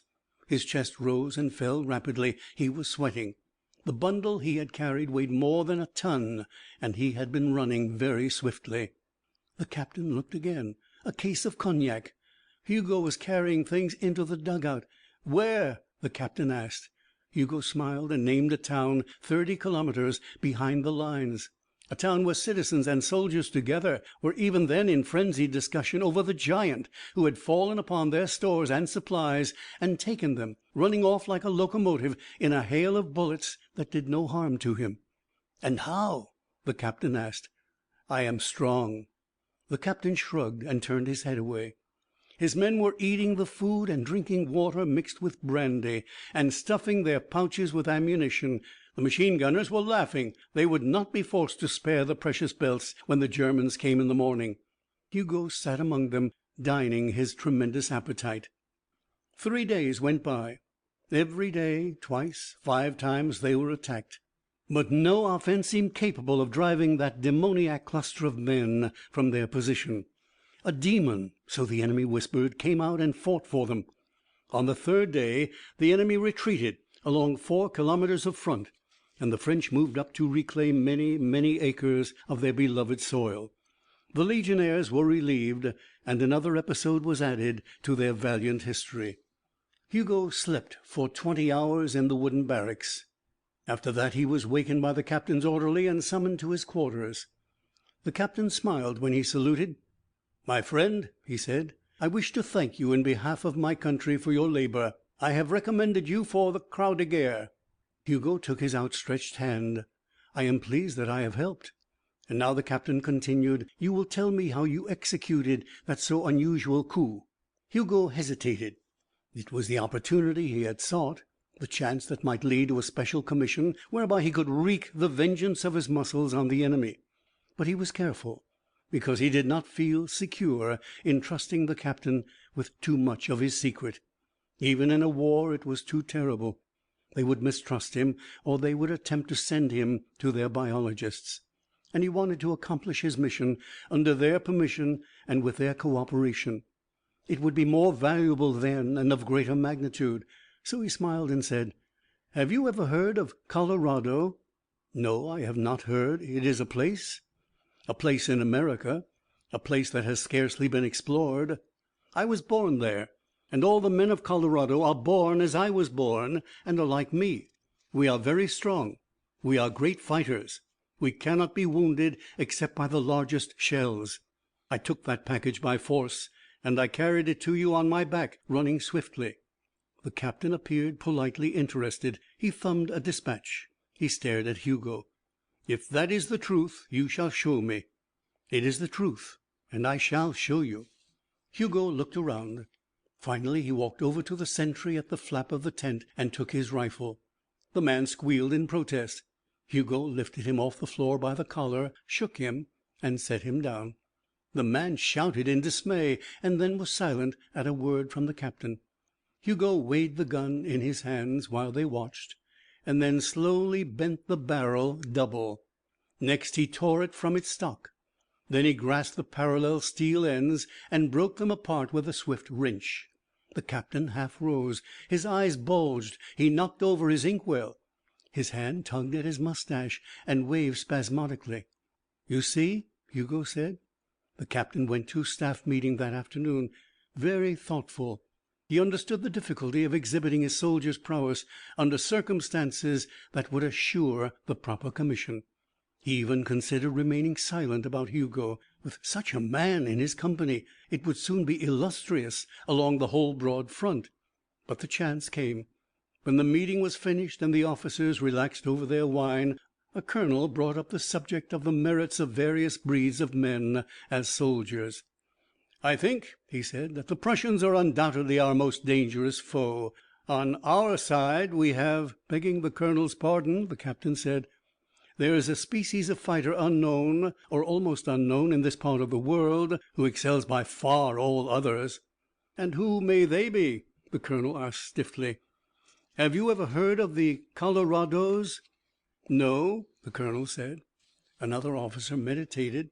"They are redskins, American Indians, are they not?" The captain shrugged. "I do not know. I know only that they are superior to all other soldiers."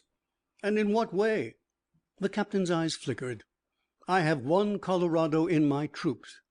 I will tell you what he did in 5 days near the town of Barcine." The officers listened. When the captain finished, the colonel patted his shoulder. "That's a very amusing fabrication, very. With 1,000 such men, the war would be ended in a week. Captain Crouan, I fear you have been over generous in pouring the wine." The captain rose, saluted. "With your permission, I shall cause my Colorado to be brought, and you shall see." The other men laughed. "Bring him, by all means." The captain dispatched an orderly. A few minutes later, Hugo was announced at headquarters. The captain introduced him. "Here, messieurs, is a Colorado. What will you have him do?" The colonel, who had expected the soldier to be both embarrassed and made ridiculous, was impressed by Hugo's calm demeanor. "You are strong?" he said with a faint irony. "Exceedingly." "He is not humble, at least, gentlemen." Laughter. The colonel fixed Hugo with his eye. "Then, my good fellow, if you are so strong, if you can run so swiftly and carry such burdens, bring us one of our beautiful 75s from the artillery." "With your written order, if you please." The colonel started, wrote the order laughingly, and gave it to Hugo, and he left the room. "It is a good joke," the colonel said, "but I fear it is harsh on the private." The captain shrugged. Wine was poured. In a few minutes they heard heavy footsteps outside the tent. "He is here!" the captain cried. The officers rushed forward. Hugo stood outside the tent with the cannon they had requested lifted over his head in one hand. With that same hand clasped on the breech, he set it down. The colonel paled and gulped. "Name of the Mother of God! He has brought it!" Hugo nodded. "It was as nothing, my colonel. Now I will show you what we men from Colorado can do. Watch." They eyed him. There was a grating sound beneath his feet. Those who were quickest of vision saw his body catapult through the air high over their heads. It landed, bounced prodigiously, and then vanished. Captain Crouan coughed and swallowed. He faced his superiors, trying to seem nonchalant. "That, gentlemen, is the sort of thing the Colorados do for sport." The colonel recovered first. "It is not human, gentlemen. We have been in the presence of the devil himself." "Or the good Lord." The captain shook his head. "He is a man, I tell you. In Colorado all the men are like that. He told me so himself.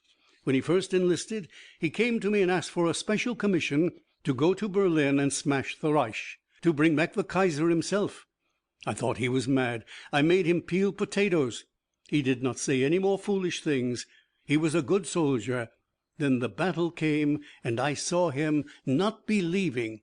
I saw him standing on the parapet and wielding his rifle like the lightning, killing I do not know how many men, hundreds, certainly, perhaps thousands.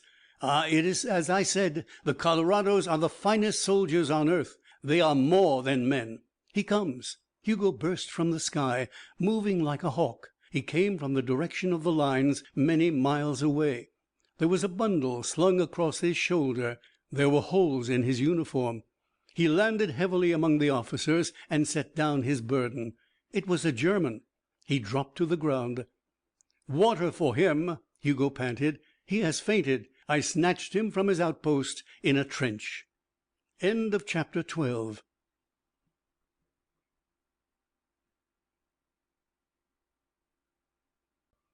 Gladiator by Philip Wylie, chapter 13. At Blaisencourt it was spring again. The war was nearly a year old. Blaisencourt was now a street of houses' ghosts, of rubble and dirt, populated by soldiers. A little new grass sprouted peevishly here and there. An occasional house retained enough of its original shape to harbor an industry.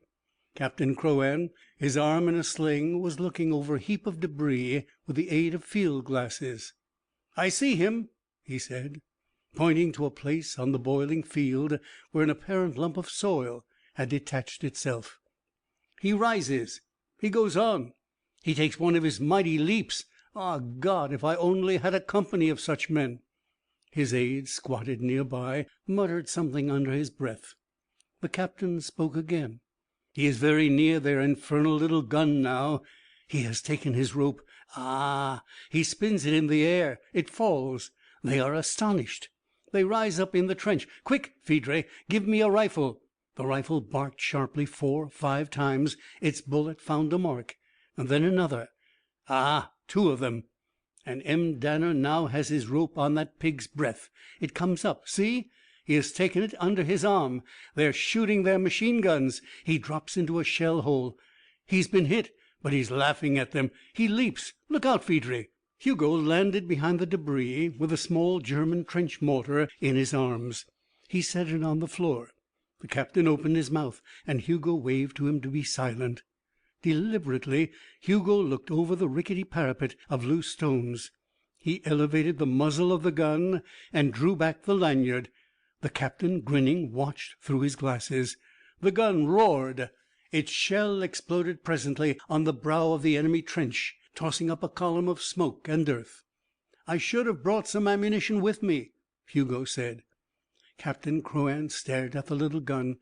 "Pig," he said. "Son of a pig. 5 of my men are in your little belly. Bah!" He kicked it. Summer in Aix-Vache. A tall Englishman addressing Captain Crouan. His voice was irritated by the heat. "Is it true that you French have an Indian scout here who can bash in those Minenwerfers?" "Pardon, mon colonel, mais je ne comprends pas l'anglais." He began again in bad French. Captain Crouan smiled. "Ah, you are troubled there on your sector.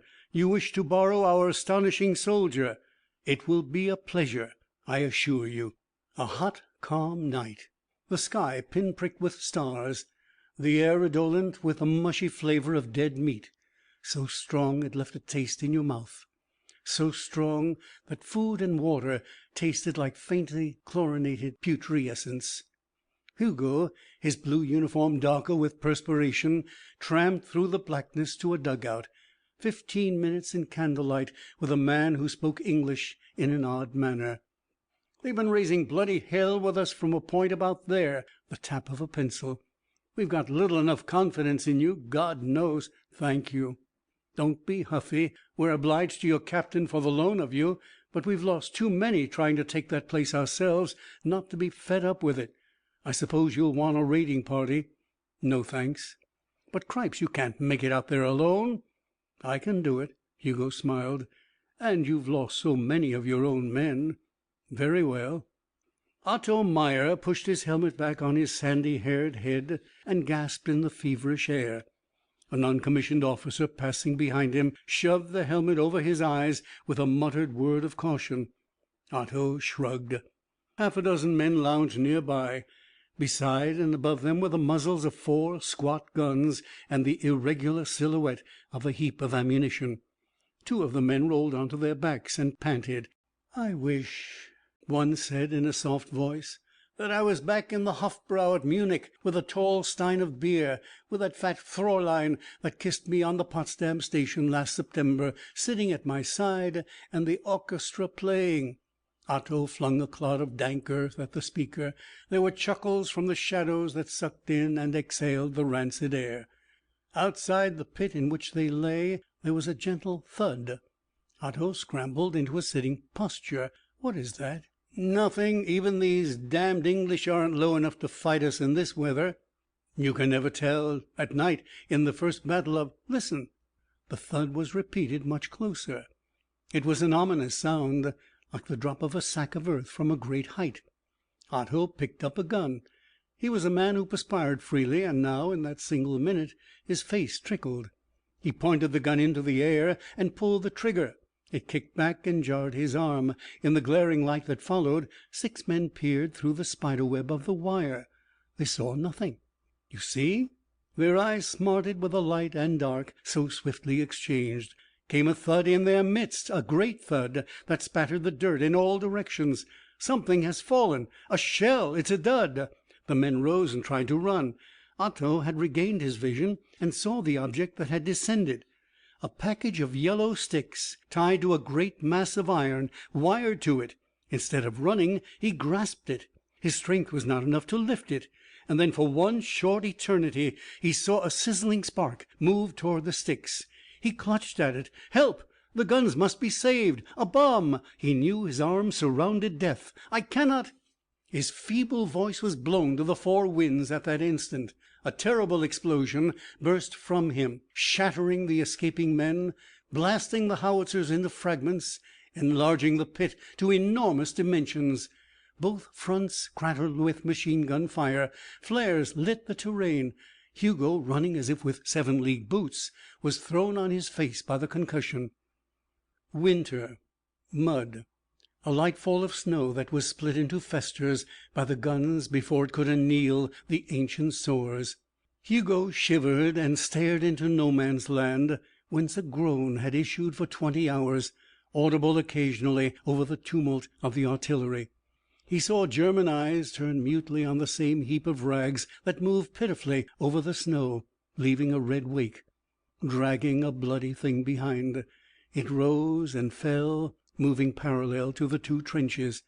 Many machine-gun bullets had either missed it or increased its crimson torment. Hugo went out and killed the heap of rags with a revolver that cracked until the groans stopped into a low moan.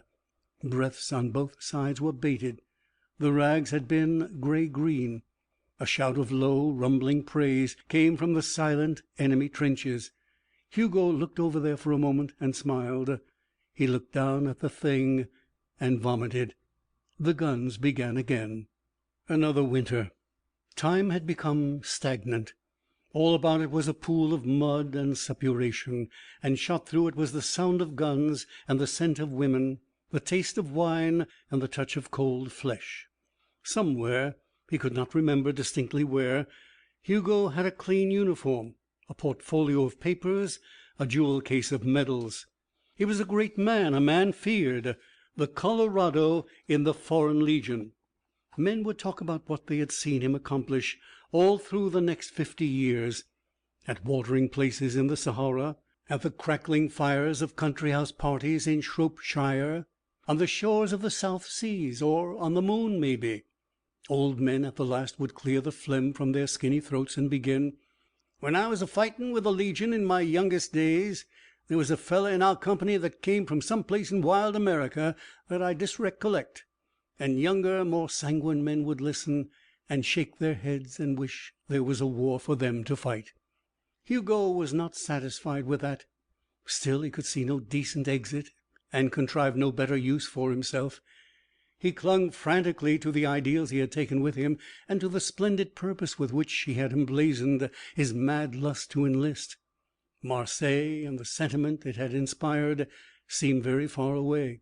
He thought about it as he walked toward the front, his head bent into the gale and his helmet pitched to protect his eyes from the sting of the rain. That night he slept with Shane, a lieutenant now, twice wounded, thrice decorated, and like Hugo, thinner than he had been, older, with eyes grown bleak and seldom vehement. He resembled his lean Yankee ancestors after their exhausting campaigns of the wilderness, alive and sentient only through a sheer stubbornness that brooked neither element nor disaster. Only at rare moments did the slight strain of his French blood lift him from that grim posture. Such a moment was afforded by the arrival of Hugo. "Great God, Hugo, we haven't seen you in a dog's age." Other soldiers smiled and brought rusty cigarettes into the dugout where they sat and smoked. Hugo held out his hand. "Been busy. Glad to see you." "Yes, I know how busy you've been. Up and down the lines we hear about you, Le Colorado. Damned funny war. You'd think you weren't human, or anywhere near human, to hear these birds. Wish you'd tell me how you get away with it. Hasn't one nicked you yet?" "Not yet." "God damn, got me here," he tapped his shoulder, "and here," his thigh. "That's tough. I guess the sort of work I do isn't calculated to be as risky as yours," Hugo said. "Humph. That you can tell to Sweeney." The Frenchmen were still sitting politely, listening to a dialogue they could not understand. Hugo and Shane eyed each other in silence, a long penetrating silence. At length the latter said soberly, "Still as enthusiastic as you were that night in Marseilles?" "Are you?" "I didn't have much conception of what war would be then." "Neither did I," Hugo responded, "and I'm not very enthusiastic any more." "Oh, well, exactly." "Heard from your family?" "Sure." "Well." They relapsed into silence again. By and by they ate a meal of cold food, supplemented by rank, steaming coffee. Then they slept. Before dawn Hugo woke feeling like a man in the mouth of a volcano that had commenced to erupt. The universe was shaking. The walls of the dugout were molting chunks of earth. The scream and burst of shells were constant. He heard Shane's voice above the din, issuing orders in French. Their batteries were to be phoned, a protective counter-fire, a barrage in readiness in case of attack, which seemed imminent. Larger shells drowned the voice. Hugo rose and stood beside Shane. "Coming over?" "Coming over." A shapeless face spoke in the gloom. The voice panted, "We must get out of here, my lieutenant. They are smashing in the dugout." A methodical scramble to the orifice. Hell was rampaging in the trench. The shells fell everywhere. Shane shook his head. It was neither light nor dark. The incessant blinding fire did not make things visible except for fragments of time and in fantastic perspectives. Things belched and boomed and smashed the earth and whistled and howled. It was impossible to see how life could exist in that cauldron. And yet men stood calmly all along the line. A few of them, here and there, were obliterated. The red sky in the southeast became redder with the rising sun. Hugo remained close to the wall. It was no novelty for him to be under shell fire, but at such times he felt the need of caution with which he could ordinarily dispense. If one of the steel cylinders found him, even his mighty frame might not contain itself. Even he might be rent asunder. Shane saw him and smiled. 20 yards away a geyser of fire sprayed the heavens. 10 feet away a fragment of shell lashed down a pile of sandbags. Shane's smile widened. Hugo returned it. Then red fury enveloped the two men. Hugo was crushed ferociously against the wall and liberated in the same second. He fell forward, his ears singing and his head dizzy. He lay there aching. Dark red stains flowed over his face from his nose and ears. Painfully he stood up. A soldier was watching him from a distance with alarmed eyes. Hugo stepped. He found that locomotion was possible. The bedlam increased. It brought a sort of madness. He remembered Shane. He searched in the smoking, stinking muck. He found the shoulders and part of Shane's head. He picked them up in his hands, disregarding the butchered ends of the raw gobbet. White electricity crackled in his head. He leaped to the parapet, shaking his fists. God damn you dirty sons of bitches! I'll make you pay for this! You got him, you bastards! I'll shove your filthy hides down your devil's throat and through his guts! Oh, Jesus!" He did not feel the frantic tugging of his fellows. He ran into that bubbling, doom-ridden chaos, waving his arms and shouting maniacal profanities. A dozen times he was knocked down. He bled slowly where fragments had battered him. He crossed over and paused on the German parapet. He was like a being of steel. Bullets sprayed him. His arms dangled and lifted. Barbed wire trailed behind him. Down before him, shoulder to shoulder, the attacking regiments waited for the last crescendo of the bombardment. They saw him come out of the fury and smiled grimly. They knew such madness. They shot. He came on. At last they could hear his voice dimly through the tumult. Someone shouted that he was mad, to beware when he fell. Hugo jumped among them. Bayonets rose. Hugo wrenched 3 knives from their wielders in one wild clutch. His hands went out, snatching and squeezing. That was all. No weapons, no defense, just hands. Whatever they caught, they crushed flat. And heads fell into those dreadful fingers. Sides, legs, arms, bellies. Bayonets slid from his tawny skin, taking his clothes. By and by, except for his shoes, he was naked. His fingers had made 100 bunches of clotted pulp, and then 1,000, as he walked swiftly forward in that trench. Ahead of him was a file of green, behind a clogged row of writhing men. Scarcely did the occupants of each new traverse see him before they were smitten. The wounds he inflicted were monstrous. On he walked, his voice now stilled, his breath sucking and whistling through his teeth, his hands flailing and pinching and spurting red with every contact. No more formidable engine of desolation had been seen by man, no more titanic fury, no swifter and surer death. For 30 minutes he raged through that line. The men thinned. He had crossed the attacking front. Then the barrage lifted, but no whistles blew. No soldiers rose. A few raised their heads and then lay down again. Hugo stopped and went back into the abattoir. He leaped to the parapet. The French saw him silhouetted against the sky. The second German wave, coming slowly over a far hill, saw him and hesitated. No ragged line of advancing men. No cacophony of rifle fire. Only that strange, savage figure. A man dipped in scarlet, nude, dripping, panting. Slowly in that hiatus he wheeled.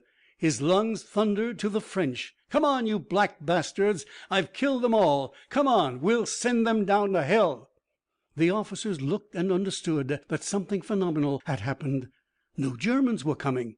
A man stood above their trench. "Come quick!" Hugo shouted. He saw that they did not understand. He stood an instant, fell into the trench, and presently a shower of German corpses flung through the air in wide arcs and landed on the very edge of the French position.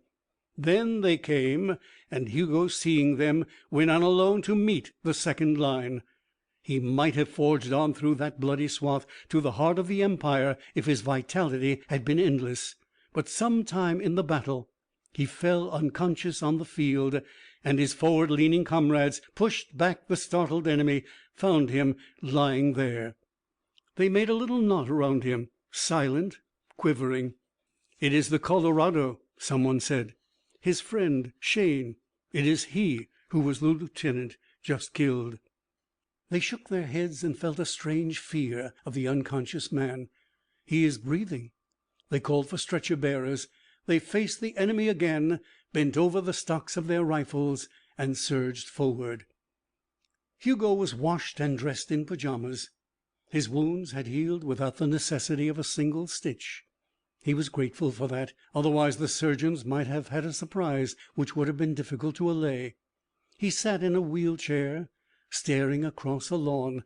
An angular woman, in an angular hat and tailored clothes, was trying to engage him in conversation. "Is it very painful, my man?" Hugo was seeing that trench again. The pulp and blood and hate of it. "Not very." Her tongue and saliva made a noise. "Don't tell me. I know it was. I know how you all bleed and suffer." "Madam, it happens that my wounds were quite superficial." "Nonsense, my boy. They wouldn't have brought you to a base hospital in that case. You can't fool me." "I was suffering only from exhaustion." She paused. He saw a gleam in her eye. "I suppose you don't like to talk about things. Poor boy, but I imagine your life has been so full of horror that it would be good for you to unburden yourself. Now tell me, just what does it feel like to bayonet a man?" Hugo trembled. He controlled his voice. "Madam," he replied, "it feels exactly like sticking your finger into a warm, steaming pile of cow dung." "Oh!" she gasped, and he heard her repeat it again in the corridor. End of chapter 13.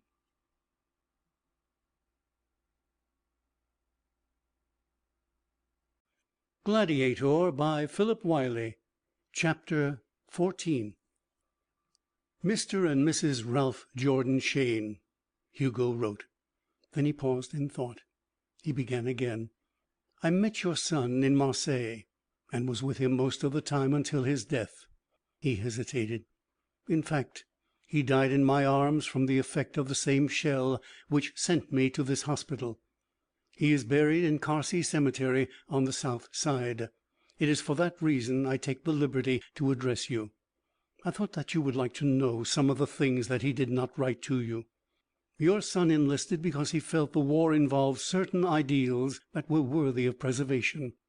That he gave his life for those ideals must be a source of pride to you. In training he was always controlled, kindly, unquarrelsome, comprehending. In battle he was aggressive, brilliant, and more courageous than any other man I have ever known. In October a year ago he was decorated for bringing in Captain Crowan, who was severely wounded during an attack that was repulsed. Under heavy shell fire Tom went boldly into no man's land and carried the officer from a shell pit on his back. At the time Tom himself sustained 3 wounds. He was mentioned a number of times in the dispatches for his leadership of attacks and patrols. He was decorated a second time for the capture of a German field officer and 3 of his staff, a coup which your son executed almost single-handed. Following his death his company made an attack to avenge him, which wiped out the entire enemy position along a sector nearly a kilometer in width, and which brought a permanent advantage to the Allied lines. That is mute testimony of his popularity among the officers and men. I know of no man more worthy of the name American, no American more worthy of the words gentleman and hero. I realize the slight comfort of these things, and yet I feel bound to tell you of them because Tom was my friend, and his death is grievous to me as well as to you. Yours sincerely, Lieutenant Hugo Danner. Hugo posted the letter. When the answer came he was once again in action, the guns chugging and rumbling, the earth shaking. The reply read: "Dear Lieutenant Danner, thank you for your letter in reference to our son. We knew that he had enlisted in some foreign service. We did not know of his death. I am having your statements checked because if they are true I shall be one of the happiest persons alive, and his mother will be both happy and sad. The side of a young Tom which you claim to have seen is one quite unfamiliar to us. At home he was always a waster, much of a snob, and impossible to control. It may be harsh to say such things of him now that he is dead, but I cannot recall one noble deed, one unselfish act in his life here with us. That I have a dead son would not sadden me. Tom had been disinherited by us, his mother and father. But that my dead son was a hero makes me feel that at last, coming into the Shayne blood and heritage, he has atoned, and so I honor him. If the records show that all that you have said of him is true, I shall not only honor him in this country, but I shall come to France to pay my tribute with a full heart and a knowledge that neither he nor I have lived in vain. Gratefully yours, R.J. Shayne." Hugo reread the letter and stood a while with wistful eyes. He remembered Shayne's Aunt Emma, Shayne's bitter calumniation of his family. Well, they had not understood him, and he had not wanted them to understand him. Perhaps Shayne had been more content that he admitted in the mud of the trenches. The war had been a real thing to him. Hugo thought of its insufficiencies for himself. The world was not enough for Shayne, but the war had been. Both were insufficient for Hugo Danner. He listened to the thunder in the sky tiredly. 2 months later, Hugo was ordered from rest billets to the major's quarters. A middle-aged man and woman, accompanied by a sleek Frenchman, awaited him. The man stepped forward with dignified courtesy. "I am Tom Shayne's father, and this is Mrs. Shayne." Hugo felt a great lack of interest in them. They had come too late. It was their son who had been his friend. He almost regretted the letter. He shook hands with them. Mrs. Shayne went to an automobile. Her husband invited Hugo to a café. Over the wine he became suddenly less dignified, more human, and almost pathetic. "Tell me about him, Danner. I loved that kid once, you know." Hugo found himself unexpectedly moved. The man was so eager, so strangely happy. He stroked his white mustache and turned away moist eyes. And so Hugo told him.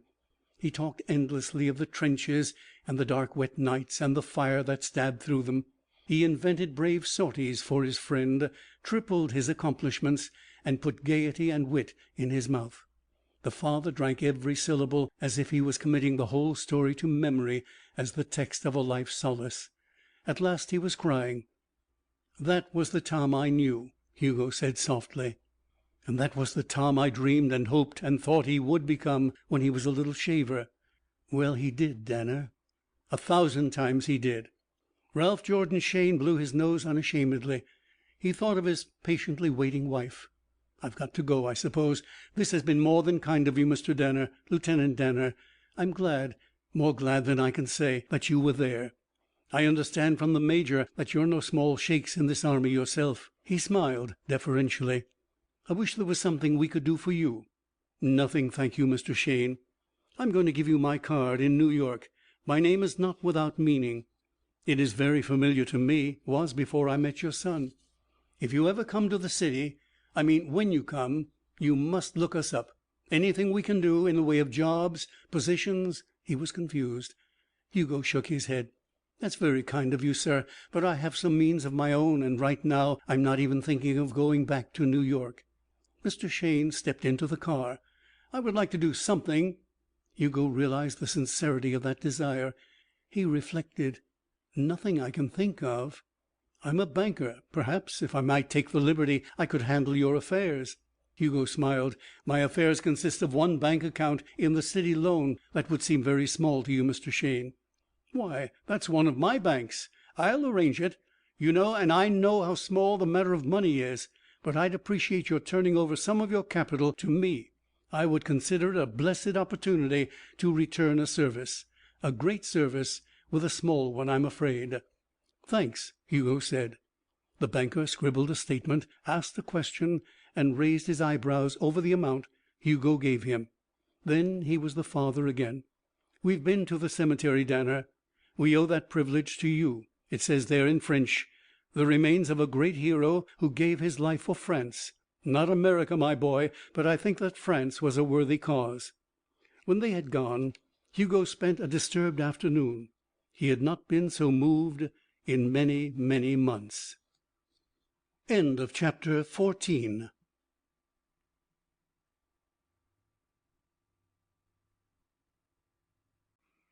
Gladiator by Philip Wylie.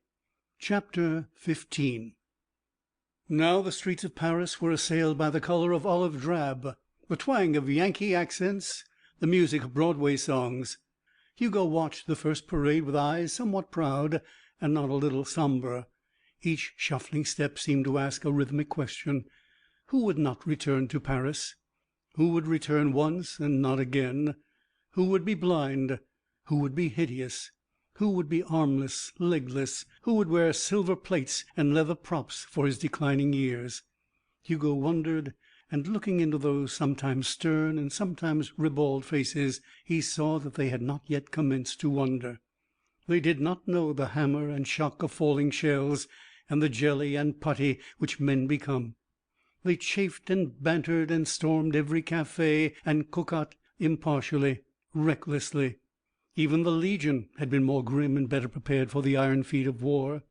They fell upon Hugo with their atrocious French, two young men who wanted a drink and could not make the bartender understand. "Hey, Franzé," they called to him. "Comment dire que vous voulez des jus bois?" Hugo smiled and said, "What do you birds want to drink?" "God Almighty, here's a frog that speaks United States. Get the gang. What's your name, Bo?" "Danner." "Come on and have a flock of drinks on us. You're probably dying on French pay. You order for the gang and we'll treat." Eager, grinning American faces. "Can you get whiskey in this godforsaken dump?" "Straight or highball?" "That's the talk. Straight, Dan. We're in the army now." Hugo drank with them. Only for one moment did they remember they were in the army to fight. "Say, Dan, the war really as tough as they claim it is?" "I don't know how tough they claim it is." "Well, you seen much fighting?" 3 years. "Is it true that the Heinies—" His hands indicated his question. "Sometimes. Accidentally, more or less. You can't help it." "And do them machine guns really mow 'em down?" Hugo shrugged. "There are only 4 men in service now who started with my company." "Ouch." "Garçon, encore, and tell 'em to make it double, no triple. Dan, old man, it may be my last."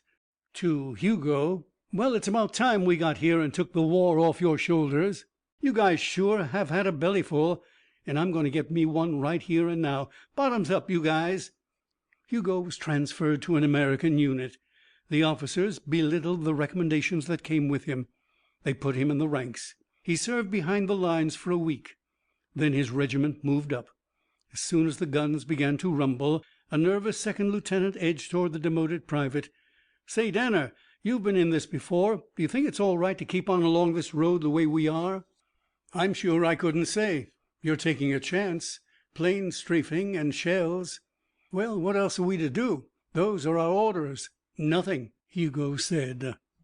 When the first shells fell among them, however, Danner forgot that his transference had cost his commission and sadly bereft Captain Crouan and his command.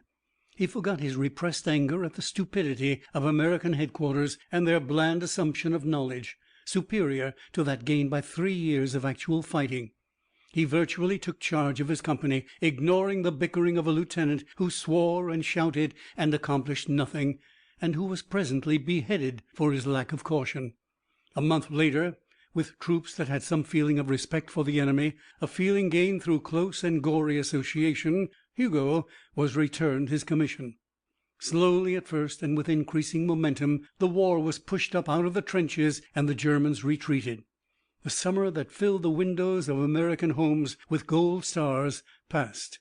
Hugo worked like a slave out beyond the front trenches, scouting, spying, destroying, salvaging, bending his heart and shoulders to a task that had long since become an acid routine. September, October, November. The end of that holocaust was very near. Then there came a day warmer than the rest and less rainy. Hugo was riding toward the lines on a camion. He rode as much as possible now. He had not slept for 2 days. His eyes were red and twitching. He felt tired as if his fatigue were the beginning of death. Tired so that nothing counted or mattered. Tired of killing, of hating, of suffering. Tired even of an ideal that had tarnished through long weathering. The camion was steel, and it rattled and bumped as it moved over the road. Hugo lay flat in it, trying to close his eyes. After a time, moving between the stumps of a row of poplars, they came abreast of a regiment returning from the battle. They walked slowly and dazedly. Each individual was still amazed at being alive after the things he had witnessed. Hugo raised himself and looked at them. The same expression had often been on the faces of the French. The long line of the regiment ended. Then there was an empty space on the road, and the speed of the truck increased. Finally it stopped with a sharp jar, and the driver shouted that he could go no farther. Hugo clambered to the ground. He estimated that the battery toward which he was traveling was a mile farther. He began to walk. There was none of the former lunge and stride in his steps. He trudged, rather, his head bent forward. A little file of men approached him, and even at a distance he did not need a second glance to identify them, walking wounded. By ones and twos they began to pass him. He paid scant attention. Their field dressings were stained with the blood that their progress cost. They cursed and muttered. Someone had given them cigarettes. and a dozen wisps of smoke rose from each group. It was not until he reached the end of the straggling line that he looked up.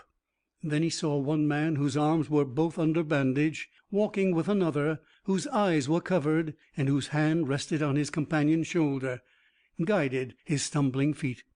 Hugo viewed them as they came on, and presently heard their conversation. "Christ, it hurts," one of them said. "The devil with hurting, boy," the blinded man answered. "So do I, for that matter. I feel like there was a hot poker in my brains." "Want another butt?" "No, thanks. Makes me kind of sick to drag on them. Wish I had a drink, though. Who doesn't?" Hugo heard his voice. "Hey, you guys," he said. "Here's some water, and a shot of cognac, too." The first man stopped, and the blind man ran into him, bumping his head. He gasped with pain, but his lips smiled. "Damn nice of you, whoever you are." They took the canteen and swallowed. "Go on," Hugo said, and permitted himself a small lie. "I can get more in a couple of hours." He produced his flask. "And finish off with a shot of this." He held the containers for the armless man and handed them to the other. Their clothes were ragged and stained. Their shoes were in pieces. Sweat had soaked under the blind man's armpits and stained his tunic. As Hugo watched him swallow thirstily, he started. The chin and the hair were familiar. His mind spun. He knew the voice, although its tenor was sadly changed. "Good God," he said involuntarily, "it's Lefty." Lefty stiffened. "Who are you?" "Hugo Danner." "Hugo Danner?" The tortured brain reflected. "Hugo, good old Hugo. What in the name of Jesus are you doing here?" "Same thing you are." An odd silence fell. The man with the shattered arms broke it. "Know this fella?" "Do I know him? Gee, he was at college with me. One of my buddies. Gosh." His hand reached out. "Put it there, Hugo." They shook hands. "Got it bad, Lefty?" The bound head shook. "Not so bad, I guess. I kind of feel that I won't be able to see much any more. Eyes all washed out. Got mustard gas in 'em. But I'll be all right, you know. A little thing like that's nothing. Glad to be alive. Still have my sex appeal, anyhow. Still got the old appetite. But listen, what happened to you? Why in hell did you quit? Woodman nearly went crazy looking for you." "Oh." Hugo's thoughts went back a distance that seemed infinite, into another epoch and another world. "Oh, I just couldn't stick it. Say, you guys, wait a minute." He turned. His camion driver was lingering in the distance. "Wait here." He rushed back. The armless man whistled. "God in heaven, your friend there sure can cover the ground." "Yeah," Lefty said absently. "He always could." In a moment Hugo returned. "I got it all fixed up for you two to ride in. No limousine, but it'll carry you." Lefty's lip trembled. Jesus Christ," he amended stubbornly. "That's decent. I don't feel so dusty today. Damn it, if I had my eyes, I guess I'd cry. Must be the cognac." "Nothing at all, Lefty, old kid. Here, I'll give you a hand." He took Lefty's arm over his shoulder, encircled him with his own, and carried him rapidly over the broken road. "Still got the old fight," Lefty murmured as he felt himself rushed forward. "Still. Been in this mess long?" "Since the beginning." "I should have thought of that. I often wondered what became of you. Iris used to wonder, too." "How is she?" "All right." They reached the truck. Lefty sat down on the metal bottom with a sigh. "Thanks, old bean. I was just about kaput. Tough going, this war. I saw my first shell fall yesterday. Never saw a single German at all. One of those squdgy things came across, and before I knew it, there was onion in my eye for a goal." The truck motor roared. The armless man came alongside and was lifted beside Lefty. "Well, Hugo, so long. You sure were a friend in need. Never forget it. And look me up when the Krauts are all dead, will you?" The gears clashed. "Thanks again. And for the cognac, too." He waved airily. "See you later." Hugo stalked back on the road. Once he looked over his shoulder. The truck was a blur of dust. "See you later. See you later. See you later." Lefty would never see him later. Never see anyone ever. That night he sat in a quiet stupor, all thoughts of a great ideal, a fine abandon, of the fury of justice, and all flagrant phrases brought to an abrupt end by the immediate claims of his own sorrow. Tom Shane was blasted to death. The stinging horror of mustard had fallen into Lefty's eyes. All the young men were dying. The friendships he had made, The human things that gave in memory root to the earth were ripped up and shriveled. That seemed grossly wrong and patently ignoble.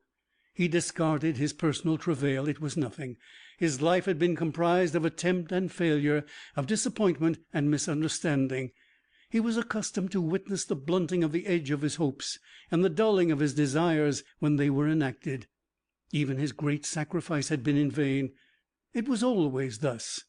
His deeds frightened men or made them jealous. When he conceived a fine thing, the masses, individually or collectively, transformed it into something cheap. His fort in the forest had been branded a hoax. His effort to send himself through college and to rescue Charlotte from an unpleasant life had ended in vulgar comedy. Even that had been her triumph, her hour, and an incongruous strain of greatness had filtered through her personality rather than his. Now his years in the war were reduced to no grandeur, to a mere outlet for his savage instinct to destroy. After such a life, he reflected, he can no longer visualize himself engaged in any search for a comprehension of real values. His mind was thorny with doubts. Seeing himself as a man made hypocritical by his gifts and the narrowness of the world, discarding his own problem as tragically solved, Hugo then looked upon the war as the same sort of colossal error, a waste, useless, hopeless, gaining nothing but the temporal power which it so blatantly disavowed. It had exacted the price of its tawdry excitement in lives, and now that it was almost finished, mankind was ready to emerge blank-faced and panting, no better off than before. His heart ached as he thought of the toil, the effort, the energy and hope and courage that had been spilled over those mucky fields to satisfy the lusts and foolish hates of the demagogues. He was no longer angry. The memory of Lefty sitting smilingly on the van and calling that he would see him later was too sharp an emotion to permit brainstorms and pyrotechnics. If he could but have ended the war single-handed, it might have been different. But he was not great enough for that. He had been 1,000 men, perhaps 10,000, but he could not be millions. He could not wrap his arms around a continent and squeeze it into submission. There were too many people, and they were too stupid to do more than fear him and hate him. Sitting there, he realized that his naive faith in himself and the universe had foundered. The war was only another war that future generations would find romantic to contemplate and dull to study. He was only a species of genius who had missed his mark by a cosmic margin. When he considered his failure, he believed that he was not thinking about himself. There he was, entrusted with special missions which he accomplished no one knew how, and no one questioned in those hectic days. Those who had seen him escape machine-gun fire, carry tons, leap 100 yards, kill scores, still clung to their original concepts of mankind and discredited the miracle their own eyes had witnessed. Too many strange things happened in that blasting carnival of destruction for one strange sight or one strange man to leave a great mark. Personal security was at too great a premium to leave much room for interest and speculation. Even Captain Crouan believed he was only a man of freak strength, and Major Ingalls, in his present situation, was too busy to do more than note that Hugo was capable and nod his head when Hugo reported another signal victory, ascribing it to his long experience in the war rather than to his peculiar abilities. As he sat empty-eyed in the darkness, smoking cigarettes and breathing in his own and the world's tragic futility, his own and the world's abysmal sorrow, that stubborn ancestral courage and determination that was in him still continued to lash his reason. "Even if the war is not worth while," it whispered, "you have committed yourself to it. You are bound and pledged to see it to the bitter end. You cannot finish it on a declining note. Tonight, tomorrow, you must begin again." At the same time his lust for carnage stirred within him like a long subdued demon. Now he recognized it and knew that it must be mastered, but it combined with his conscience to quicken his sinews anew. It was a cold night, but Hugo perspired. Was he to go again into the holocaust to avenge a friend? Was he to live over those crimson seconds that followed the death of Shane, all because he had helped a blind friend into a camion? He knew that he was not. Never again could his instinct so triumph over his reason. That was the greatest danger in being Hugo Danner. That he commenced to see was the explanation of all his suffering in the past. The idea warmed and encouraged him. Henceforth his emotions and sentiments would be buried even deeper than his first inbred caution had buried them. He would be a creature of intelligence, master of his caprice as well as of the power he possessed to carry out that caprice. He lit a fresh cigarette and planned what he would do. On the next night he would prepare himself very carefully. He would eat enormously, provide himself with food and water, rest as much as he could, and then start south and east in a plane. He would drive it far into Germany. When its petrol failed, he would crash it. Stepping from the ruins, he would hasten on into the darkness, on, like Pheidippides, till he reached the center of the enemy government.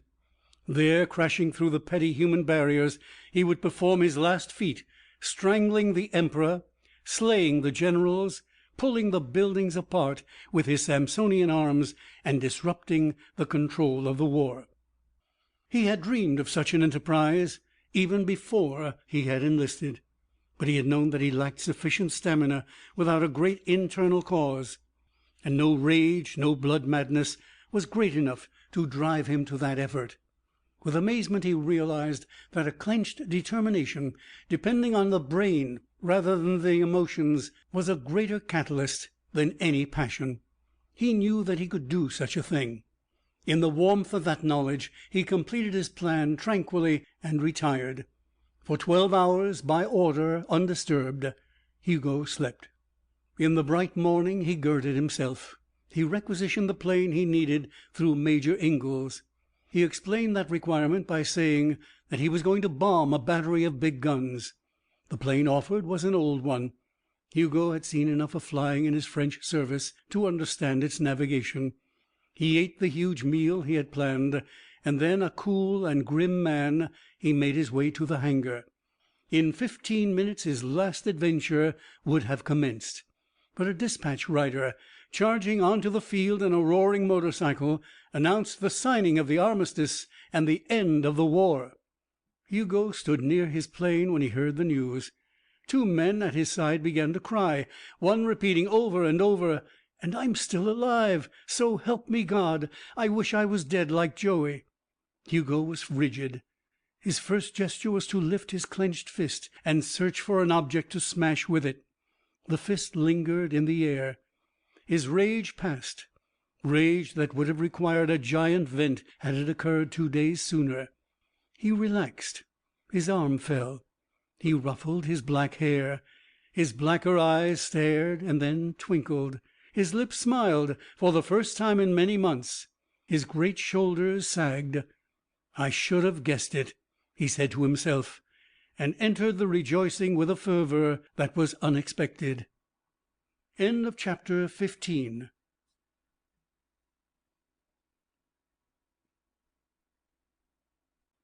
Gladiator by Philip Wylie.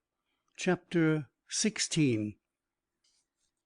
There must be in heaven a certain God, a paunchy, cynical God, whose task it is to arrange for each of the birthward marching souls a set of circumstances so nicely adjusted to its character that the result of its life, in triumph or defeat, will be hinged on the finest of threads. So Hugo must have felt coming home from war. He had celebrated the armistice hugely, not because it had spared his life. Most of the pomp, parade, bawdiness, and glory had originated in such a deliverance, but because it had rescued him from the hot blast of destructiveness. An instantaneous realization of that prevented despair. He had failed in the hour of becoming death itself. Such failure was fortunate, because life to him, even at the end of the war, seemed more the effort of creation than the business of annihilation. To know that had cost a struggle that took place at the hangar as the dispatch bearer rode up, and that remained crucial only between the instant when he lifted his fist and when he lowered it. Brevity made it no less intense. A second of time had resolved his soul afresh, had redistilled it and recombined it. Not long after that he started back to America. The mass of soldiers surrounding him were undergoing a transition that Hugo felt vividly. These men would wake up sweating at night and cry out until someone whispered roughly that there were no more submarines. A door would slam and one of them would begin to weep. There were whisperings and bickerings about life at home, about what each person, disintegrated again to individuality, would do and say and think. Little fears about lost jobs and lost girls cropped out, were thrust back, came finally to remain. And no one wanted life to be what it had been. No one considered that it could be the same. Hugo wrote to his family that the war had ended, that he was well, that he expected to see them sometime in the near future. The ship that carried him reached the end of the blue sea, and he was disembarked and demobilized in New York. He realized even before he was accustomed to the novelty of civilian clothes that a familiar, friendly city had changed. The retrospective spell of the 80s and 90s had vanished. New York was brand new, blatant, rushing, prosperous. The inheritance from Europe had been assimilated. A social reality, entirely foreign and American, had been wrought, and New York was ready to spread it across the parent world. Those things were pressed quickly into Hugo's mind by his hotel, the magazines, a chance novel of the precise date, the cinema, and the more general, more indefinite human pulses. After a few days of random inspection, of casual imbibing, he called upon Tom Shane's father. He would have preferred to escape all painful reminiscing, but he went partly as a duty and partly from necessity. He had no money whatever. A butler opened the door of a large stone mansion and ushered Hugo to the library, where Mr. Shane rose eagerly. "I'm so glad you came. Knew you'd be here soon. How are you?" Hugo was slightly surprised. In his host's manner was the hardness and intensity that he had observed everywhere. "I'm very well, thanks." "Splendid. Cocktails, Smith?" There was a pause. Mr. Shane smiled. "Well, it's over, eh?" "Yes." "All over, and now we've got to beat the spears into plowshares, eh?" "We have." Mr. Shane chuckled. "Some of my spears were already made into plows, and it was a great season for the harvest, young man, a great season." Hugo was still uncertain of Mr. Shane's deepest viewpoint. His uncertainty nettled him. "The grim reaper has done some harvesting on his own account." He spoke almost rudely. Mr. Shane frowned disapprovingly. "I made up my mind to forget, Danner, to forget and to buckle down, and I've done both. You'll want to know what happened to the funds I handled for you."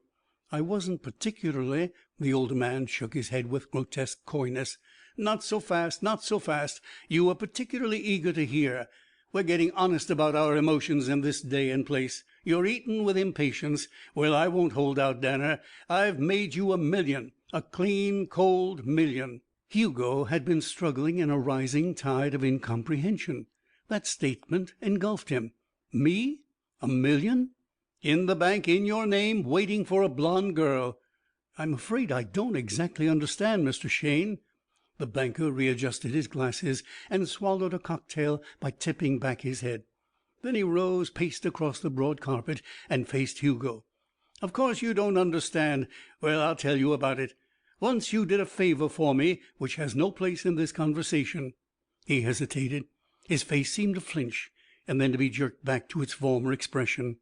"In return, I've done a little for you, and I want to add a word to the gift of your bank book.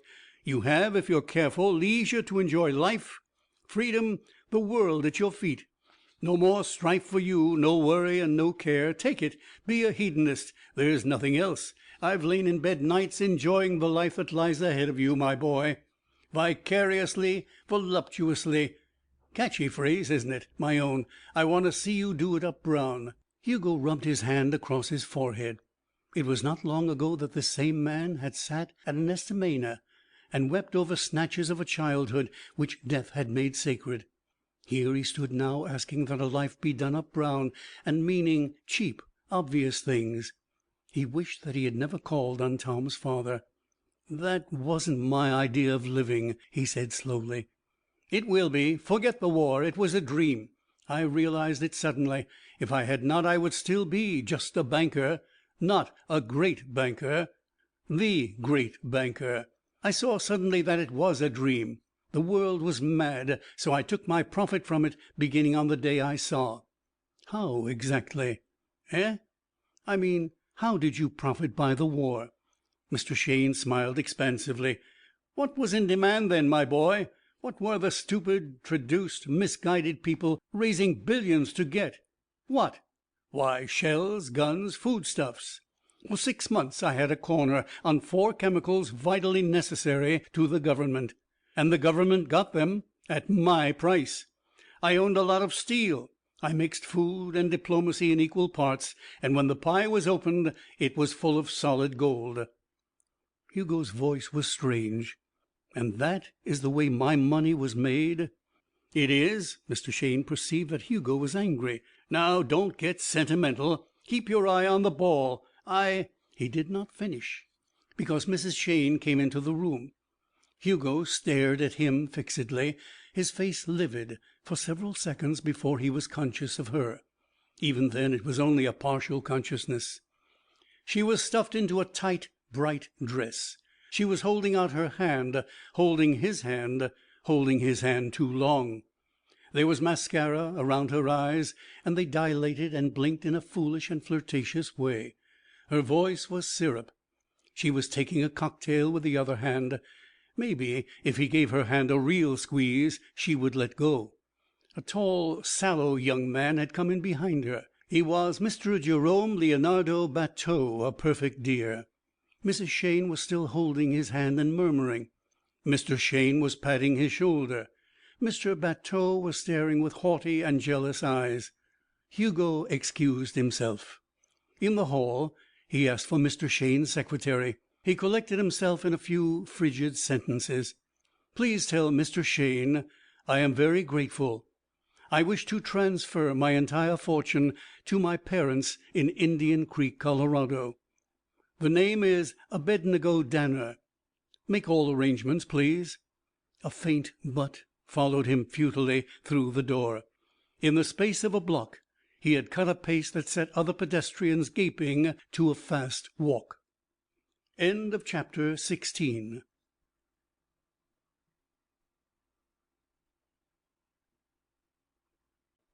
Gladiator by Philip Wylie. Chapter 17.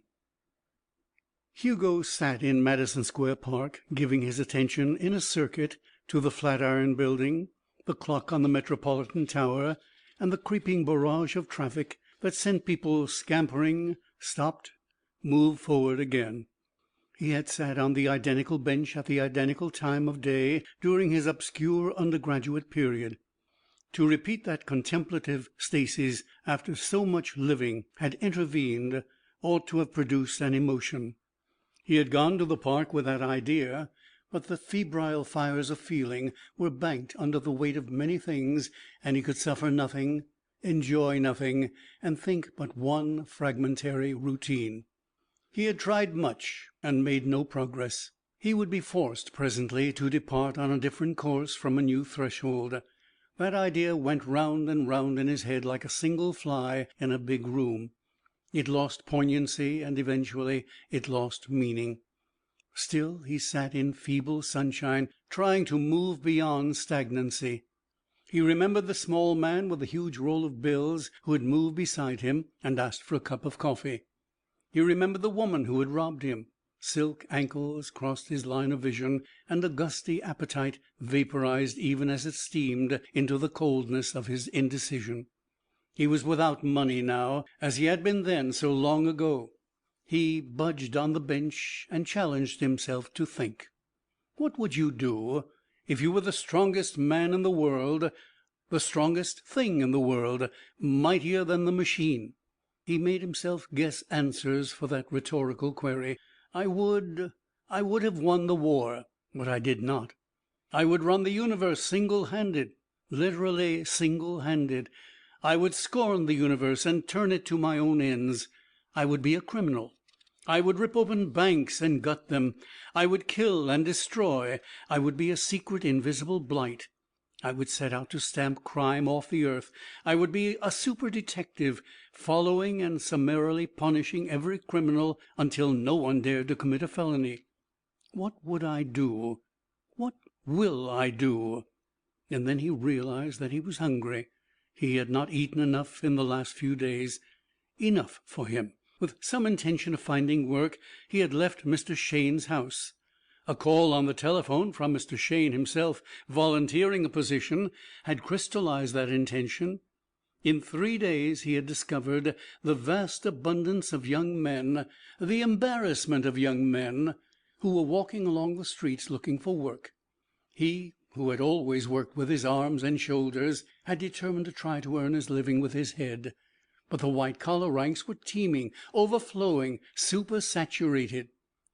He went down in the scale of clerkships and inexperienced clerkships. There was no work.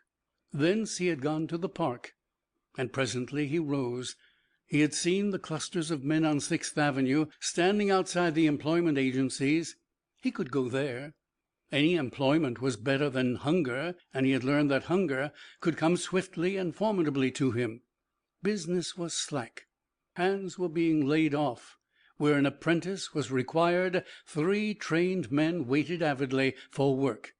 It was appalling, and Hugo saw it as appalling. He was not frightened, but as he walked, he knew that it was a mistake to sit in the park with a myriad other men. Walking made him feel better. It was action. It bred the thought that any work was better than none. Work would not hinder his dreams meantime. When he reached 42nd Street, he could see the sullen, watchful groups of men. He joined one of them. A loose-jointed, dark-faced person came down a flight of stairs, wrote on a blackboard in chalk, and went up again.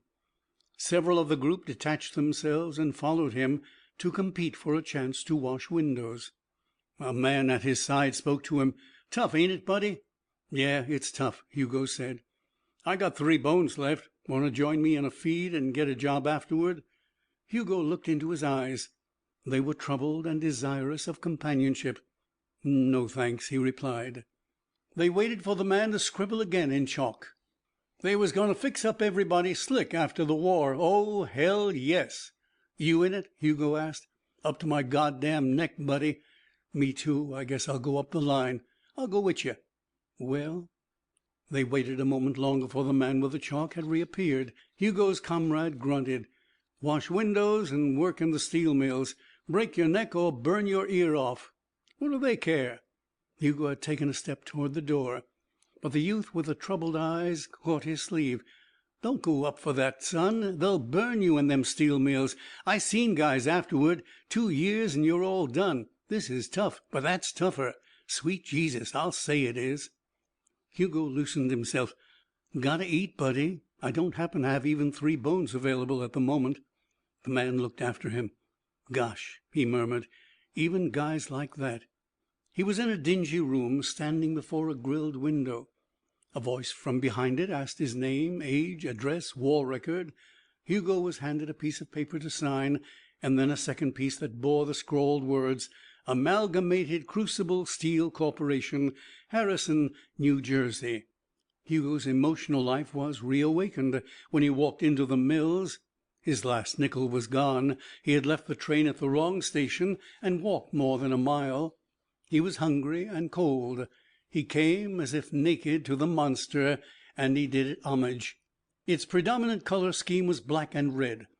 It had a loud pagan voice. It breathed fire.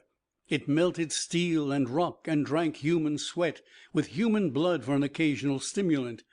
On every side of him were enormous buildings, and woven between them a plaid of girders, cables, and tracks, across which masses of machinery moved. Inside, Thor was hammering. Inside, a crane sped overhead like a tarantula, trailing its viscera to the floor, dangling a gigantic iron rib. A white speck in its wounded abdomen was a human face. The bright metal gushed from another hole. It was livid and partially alive. It was hot and had a smell. It swept away the thought of the dark, descending night. It made a pool in a great ladle. It made a cupful dip from a river in hell. A furnace exhaled sulphurously, darting a snake's tongue into the eye. The mills roared and the earth shook. It was bestial, reptilian labor, and the labor of creation, and the engine that turned the earth could be no more terrible. Hugo, standing sublimely small in its midst, measured his strength against it, soaked up its warmth, shook his fist at it, and shouted in a voice that could not be heard for a foot, "Christ Almighty, this is something!" Name: Hugo Danner. Address: none at present. Experience: none. Married? No. Union? What? Let me see your union card. I don't belong. Well, you got to join. He went to the headquarters of the union. Men were there of all sorts. The mills were taking on hands. There was reconstruction to be done abroad, and steel was needed. They came from Europe, for the most part, thick-set, square-headed, small-eyed men with expressionless faces and bulging muscles that held more meaning than most countenances. They gave him room and no more. They answered the same questions that he answered. He stood in a third queue with them, belly to back, mouths closed. He was sent to a lodging house, advanced $5, and told that he would be boarded and given a bed, and no more until the employment agency had taken its commission and the union its dues. He signed a paper. He went on the night shift without supper. He ran a wheelbarrow filled with heavy, warm slag for 100 feet over a walk of loose bricks. The job was simple: load, carry, dump, return, load. On some later night he would count the number of loads, but on this first night he walked with excited eyes, watching the tremendous things that happened all around him. Men ran the machinery that dumped the ladle. Men guided liquid iron from the furnaces into a maze of channels and cloughs, clearing the way through the sand, cutting off the stream, making new openings. Men wheeled the slag and steered the trains and trams and cranes. Men operated the hammers, and almost all the men were nude to the waist, sleek and shining with sweat. Almost all of them drank whiskey. One of the men in the wheelbarrow line even offered a drink to Hugo.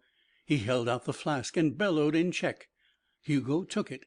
The drink was raw and foul. Pouring into his empty stomach, it had a powerful effect, making him exalted, making him work like a demon. After a long, noisy time that did not seem long, a steam whistle screamed faintly, and the shift was ended. The Czech accompanied Hugo through the door. The new shift was already at work. They went out. A nightmare of brilliant orange and black fled from Hugo's vision, and he looked into the pale, remote chiaroscuro of dawn. "Me tired," the Czech said in a small, aimless tone. They flung themselves on dirty beds in a big room, but Hugo did not sleep for a time, not until the sun rose and day was evident in the grimy interior of the bunkhouse. That he could think while he worked had been Hugo's thesis when he walked up 6th Avenue. Now, working steadily, working at a thing that was hard for other men and easy for him, he nevertheless fell into the stolid vacuum of the manual laborer. The mills became familiar, less fantastic. He remembered that oftentimes the war had given him a more dramatic passage of man's imagination forged into fire and steel. His task was changed numerous times. For a while he puddled pig iron with a long-handled, hoe-like tool. "Don't slip in," they said. It was succinct, graphic. Then they put him on the hand cars that fed the furnaces. It was picturesque, daring, and for most men too hard. Few could manage the weight or keep up with the pace. Those who did were honored by their fellows. The trucks were moved forward by human strength and dumped by hand windlasses. Occasionally, they said, you became tired and fell into the furnace, or jumped. If you got feeling woozy, they said, quit. The high rails and the red mouths were hypnotic, like burning Baal and the Juggernaut. Hugo's problems had been abandoned. He worked as hard as he dared. The presence of grandeur and din made him content. How long it would have lasted is uncertain. Not forever. On the day when he had pushed up 203 loads during his shift, the boss stopped him in the yard. A tall, lean, acid man. He caught Hugo's sleeve and turned him round. "You're one of the bastards on the furnace line." "Yes." "How many cars did you push up to day?" 203. "What the hell do you think this is, anyway?" "I don't get you." "Oh, you don't, huh? Well, listen here, you goddamn athlete. What are you trying to do? You got the men all sore, wearing themselves out. I had to lay off 3. Why? Because they couldn't keep up with you, that's why. Because they got their guts in a snarl trying to bust your record. What do you think you're in, a race? Somebody's got to show you your place around here, and I think I'll just kick a lung out right now." The boss had worked himself into a fury. He became conscious of an audience of workers. Hugo smiled. "I wouldn't advise you to try that, even if you are a big guy." "What was that?" The words were roared. He gathered himself. But when Hugo did not flinch, did not prepare himself, he was suddenly startled. He remembered, perhaps, the 203 cars. He opened his fist. "All right. I ain't even going to bother myself trying to break you into this game. Get out." "What?" "Get out. Beat it. I'm firing you." "Firing me? For working too hard?" Hugo laughed. He bent double with laughter. His laughter sounded above the thunder of the mill. "Oh, God, that's funny. Fire me." He moved toward the boss menacingly. "I've a notion to twist your liver round your neck myself." The workers realized that an event of some magnitude was taking place. They drew nearer. Hugo's laughter came again and changed into a smile, an emotion that cooled visibly. Then swiftly he peeled up the sleeve of his shirt. His fist clenched, his arm bent. Under the nose of his boss he caused his mighty biceps to swell. His whole body trembled. With his other hand he took the tall man's fingers and laid them on that muscle. "Squeeze!" he shouted. The boss squeezed. His face grew pallid, and he let go suddenly. He tried to speak through his dry mouth, but Hugo had turned his back. At the brick gate post he paused and drew a breath. His words resounded like the crack of doom. "So long!" End of chapter 17.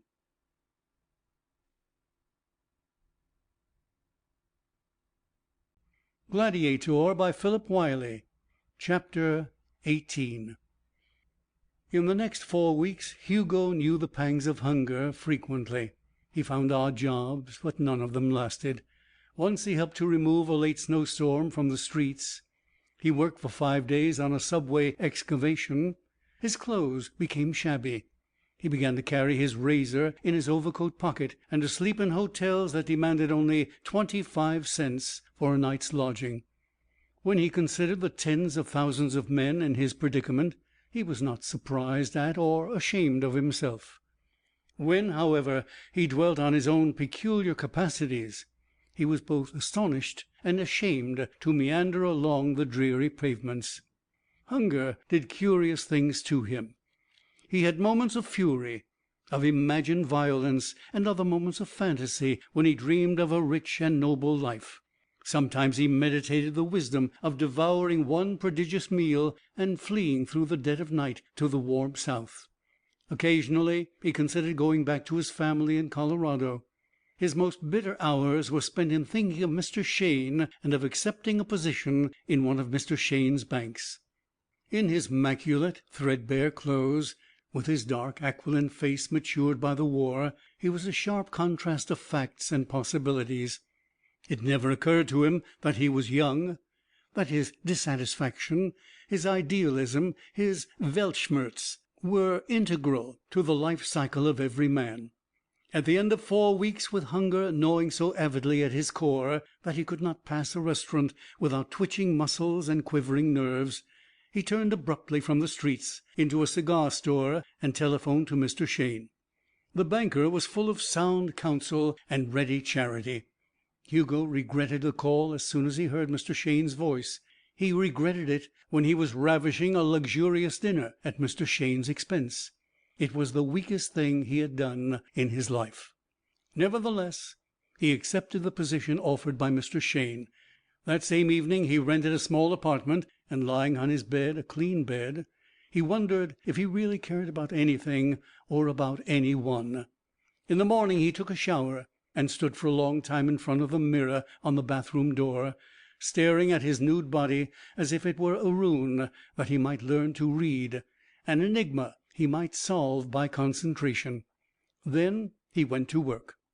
His affiliation with the downtown savings bank lasted into the spring, and was terminated by one of the oddest incidents of his career. Until the day of that incident, his incumbency was in no way unusual.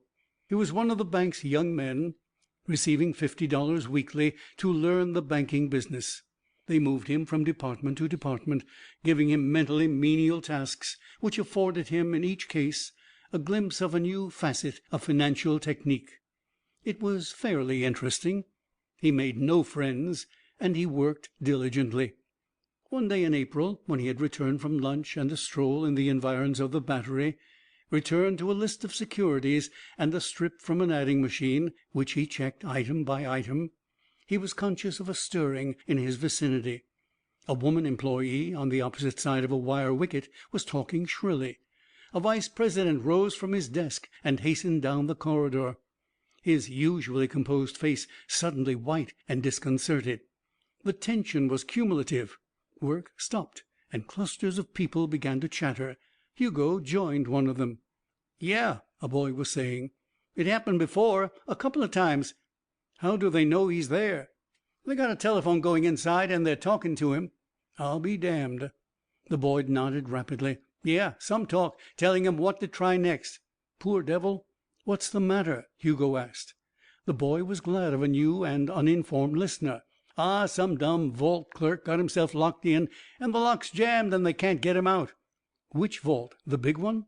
"Nah, the big one's got pipes for that kind of trouble. The little one they moved from the old building."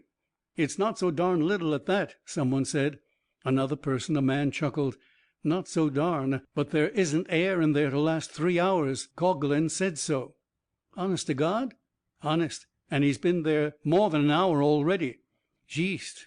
There was a pregnant pictorial silence. Someone looked at Hugo. "What's eating you, Danner? Scared?"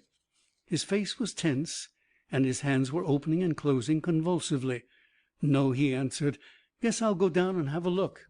He rang for an elevator in the corridor and was carried to the basement. In the small room on which the vault opened were 5 or 6 people, among them a woman who seemed to command the situation. The men were all smoking, their attitudes were relaxed, their voices hushed. One repeated nervously, "Jesus Christ, Jesus Christ, Jesus Christ." "That won't help, Mr. Quayle. I've sent for the expert, and he'll probably have the safe open in a short time." "Blow torches?" the swearing man asked abruptly. "Absurd. He would cook before he was out, and 3 feet of steel and then 2 feet more." "Nitroglycerin? And make jelly out of him?" The woman tapped her fingernails with her glasses. Another arrival, who carried a small satchel, talked with her in an undertone, and then took off his coat. He went first to a telephone on the wall and said, "Give me the inside of the vault. Hello? Hello? You there? Are you all right? Try that combination again." The safe expert held the wire and waited. Not even the faintest sounds of the attempt were audible in the front room. "Hello? You tried it? Well, see if those numbers are in this order." He repeated a series of complicated directions. Finally he hung up. "Says it's getting pretty stuffy in there. Says he's lying down on the floor." People came and went. The president himself walked in calmly and occupied a chair. He lit a cigar, puffed on it, and stared with ruminative eyes at the shiny mechanism on the front of the safe. "We're doing everything possible," the woman said to him crisply. "Of course," he nodded. "I called up the insurance company. We're amply covered." A pause.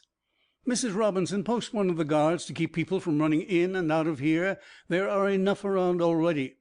No one had given Hugo any attention. He stood quietly in the background. The expert worked, and all eyes were on him. Occasionally he muttered to himself. The hands of an electric clock moved along in audible jerks. Nearly an hour passed, and the room had become hazy with tobacco smoke. The man working on the safe was moist with perspiration. His blue shirt was a darker blue around the armpits. He lit a cigarette, set it down, whirled the dials again, lit another cigarette while the first one burned a chair arm, and then threw a crumpled empty package on the floor. At last he went to the phone again. He waited for some time before it was answered, and he was compelled to make the man inside repeat frequently. The new series of stratagems was without result. Before he went again to his labors, he addressed the group. "Air getting pretty bad, I guess." "Is it dark?" one of them asked tremulously. "No." 15 minutes more. The expert glanced at the bank president, hesitated, struggled frenziedly for a while, and then sighed. "I'm afraid I can't get him out, sir. The combination is jammed and the time lock is all off." The president considered. "Do you know of anyone else who could do this?" The man shook his head. "No. I'm supposed to be the best. I've been called out for this maybe 6 times. I never missed before. You see, we make this safe, or we used to make it, and I'm a specialist. It looks serious." The president took his cigar from his mouth. "Well, go ahead anyway, until it's too late." Hugo stepped away from the wall. "I think I can get him out." They turned toward him. The president looked at him coldly. "And who are you?" "He's the new man Mr. Shayne recommended so highly." "Ah, and how do you propose to get him out, young man?" Hugo stood pensively for a moment. "By methods known only to me. I'm certain I can do it, but I will undertake it only if you will all leave the room." "Ridiculous," Mrs. Robinson said. The president's mouth worked. He looked more sharply at Hugo. Then he rose. "Come on, everybody." He spoke quietly to Hugo. "You have a nerve. How much time do you want?" 5 minutes. "Only 5 minutes," the president murmured as he walked from the chamber. Hugo did not move until they had all gone. Then he locked the door behind them. He walked to the safe and rapped on it tentatively with his knuckles. He removed his coat and vest. He planted his feet against the steel sill under the door. He caught hold of the 2 handles, fidgeted with his elbows, drew a deep breath, and pulled. There was a resonant metallic sound. Something gave. The edge of the 7-foot door moved outward, and a miasma steamed through the aperture. Hugo changed his stance and took the door itself in his hands. His back bent. He pulled again, and with a reverberating clang and the falling of broken steel, it swung out. Hugo dragged the man who lay on the floor to a window that gave on a grated pit. He broke the glass with his fist. The clerk's chest heaved violently. He panted, opened his eyes, and closed them tremblingly. Hugo put on his coat and vest and unlocked the door. The people outside all moved toward him. "It's all right," Hugo said. "He's out." Mrs. Robinson glanced at the clerk and walked to the safe. "He's ruined it," she said in a shrill voice. The president was behind her. He looked at the handles of the vault, which had been bent like hairpins. He stooped to examine the shattered bolts. And then his eyes traveled to Hugo. There was a profoundly startled expression in them. The clerk was sobbing. Presently he stopped. "Who got me out?" They indicated Hugo, and he crossed the floor on tottering feet. "Thanks, mister," he said piteously. "Oh, my God, what a wonderful thing to do! I just passed out when I saw your fingers reaching around." "Never mind," Hugo interrupted. "It's all right, buddy." The president touched his shoulder. "Come up to my office." A doctor arrived. Several people left. Others stood around the demolished door. The president was alone when Hugo entered and sat down. He was cold, and he eyed Hugo coldly. "How did you do that?" Hugo shrugged. "That's my secret, Mr. Mills." "Pretty clever, I'd say." "Not when you know how." Hugo was puzzled. His ancient reticence about himself was acting together with a natural modesty. "Some new explosive?" "Not exactly." "Electricity? Magnetism? Thought waves?" Hugo chuckled. "No, all wrong. Could you do it on a modern safe?" "I don't know." President Mills rubbed his fingers on the mahogany desk. "I presume you were planning that for other purposes." "What?" Hugo said. "Very well done. Very well acted. I will play up to you, Mr. Danner." "Danner, I'll play up to this assumption of innocence. You've saved a man's life. You are, of course, blushingly modest, but you have shown your hand rather clearly. He smiled sardonically.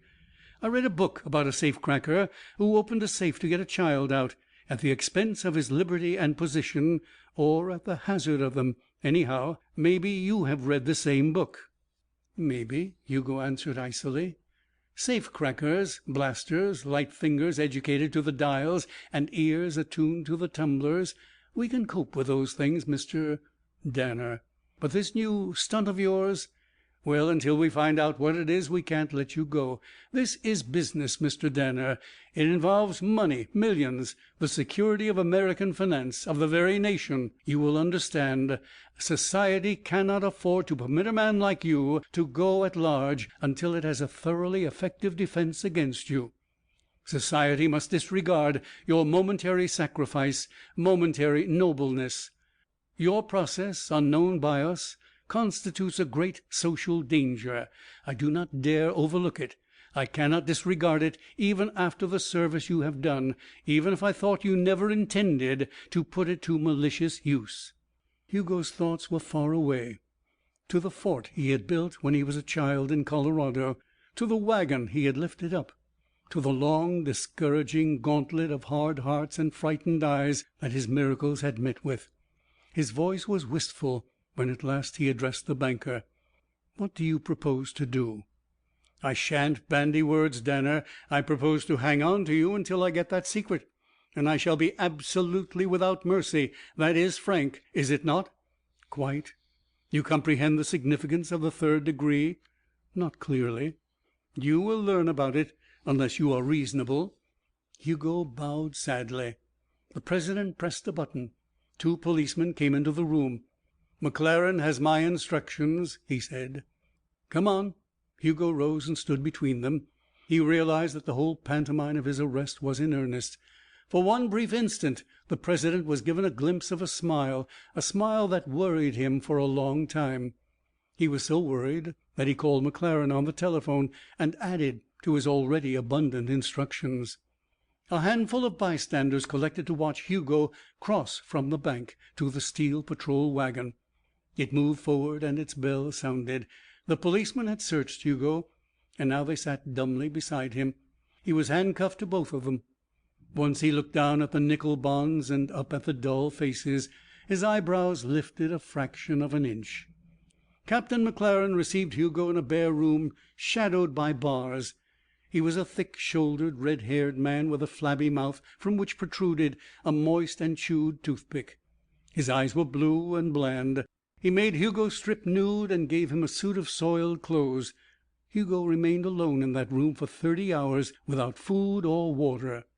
The strain of that ordeal was greater than his jailers could have conceived, but he bore it with absolute stoicism. Early in the evening of the second day the lights in the room were put out. A glaring automobile lamp was set up on a table. He was seated in front of it, and the men behind the table began to question him in voices that strove to be terrible. They asked several questions and ultimately boiled them down to one. "How did you get that safe open?" Which was bawled at him and whispered hoarsely at him from the darkness behind the light, until his mind rang with the words, until he was waiting frantically for each new issue of the words, until sweat glistened on his brow and he grew weak and nauseated. His head ached splittingly and his heart pounded. They desisted at dawn and gave him a glass of water, which he gulped, and then a dose of castor oil, which he allowed them to force into his mouth. A few hours later they began again. It was night before they gave up. The remnant of Hugo's clenched sanity was dumbfounded at what followed after that. They beat his face with fists that shot from the blackness. They threw him to the floor and kicked him. When his skin did not burst and he did not bleed, they beat and kicked more viciously. They lashed him with rubber hoses. They twisted his arms as far as they could, until the bones of an ordinary man would have become dislocated. Except for thirst and hunger and the discomfort caused by the castor oil, Hugo did not suffer. They refined their torture slowly. They tried to drive a splinter under his nails. They turned on the lights and drank water copiously in his presence. They finally brought a blowtorch and prepared to brand him. Hugo perceived that his invulnerability was to stand him in stead no longer. His tongue was swollen, but he could still talk. Sitting placidly in his bonds, he watched the soldering iron grow white in the softly roaring flame. When, in the full light that shone on the bare and hideous room, they took up the iron and approached him, Hugo spoke. "Wait, I'll tell you." McLaren put the iron back. "You will, eh?" "No." "Oh, you won't?" "I shan't tell you, McLaren. I'll show you, and may God have mercy on your filthy soul." There were 6 men in the room. Hugo looked from one to another. He could tolerate nothing more. He had followed the course of President Mill's social theory far enough to be surfeited with it. There was decision in his attitude, and not one of the 6 men who had worked his torment in relays could have failed to feel the chill of that decision. They stood still. McLaren's voice rang out. "Cover him, boys!" Hugo stretched. His bonds burst. The chair on which he sat splintered to kindling. 6 revolvers spat simultaneously.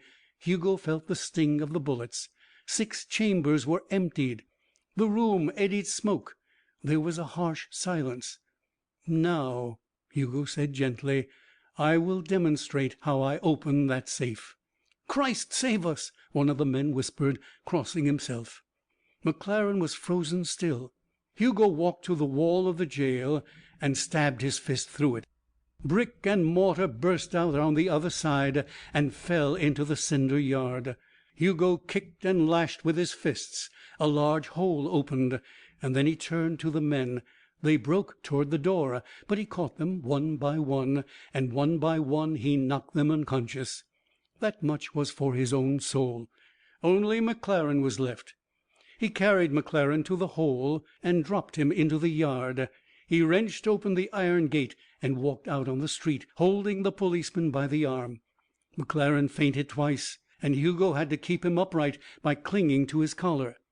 It was dark. He hailed a cab and lifted the man in. "Just drive out of town," Hugo said. McLaren came to. They bumped along for miles, and he did not dare to speak. The apartment buildings thinned. Street lights disappeared. They traversed a stretch of woodland and then rumbled through a small town. "Who are you?" McLaren said. "I'm just a man, McLaren. A man who is going to teach you a lesson."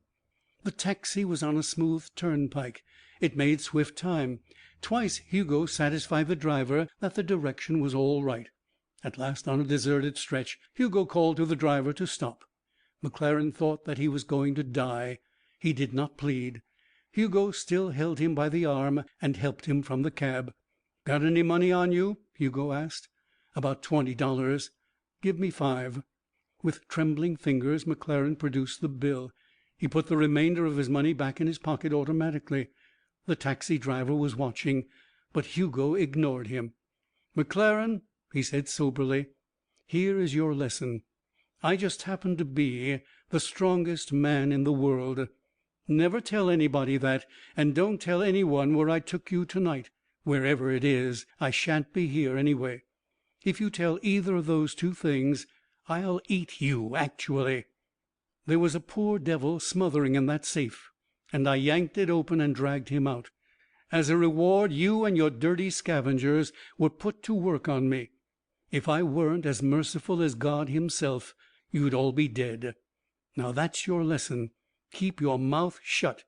Here is the final parable." Still holding the policeman's arm, he walked to the taxi, and to the astonishment of the driver, gripped the axle in one hand, lifted up the front end like a derrick, and turned the entire car around. He put McLaren in the back seat. "Don't forget, McLaren." To the driver, "Back to where you picked us up. The bird in the back seat will be glad to pay." The red lamp of the cab vanished. Hugo turned in the other direction and began to run in great leaps. He slowed when he came to a town. A light was burning in an all-night restaurant. Hugo produced the $5 bill. "Give me a bucket of water and put on about 5 steaks. 5." End of chapter 18.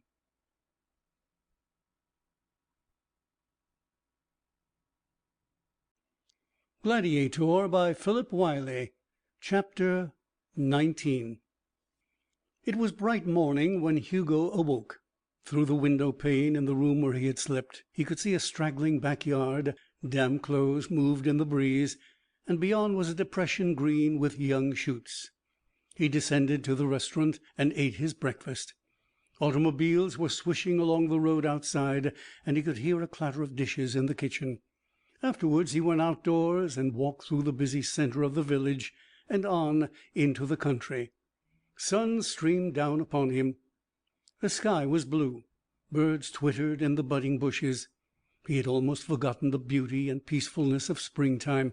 Now it came over him in a rush. Pastel colors and fecund warmth, smells of earth and rain, melodious haphazard wind. He knew intuitively that McLaren would never send for him. He wondered what Mr. Mills would say to Mr. Shayne about him. Both thoughts passed like white clouds over his mind, and he forgot them for an indolent, vegetative tranquillity.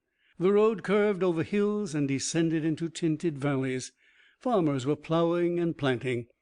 The men at the restaurant had told him that he was in Connecticut. That did not matter, for any other place would have been the same on this May morning.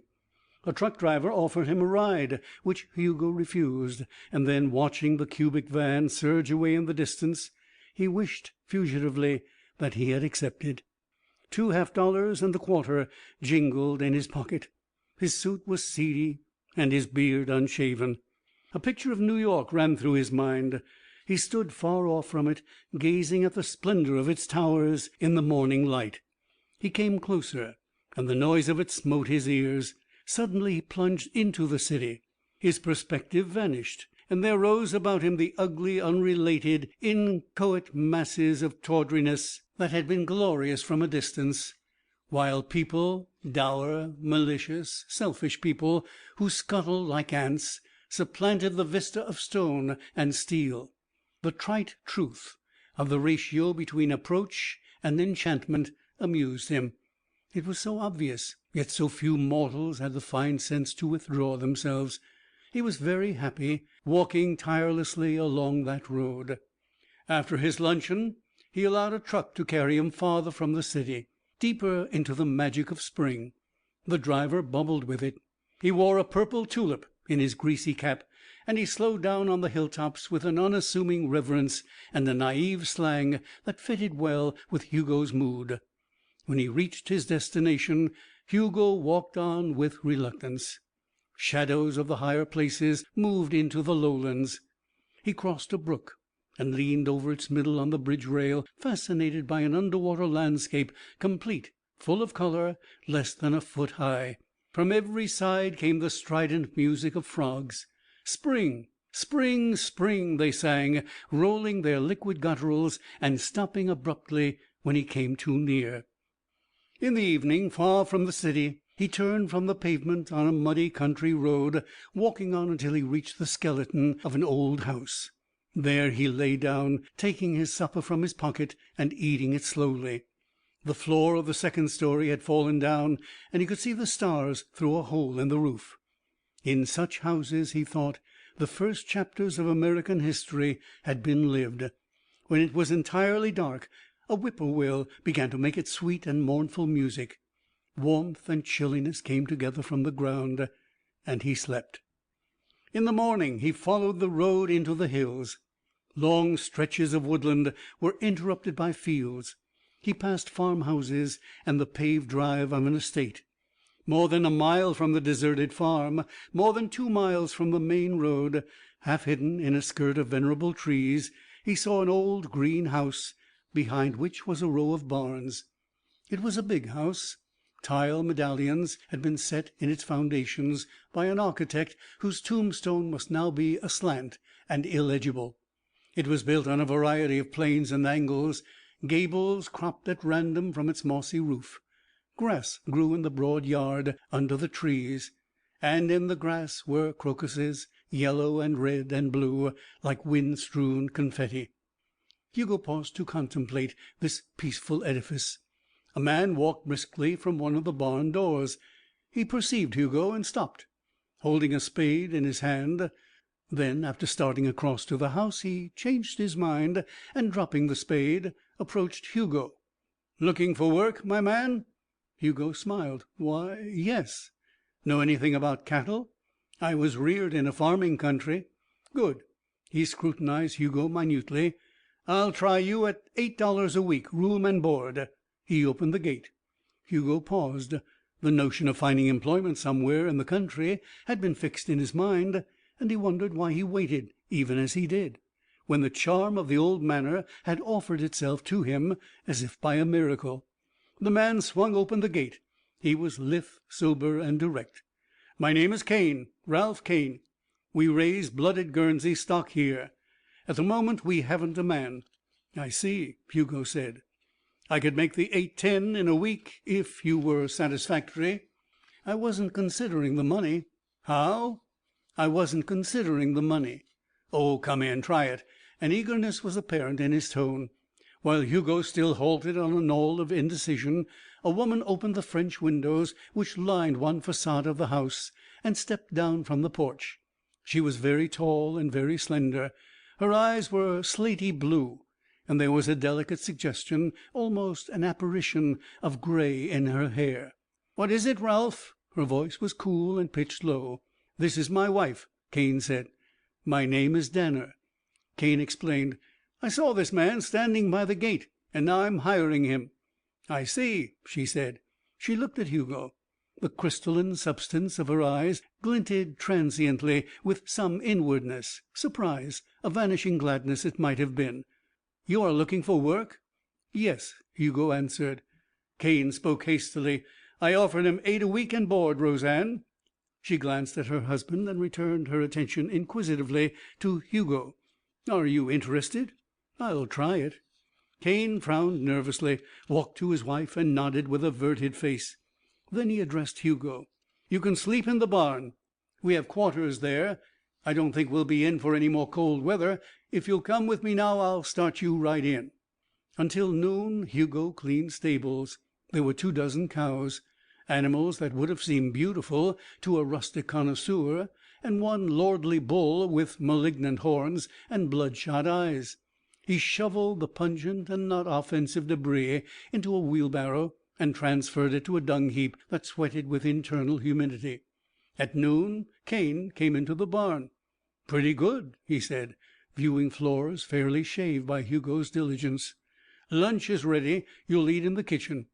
Hugo saw the woman again. She was toiling over a stove, her hair in disarray, a spotted apron covering her long body. He realized that they had no servants, that the 3 of them constituted the human inhabitants of the estate. But there were shades, innumerable shades, of a long past, and some of these ghosts had crept into Roseanne's slaty eyes. She carried lunch for herself and her husband into a front room and left him to eat in the soft silence. After lunch Kane spoke to him again. "Can you plow?" "It's been a long time, but I think so." "Good. I have a team. We'll drive to the north field. I've got to start getting the corn in pretty soon." The room in the barn was bare. 4 board walls, a board ceiling and floor, an iron cot, blankets, the sound and smell of the cows beneath. Hugo slept dreamlessly, and when he awoke he was ravenous. His week passed. Kane drove him like a slave master, but to drive Hugo was an unhazardous thing. He did not think much, and when he did, it was to read the innuendo of living that was written parallel to the existence of his employer and Roseanne. They were troubled with each other. Part of that trouble sprang from an evident source. Kane was a miser. He resented the amount of food that Hugo consumed, despite the unequal ratio of Hugo's labors. When Hugo asked for a few dollars in advance, he was curtly refused. That had happened at lunch one day. After lunch, however, and evidently after Kane had debated with his wife, he inquired of Hugo what he wanted. A razor and some shaving things and new trousers, Hugo had said. Kane drove the station wagon to town and returned with the desired articles. He gave them to Hugo. "Thank you," Hugo said. Kane chuckled, opening his thin lips wide. "All right, Danner. As a matter of fact, it's money in my bank." "Money in your bank?" "Sure. I've lived here for years, and I get a 10% discount at the general store, but I'm charging you full price, naturally." "Naturally," Hugo agreed. That was one thing that would make the tribulation in her eyes. Hugo wished that he could have met these two people on a different basis, so that he could have learned the truth about them. It was plain that they were educated, cultured, refined. Cane had said something once about raising cattle in England, and Roseanne had cooked peas as she had learned to cook them in France. "Petit pois Aubert," she had murmured with an unimpeachable accent. Then the week had passed, and there had been no mention of the advance in wages. For himself, Hugo did not care. But it was easy to see why no one had been working on the place when Hugo arrived, why they were eager to hire a transient stranger. He learned part of what he had already guessed from a clerk in the general store. One of the cows was ailing. Mr. Cane could not drive to town. Mrs. Cane, it seemed, never left the house and its environs, and they had sent Hugo. "You working for the Canes?" the clerk had asked. "Yes." "Funny people." Hugo replied indirectly. "Have they lived here long?" "Long? Roseanne Cane was a bishop. The bishops built that house and the house before it, back in the 1700s. They had a lot of money. Have it still, I guess, but Cane's too tight to spend it." There was nothing furtive in the youth's manner. He was evidently touching on common village gossip. "Yes, sir, too tight. Won't give her a maid. But before her folks died, it was Europe every year and a maid for every one of 'em. And why, dearie, don't tell me that's the second time you've put on that dress. Take it right off and never wear it again." The joke was part of the formula for telling about the Canes, and the clerk snickered appreciatively. "Yes, sir, you come down here some day when I ain't got the Friday orders to fill, and I'll tell you some things about old man Cane that'll turn your stomach." Hugo accepted his bundle, set it in the seat beside himself, and drove back to the big green house. Later in the day he said to Cane, "If you will want me to drive the station wagon very often, I ought to have a license." "Go ahead, get one." "I couldn't afford it at the moment, and since it would be entirely for you, I thought—" "I see," Cane answered calmly. "Trying to get a license out of me. Well, you're out of luck. You probably won't be needed as a chauffeur again for the next year. If you are, you'll drive without a license, and drive damn carefully, too, because any fines or any accidents would come out of your wages." Hugo received the insult unmoved. He wondered what Cane would say if he smashed the car and made an escape. He knew he would not do it. The whole universe appeared so constructed that men like Cane inevitably avoided their deserts. June came, and then July. The seashore was not distant, and occasionally at night Hugo slipped away from the woods and lay on the sand, sometimes drinking in the firmament, sometimes closing his eyes. When it was very hot, he undressed behind a pile of barnacle-covered boulders and swam far out in the water. He swam naked, unmolested, stirring up tiny whirlpools of phosphorescence, and afterwards, damp and cool, he would dress and steal back to the farm through the forest and the hay-sweet fields. One day a man in Middleton asked Mr. Cane to call on him regarding the possible purchase of 3 cows. Cane's cows were raised with the maximum of human care, the minimum of extraneous expense. His profit on them was great, and he sold them ordinarily one at a time. He was so excited at the prospect of a triple sale that for a day he was almost gay, very nearly generous. He drove off blithely, not in the sedan but in the station wagon, because its gasoline mileage was greater. It was a day filled with wonder for Hugo. When Cane drove from the house, Roseanne was standing beside the drive. She walked over to the barn and said to Hugo in an oddly agitated voice, "Mr. Danner, could you spare an hour or two this morning to help me get some flowers from the woods?" "Certainly." She glanced in the direction her husband had taken and hurried to the kitchen, returning presently with 2 baskets and a trowel. He followed her up the road. They turned off on an overgrown path, pushed through underbrush, and arrived in a few minutes at the side of a pond. The edges were grown thick with bushes and water weeds. Dead trees lifted awkward arms at the upper end, and dragonflies skimmed over the warm brown water. "I used to come here to play when I was a little girl," she said. "It's still just the same." She wore a blue dress. Branches had disheveled her hair. She seemed more alive than he had ever seen her. "It's charming," Hugo answered. There used to be a path all the way around, with stones crossing the brook at the inlet, and over there, underneath those pine trees, There are some orchids. I've always wanted to bring them down to the house. I think I could make them grow. Of course, this is a bad time to transplant anything, but I so seldom get a chance. I can't remember when. He realized with a shock that she was going to cry. She turned her head away and peered into the green wall. I think it's here, she said tremulously. They followed a dimly discernible trail. There were deer tracks in it, and signs of other animals whose feet had kept it passable. It was hot and damp, and they were forced to bend low beneath the tangle to make progress. Almost suddenly they emerged in a grove of white pines. They stood upright and looked. Wind stirred sibilantly in the high tops, and the ground underfoot was a soft carpet. The lake reflected the blue of the sky instead of the brown of its soft bottom. "Let's rest a minute," she said, and then, "I always think a pine grove is like a cathedral. I read somewhere that pines inspired Gothic architecture. Do you suppose it's true?"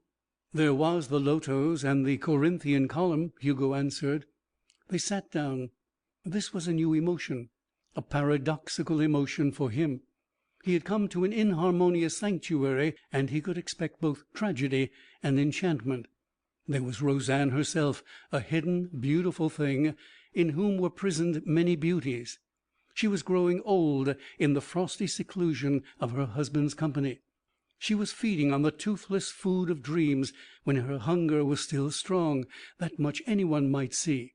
The reason alone remained invisible. He was acutely conscious of an hour at hand, an imminent moment of vision. "You're a strange man," she said finally. That was to be the password. "Yes." "I've watched you every day from the kitchen window." Her depression had gone now, and she was talking with a vague excitement. "Have you? Do you mind if we pretend for a minute?" "I'd like it." "Then let's pretend this is a magic carpet, and we've flown away from the world, and there's nothing to do but play." "Play," she repeated musingly. "I'll be Roseanne and you'll be Hugo. You see, I found out your name from the letters. I found out a lot about you. Not facts like born, occupation, father's first name. Just things." He dared a little then. "What sort of things, Roseanne?" She laughed. "I knew you could do it. That's one of them. I found out you had a soul. Souls show even in barnyards. You looked at the peonies one day and you played with the puppies the next. In one way, Hugo, you're a failure as a farmhand." "Failure?" "A flop. You never make a grammatical mistake." She saw his surprise and laughed again. "And your manners. And then you understood French. See, the carpet is taking us higher and farther away. Isn't it fun? You're the hired man and I'm the farmer's wife, and all of a sudden we're a prince and princess." "That's exactly right. I won't pretend I'm not curious, morbidly curious, but I won't ask questions either, because that isn't what the carpet is for." "What is it for, Roseanne?" "To get away from the world, silly. And now there's a look about you. When I was a little girl my father was a great man, and many great men used to come to our house. I know what the frown of power is and the attitude of greatness. You have them. Much more than any pompous old magnate I ever laid eyes on. The way you touch things and handle them, the way you square your shoulders. Sometimes I think you're not real at all, and just an imaginary knight come to storm my castle. And sometimes I think you're a very famous man whose afternoon walk just has been extended for a few months. The first thought frightens me, and the second makes me wonder why I haven't seen your picture in the Sunday rotogravures." Hugo's shoulders shook. "Poor Princess Roseanne. And what do I think about you, then?" She held up her hand. "Don't tell me, Hugo. I should be sad. After all, my life may be what it does not appear to be." She took a brittle pine twig and dug in the mold of the needles until it broke. "Ralph was different once. He was a chemist. Then the war came, and he was there, and a shell." "Ah," Hugo said. "And you loved him before." "I had promised him before, but it changed him so. And it's hard." "The carpet," he answered gently. "The carpet." I almost dropped off, and then I'd have been hurt, wouldn't I? A favor for a favor. I'm not a great man, but I hope to be one. I have something that I think is a talent. Let it go at that. The letters come from my father and mother in Colorado. I've never seen Colorado. It's big.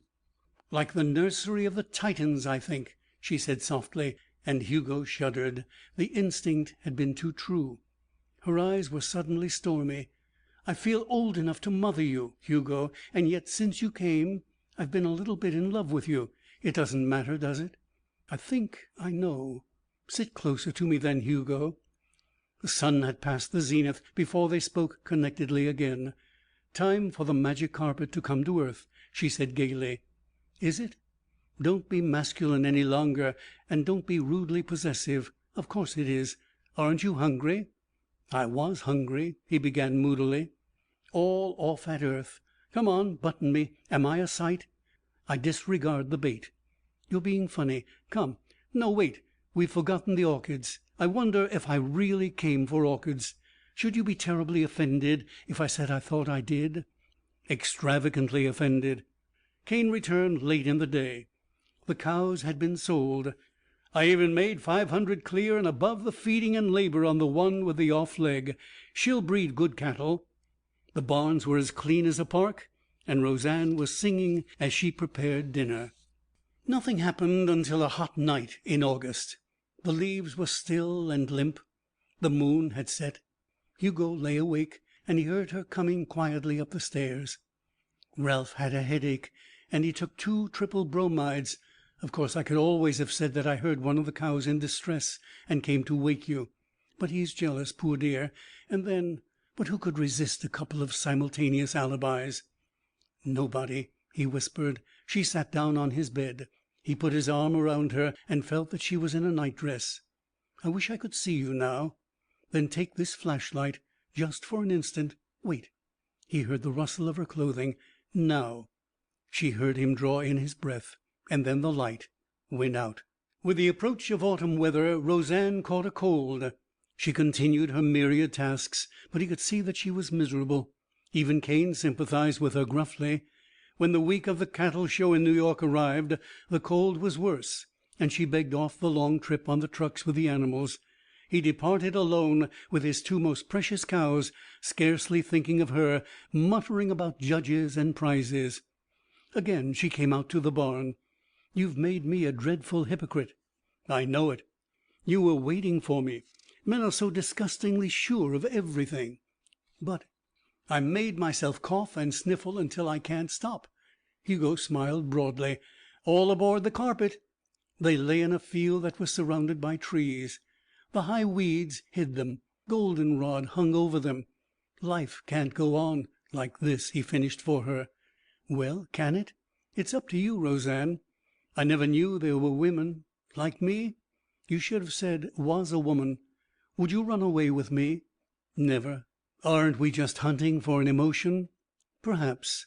Because there was a day, one day in the pines." He nodded. "Different from these other 2. That's because of the tragic formation of life. There is only one first, only one commencement, only one virginity, and then character sets in. Then it becomes living. It may remain beautiful, but it cannot remain original. You'd be hard to live with." "Why, Roseanne?" "Because you're so determined not to have an illusion." "And you?" "Go on, say it. I'm so determined to have one." "Are we quarreling?" "I can fix that. Come closer, Roseanne." Her face changed through delicate shades of feeling, to tenderness and to intensity. Abruptly Hugo leaped to his feet. The rhythmic thunder rode down upon them like the wind. A few yards away, head down, tail straight, the big bull charged over the ground like an avalanche. Roseanne lifted herself in time to see Hugo take 2 quick steps, draw back his fist, and hit the bull between the horns. It was a diabolical thing. The bull was thrown back upon itself. Its neck snapped loudly. Its feet crumpled. It dropped dead. 20 feet to one side was a stone wall. Hugo picked up a hoof and dragged the carcass to the base of the wall. With his hand he made an indenture in the rocks, and over the face of the hollow he splashed the bull's blood. Then he approached Roseanne. The whole episode had occupied less than a minute. She had hunched her shoulders together, and her face was pale. She articulated with difficulty. "The bull," her hands twitched, "broke in here, and you hit him." "Just in time, Roseanne." "You killed him. Then why did you drag him over there?" "Because," Hugo answered slowly, "I thought it would be better to make it seem as if he charged the wall and broke his neck that way." Her frigidity was worse than any hysteria. "It isn't natural to be able to do things like that. It isn't human." He swallowed. Those words in that stifled intonation were very familiar. "I know it. I'm very strong." Roseanne looked down at the grass. "Wipe your hand, will you?" He rubbed it in the earth. "You mustn't be frightened." "No?" She laughed a little. "What must I be, then? I'm alive. I'm crawling with terror. Don't touch me!" she screamed, and drew back. "I can explain it. You can explain everything, but not that. It was an idiotic, wild, unfair thing to have happened at this time," he said. "My life's like that." He looked beyond her. "I began wanting to do tremendous things. The more I tried, the more discouraged I became. You see, I was strong. There have been other things, figuratively, like the bull, but the things themselves get littler and more preposterous because my ambition and my nerve grow smaller."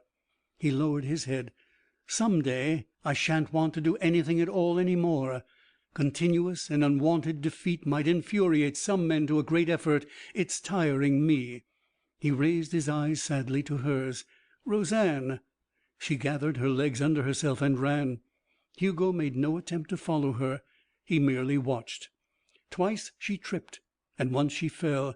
At the stone wall she looked back at him. It was not necessary to be able to see her expression. She went on across the fields, a skinny, flapping thing, at last a mere spot of moving color. Hugo turned and stared at the brown mound of the bull. After a moment he walked over and stood above it. Its tongue hung out and its mouth grinned. It lay there dead, and yet to Hugo it still had life. The indestructibility of a ghost and the immortality of a symbol. He sat beside it until sundown. At twilight he entered the barn and tended the cows. The doors of the house were closed. He went without supper. Cane returned jubilantly later in the evening. He called Hugo from the back porch. "Telegram for you." Hugo read the wire. His father was sick and failing rapidly. "I want my wages," he said. Then he went back to the barn. His trifling belongings were already wrapped in a bundle. Cane reluctantly counted out the money. Hugo felt nauseated and feverish. He put the money in his pocket, the bundle under his arm. He opened the gate, and his feet found the soft earth of the road in the darkness. End of chapter 19.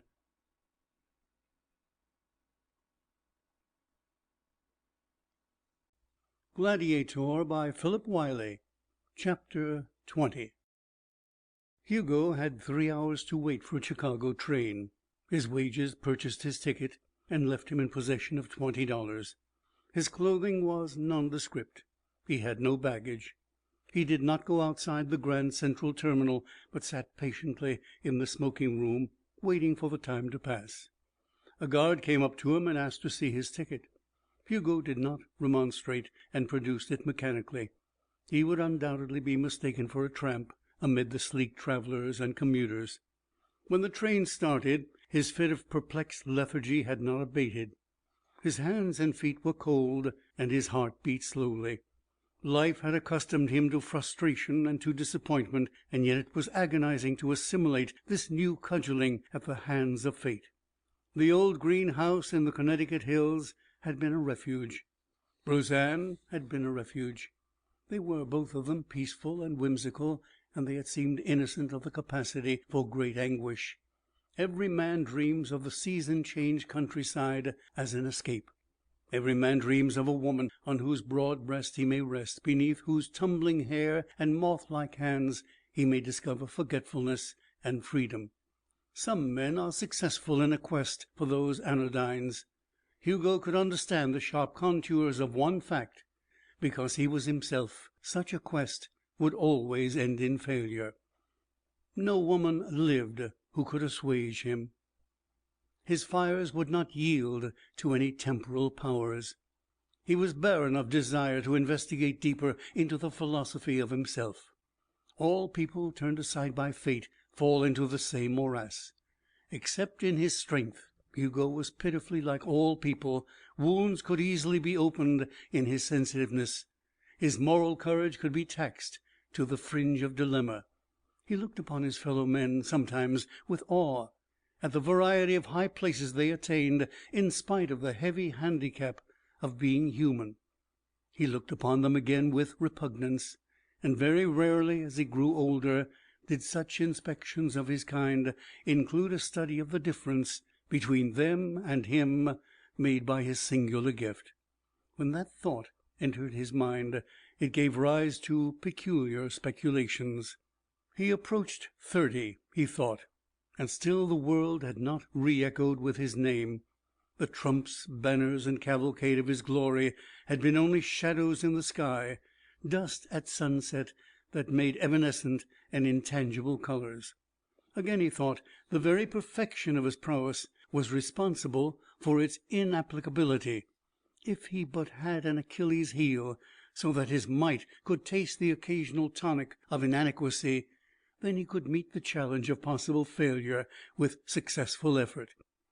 More frequently he condemned his mind and spirit for not being great enough to conceive a mission for his thews. Then he would fall into a reverie, trying to invent a creation that would be as magnificent as the destructions he could so easily envision. In such a painful and painstaking mood he was carried over the Alleghanies and out on the western plains.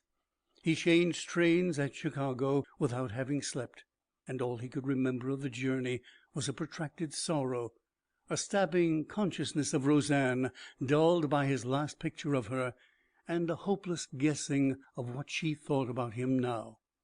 Hugo's mother met him at the station. She was unaltered. Everything was unaltered. The last few instants in the vestibule of the train had been a series of quick remembrances. The whole countryside was like a long, deserted house to which he had returned. The mountains took on a familiar aspect, and then the houses, then the dingy red station. Lastly, his mother, upright and uncompromisingly grim, dressed in her perpetual mourning of black silk. Her recognition of Hugo produced only the slightest flurry, and immediately she became mundane. "Whatever made you come in those clothes?" "I was working outdoors, mother. I got right on a train. How is father?" "Sinking slowly. I'm glad I'm in time. It's God's will." She gazed at him. "You've changed a little, son." "I'm older." He felt diffident. A vast gulf had risen between this vigorous, religious woman and himself. She opened a new topic. "Whatever in the world made you send us all that money?" Hugo smiled. "Why, I didn't need it, mother, and I thought it would make you and father happy." Perhaps. It has done some good. I've sent 4 missionaries out in the field, and I'm thinking of sending 2 more. I had a new addition put on the church for the drunkards and the fallen, and we put a bathroom in the house. Your father wanted 2, but I wouldn't hear of it." "Have you got a car?" "Car? I couldn't use one of those inventions of Satan. Your father made me hire this one to meet you. There's Anna Blake's house. She married that fellow she was flirting with when you went away. And there's our house. It was painted last month." Now all the years had dropped away, and Hugo was a child again, an adolescent again. The car stopped. "You can go right up. He's in the front room. I'll get lunch." Hugo's father was lying on the bed, watching the door. A little wizened old man with a big head and thin yellow hands. Illness had made his eyes rheumy, but they lighted up when his son entered, and he half raised himself. "Hello, father." "Hugo, you've come back." "Yes, father." "I've waited for you. Sit down here on the bed. Move me over a little. Now close the door. Is it cold out? I was afraid you might not get here. I was afraid you might get sick on the train. Old people are like that, Hugo." He shaded his eyes. "You aren't a very big man, son. Somehow I always remembered you as big. But I suppose," his voice thinned, "I suppose you don't want to talk about yourself." "Anything you want to hear, father." "I can't believe you came back," he ruminated. "There were 1,000 things I wanted to ask you, son, but they've all gone from my mind. I'm not so easy in your presence as I was when you were a little shaver." Hugo knew what those questions would be. Here on his deathbed his father was still a scientist. His soul flinched from giving its account. He saw suddenly that he could never tell his father the truth. Pity, kindredship, kindness moved him. "I know what you want to ask, Father. Am I still strong?" It took courage to suggest that, but he was rewarded. The old man sighed ecstatically. "That's it, Hugo, my son." Then, "Father, I am. I grew constantly stronger when I left you. In college I was strong. At sea I was strong. In the war. First I wanted to be mighty in games, and I was. Then I wanted to do services, and I did, because I could." The head nodded on its feeble neck. "You found things to do? I hoped you would. But I always worried about you. Every day, son, every day, for all these years. I picked up the papers and looked at them with misgivings. Suppose, I said to myself, suppose my boy lost his temper last night. Suppose someone wronged him and he undertook to avenge himself. I trusted you, Hugo. I could not quite trust. The other thing, I even blamed myself and hated myself." He smiled. "But it's all right. All right. So I'm glad. Then tell me, what have I done? Do you mind? It's been so long and you were so far away." "Well," Hugo swept his memory back over his career. "So many things, Father. It's hard to recite one's own. I know, but I'm your father, and my ears ache to hear. I saved a man pinned under a wagon. I saved a man from a shark. I pulled open a safe in which a man was smothering. Many things like that. Then there was the war."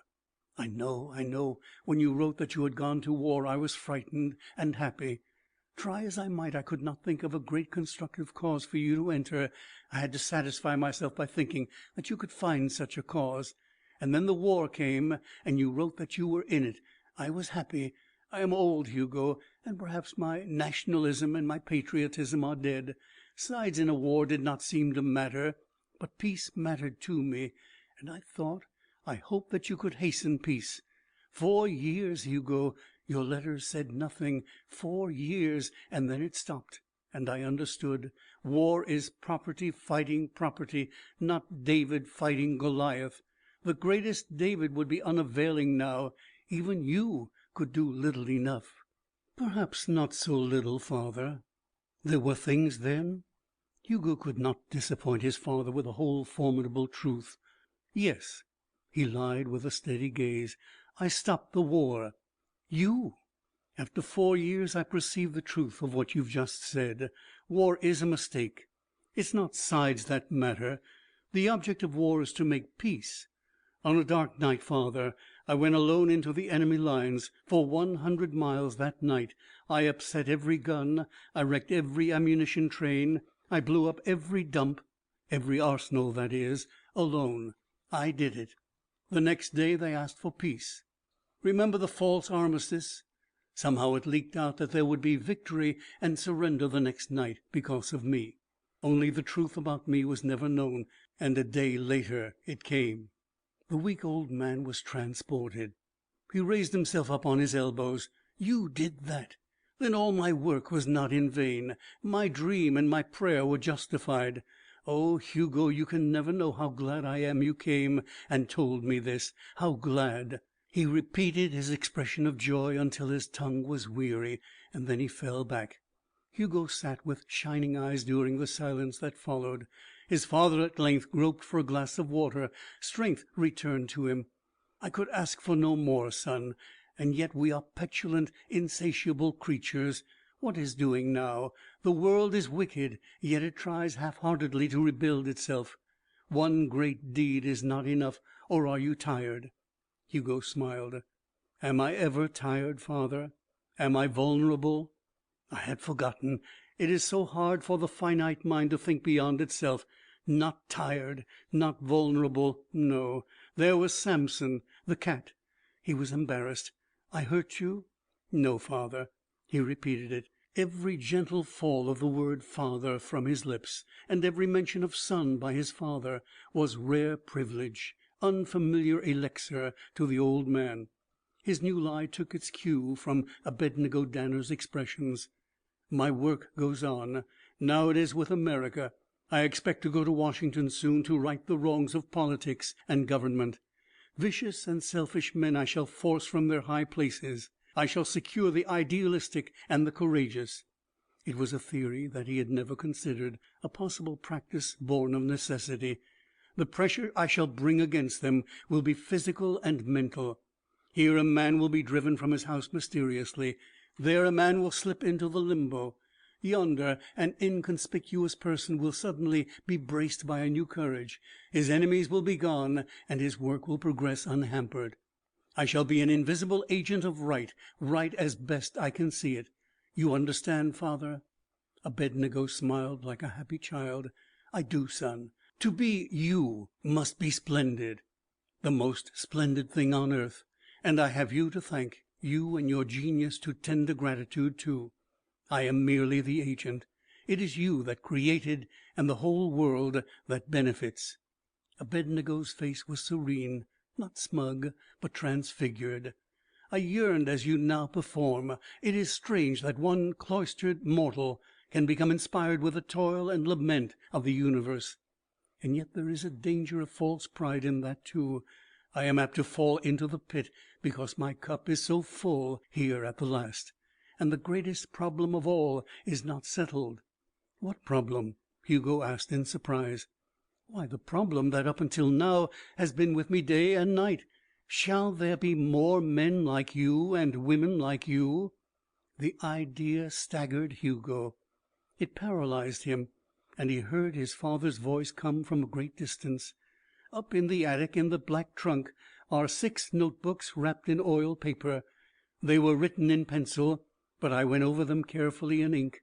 That is my life work, Hugo. It is the secret of you.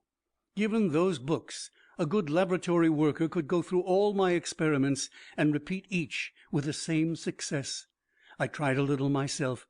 I found out things. For example, the effect of the process is not inherited by the future generations. It must be done over each time. It has seemed to me that those 6 little books, you could slip them all into your coat pocket, are a terrible explosive.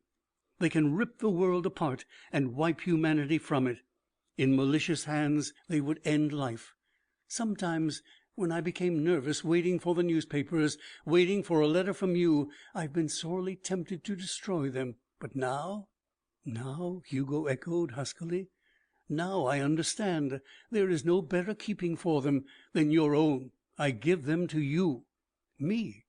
"You, son. You must take them, and the burden must be yours. You have grown to manhood now, and I am proud of you. More than proud. If I were not, I myself would destroy the books here on this bed. Matilda would bring them, and I would watch them burn, so that the danger would go with," he cleared his throat, "my dream. But you cannot deny me. It is my wish. You can see what it means. A world grown suddenly as you are." Father, you have not avoided responsibility. You will not avoid this. The greatest of your responsibilities. Since the days when I made those notes, what days! Biology has made great strides. For a time I was anxious. For a time I thought my research might be rediscovered. But it cannot be. Theory has swung in a different direction. He smiled with inner amusement. The opticians have decided that the microscope I made is impossible. The biochemists, moving through the secretions of such things as hippuric acid in the epithelial cells, to enzymes, to hormones, to chromosomes, have put a false construction on everything. It will take hundreds, thousands of years to see the light. The darkness is so intense, and the error so plausible, that they may never see again exactly as I saw. The fact of you, at best, may remain always no more than a theory. This is not vanity. My findings were a combination of accidents almost outside the bounds of mathematical probability. It is you who must bear the light." Hugo felt that now, indeed, circumstance had closed around him and left him without succor or recourse. He bowed his head. "I will do it, father. Now I can die in peace, in joy." With an almost visible wrench, Hugo brought himself back to his surroundings. "Nonsense, father. You'll probably get well." "No, son. I've studied the progress of this disease in the lower orders when I saw it imminent. I shall die, not in pain, but in sleep. But I shall not be dead because of you." He held out his hand for Hugo. Some time later, the old professor fell asleep, and Hugo tiptoed from the room. Food was sizzling downstairs in the kitchen, but he ignored it. Going out into the sharp air by the front door, he hastened along the streets and soon came to the road that led up the mountain. He climbed rapidly, and when he dared, he discarded the tedious little steps of all mankind. He reached the side of the quarry where he had built the stone fort, and seated himself on a ledge that hung over it. Trees, creepers, and underbrush had grown over the place, but through the October-stripped barricade of their branches he could see a heap of stones that was his dolmen, on which the hieroglyph of him was inscribed. 2 tears scalded his cheeks. He trembled with the welter of his emotions. He had failed his father, failed his trust, failed the world, and in the abyss of that grief he could catch no sight of promise or hope. Having done his best, he had still done nothing, and it was necessary for him to lie to put the thoughts of a dying man to rest. The pity of that lie, the folly of the picture he had painted of himself. Hugo Danner, the scourge of God. Hugo Danner, the destroying angel. Hugo Danner, the hero of a quick love affair that turned brown and dead like a plucked flower. The sentimental soldier. The involuntary misanthrope. "I must do it," he whispered fiercely. The ruined stones echoed the sound of his voice with a remote, demoniac jeer. "Do what? What, strong man, what?" End of chapter 20.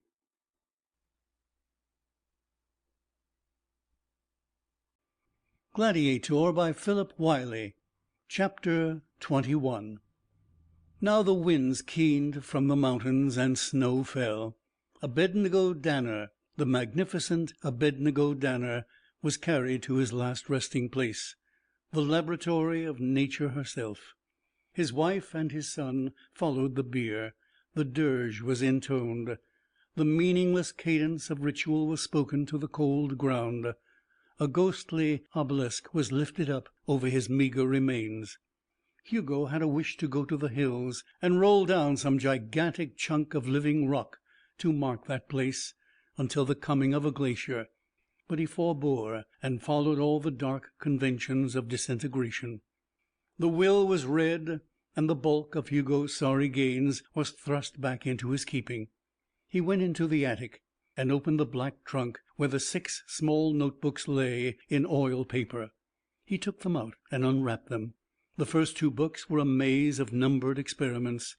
In the third, a more vigorous calligraphy, a quivering tracery of excitement, marked the repressed beginning of a new earth. He bought a bag and some clothes and packed. The false contralto of his mother's hymns, as she went about the house, filled him with such despair that he left after the minimum interval allowed by filial decency. She was a grim old woman still, one to whom the coming of the kingdom to Africa was a passion, the polishing of the coal stove a duty, and the presence of her unfamiliar son a burden. When he said good-bye, he kissed her, which left her standing on the station platform, looking at the train with a flat, uncomprehending expression. Hugo knew where he was going and why. He was on his way to Washington. The great crusade was to begin. He had no plans, only ideals, which are plans of a sort. He had told his father he was making the world a better place, and the idea had taken hold of him. He would grapple the world, his world at its source. He would no longer attempt to rise from a lowly place. He would exert his power in the highest places. Government, politics, law were malleable to the force of one man. Most of his illusion was gone, as he had said so glibly to his father. There were good men and corrupt in the important situations in the world. To the good he would lend his strength. To the corrupt he would exhibit his embattled antipathy. He would be not one impotent person seeking to dominate, but the agent of uplift. He would be what he perceived life had meant him to be, an instrument. He could not be a leader, but he could create a leader. Such was his intention. He had seen a new way to reform the world, and if his inspiration was clouded occasionally with doubt, he disavowed the doubts as a Christian disavows temptation. This was to be his magnificent gesture. He closed his eyes to the inferences made by his past. He never thought of himself as pathetic or quixotic. His ability to measure up to external requirements was infinite. His disappointment lay always, he thought, in his spirit and his intelligence. He went to Washington. The world was pivoting there. His first few weeks were dull. He installed himself in a pleasant house and hired 2 servants. The use to which he was putting his funds compensated for their origin. It was men like Shane who would suffer from his mission, and such a man came into view before very long. Hugo interested himself in politics and the appearance of politics. He read the Congressional Record. He talked with everyone he met. He went daily to the Capitol and listened to the amazing pattern of harangue from the lips of innumerable statesmen. In looking for a cause, his eye fell naturally on the problem of disarmament. Hugo saw at once that it was a great cause, and that it was bogged in the greed of individuals. It is not difficult to become politically partisan in the capital of any nation. It was patent to Hugo that disarmament meant a removal of the chance for war. Hugo hated war. He moved hither and thither, making friends, learning, entertaining, never exposing his plan, which his new friends thought to be lobbying for some impending legislation. He picked out an individual readily enough. Some of the men he had come to know were in the Senate, others in the House of Representatives, others were diplomats, newspaper reporters, attachés. Each alliance had been cemented with care and purpose. His knowledge of an enemy came by whisperings, by hints, by plain statements. Congressman Hatton, who argued so eloquently for laying down arms and picking up the cause of humanity, was a guest of Hugo's.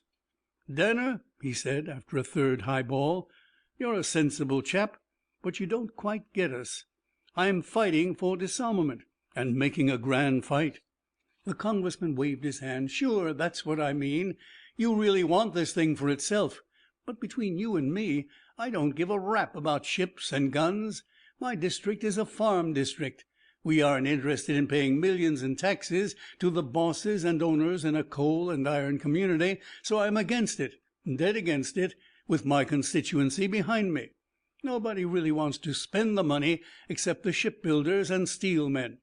Maybe they don't theoretically, but the money in it is too big. That's why I fight."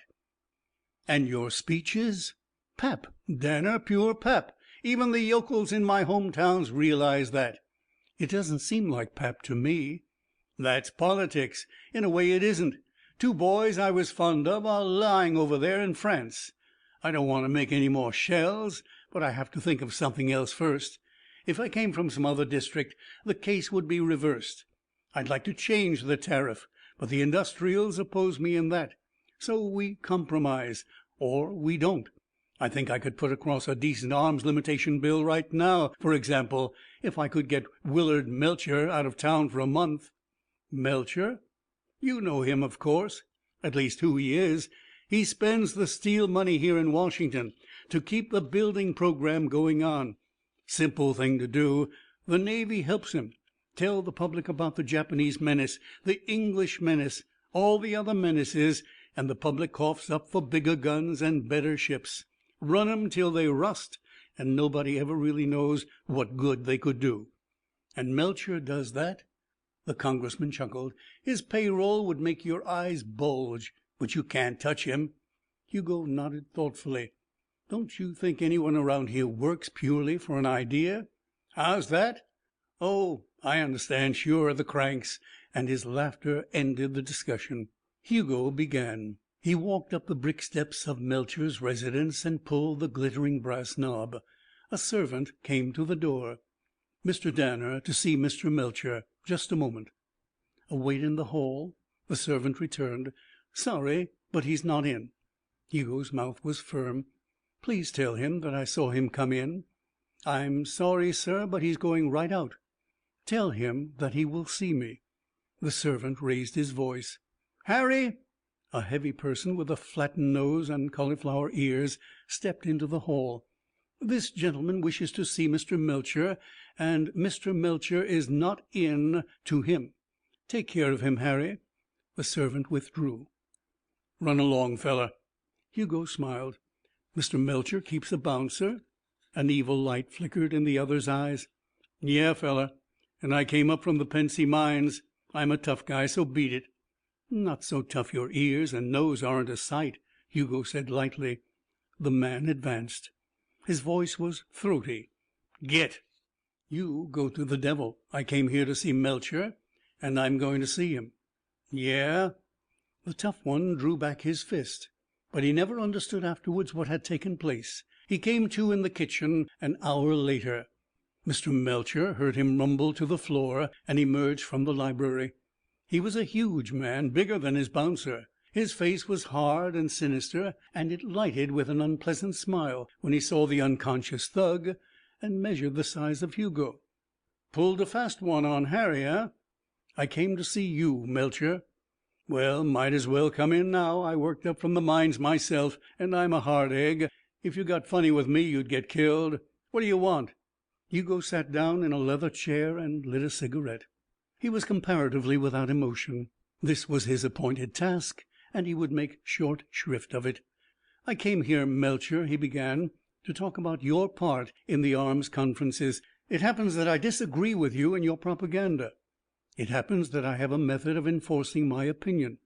Disarmament is a great thing for the world, and putting the idea across is the first step toward even bigger things. I know the relative truths of what you say about America's peril and what you get from saying it. Am I clear?"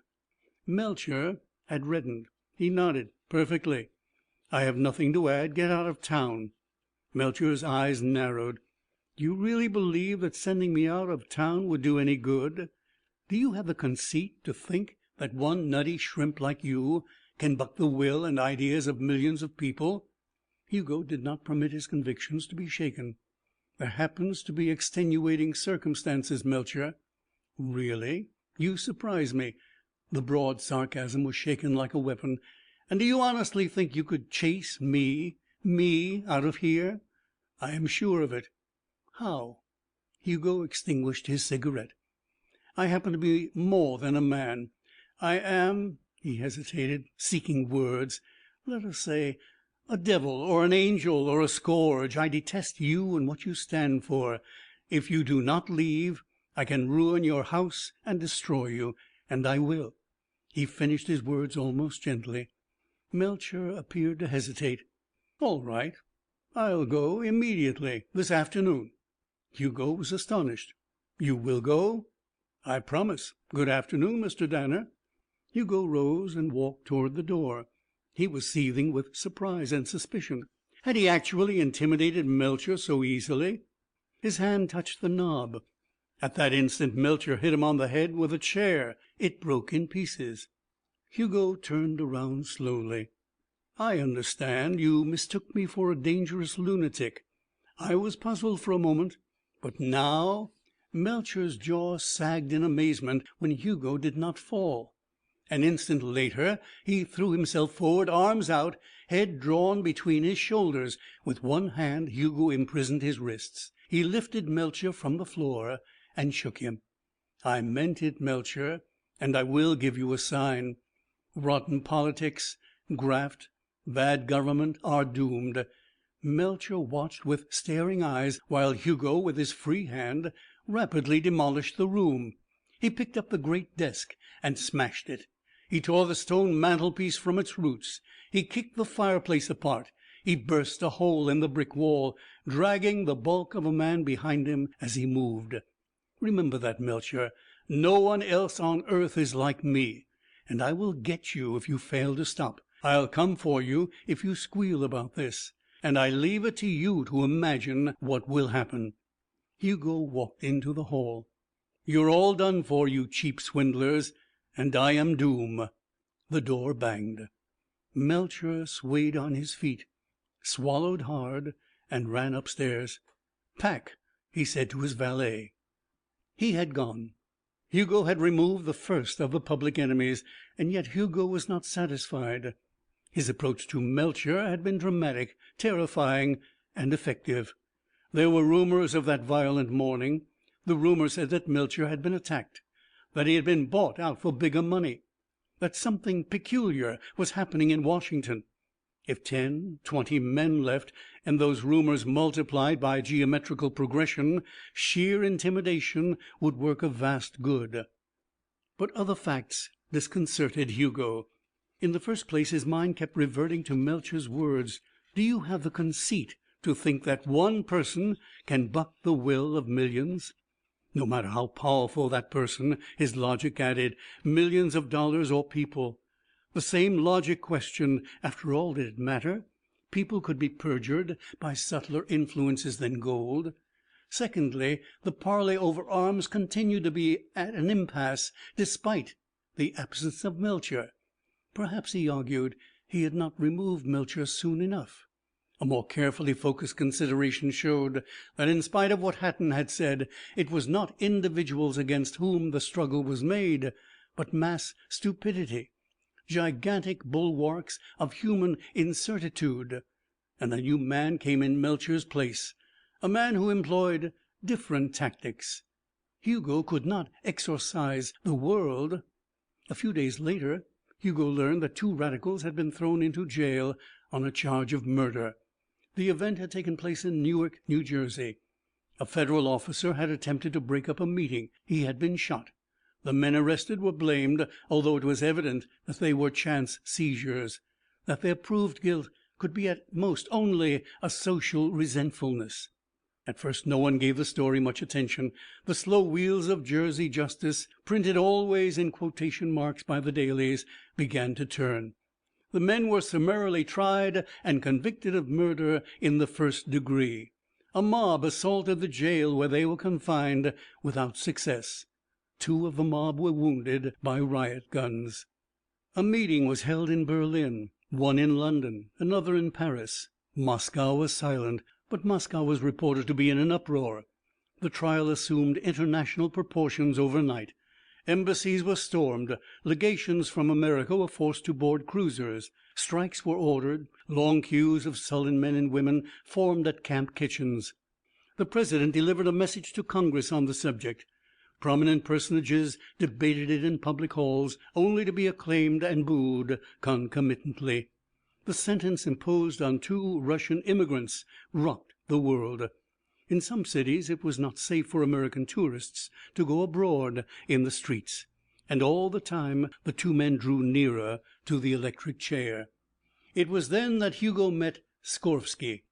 Many people knew him. He was a radical, a writer. He lived in Washington. He styled himself an unofficial ambassador of the world.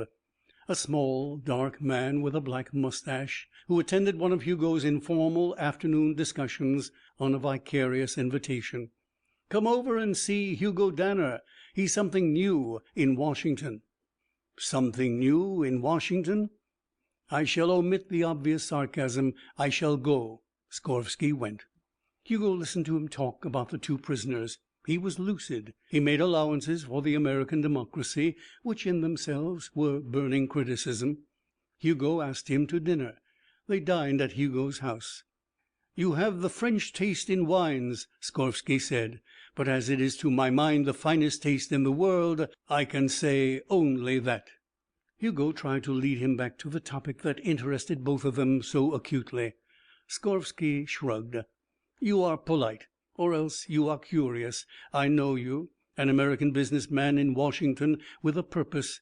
Not an apparent purpose just now. No. Just now you are a host, cultivated and genial and retiring.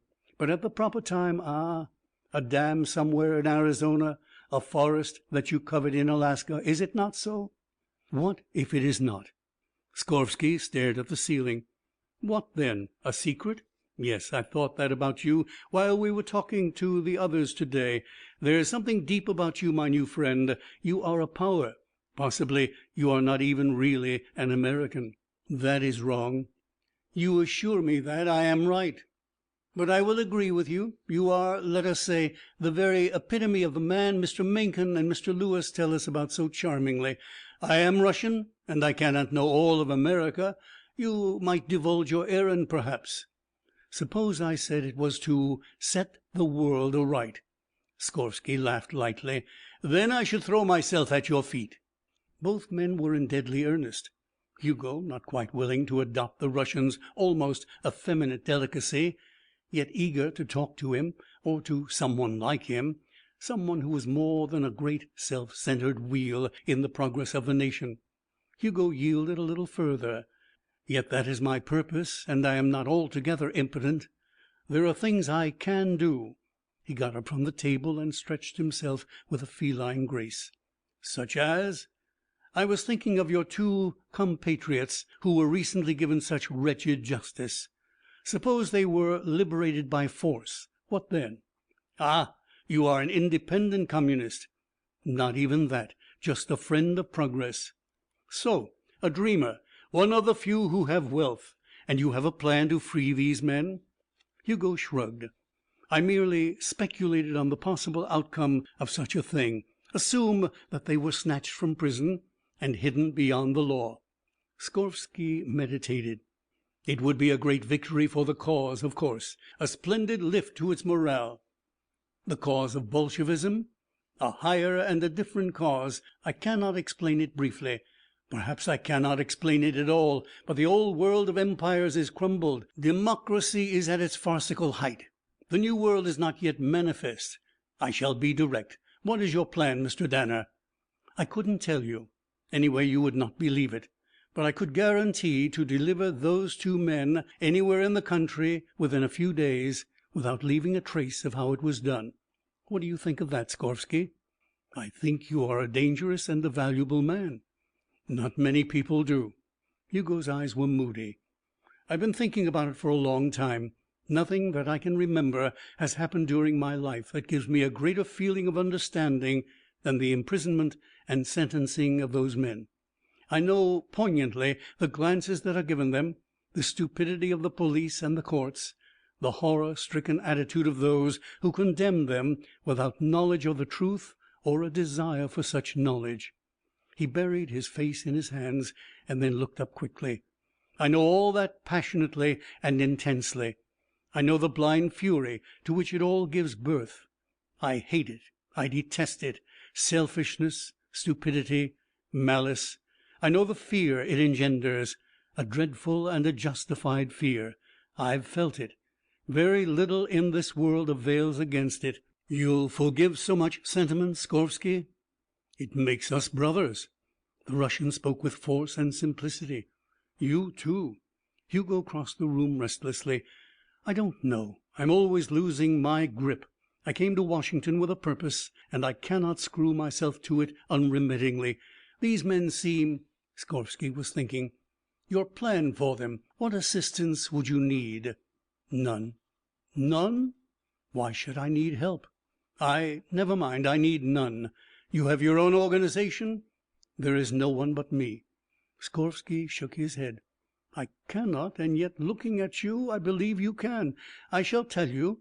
You will come with me tonight and meet my friends, those who are working earnestly for a new America, an America ruled by intelligence alone. Few outsiders enter our councils. We are all, nearly all, foreigners, yet we are more American than the Maine fisherman, the Minnesota farmer. Behind us is a party that grows apace. This incident in New Jersey has added to it, as does every dense mumble of Congress, every scandalous metropolitan investigation.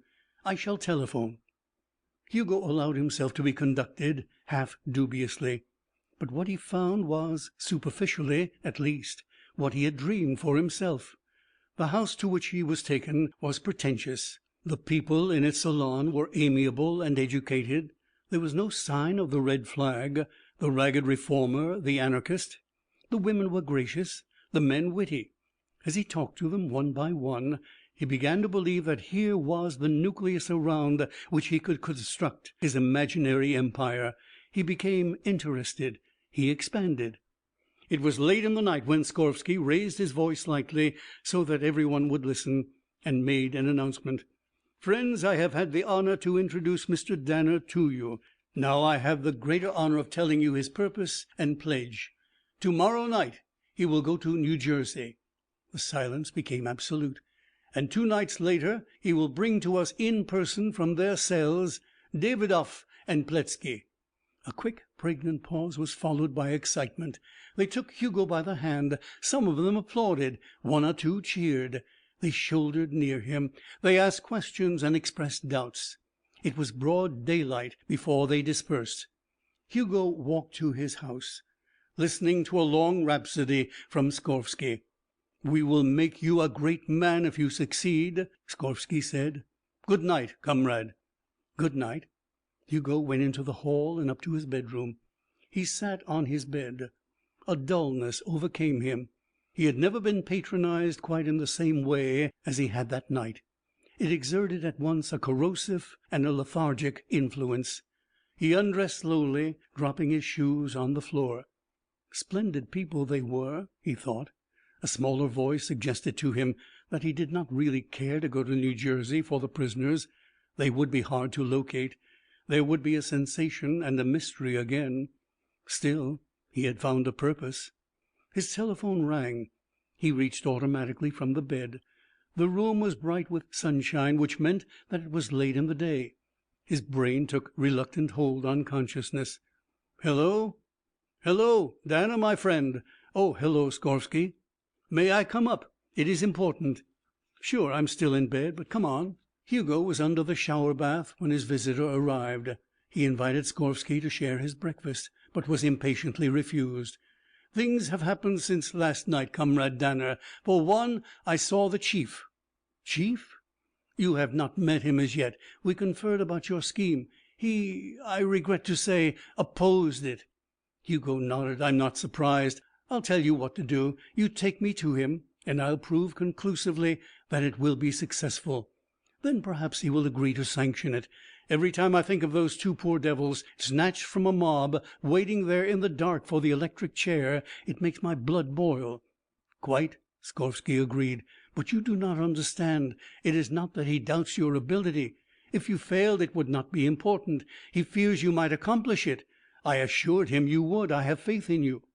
"He's afraid I would do it? That doesn't make sense, Skorvsky." "It does, I regret to say." His expressive face stirred with discomfort. "We were too hasty, too precipitate. I see his reason now. We cannot afford as a group to be branded as jailbreakers." "That's weak," Hugo said. Skorvsky cleared his throat. "There are other matters. Since Davidoff and Pletzky were jailed, the party has grown by leaps and bounds. Money has poured in." "Ah," Hugo said softly. "Money." Skorvsky raged. "Go ahead, be sarcastic. To free those men would cost us $1 million, perhaps." "Too bad." "With $1 million, the million their electrocution will bring from the outraged, we can accomplish more than saving 2 paltry lives. We must be hard. We must think ahead." "In thinking ahead, Skorvsky, do you not think of the closing of a switch and the burning of human flesh? For every cause there must be martyrs. Their names will live eternally." "And they themselves?" "Bah, you are impractical." "Perhaps." Hugo ate a slice of toast with outward calm. "I was hoping for a government that did not weigh people against dollars." "Nor do we." "No?" Skorvsky leaped to his feet. "Fool, dreamer, preposterous idealist. I must be going." Hugo sighed. "Suppose I went ahead?" "One thing," the Russian turned with a livid face. "One thing the chief bade me tell you. If those men escape, you die." "Oh," Hugo said. He stared through the window. "And supposing I were to offer your chief $1 million, or nearly $1 million, for the privilege of freeing them?" Skorvsky's face returned to its look of transfiguration, the look that had accompanied his noblest words of the night before. "You would do that, comrade?" he whispered. "You would give the cause $1,000,000? Never since the days of our Savior has a man like you walked on this—" Hugo stood up suddenly. "Get out of here." His voice was a cosmic menace. "Get out of here, you dirty swine. Get out of here before I break you to matchwood, before I rip out your guts and stuff them back through your filthy, lying throat. Get out! Oh, God, get out!" End of chapter 21.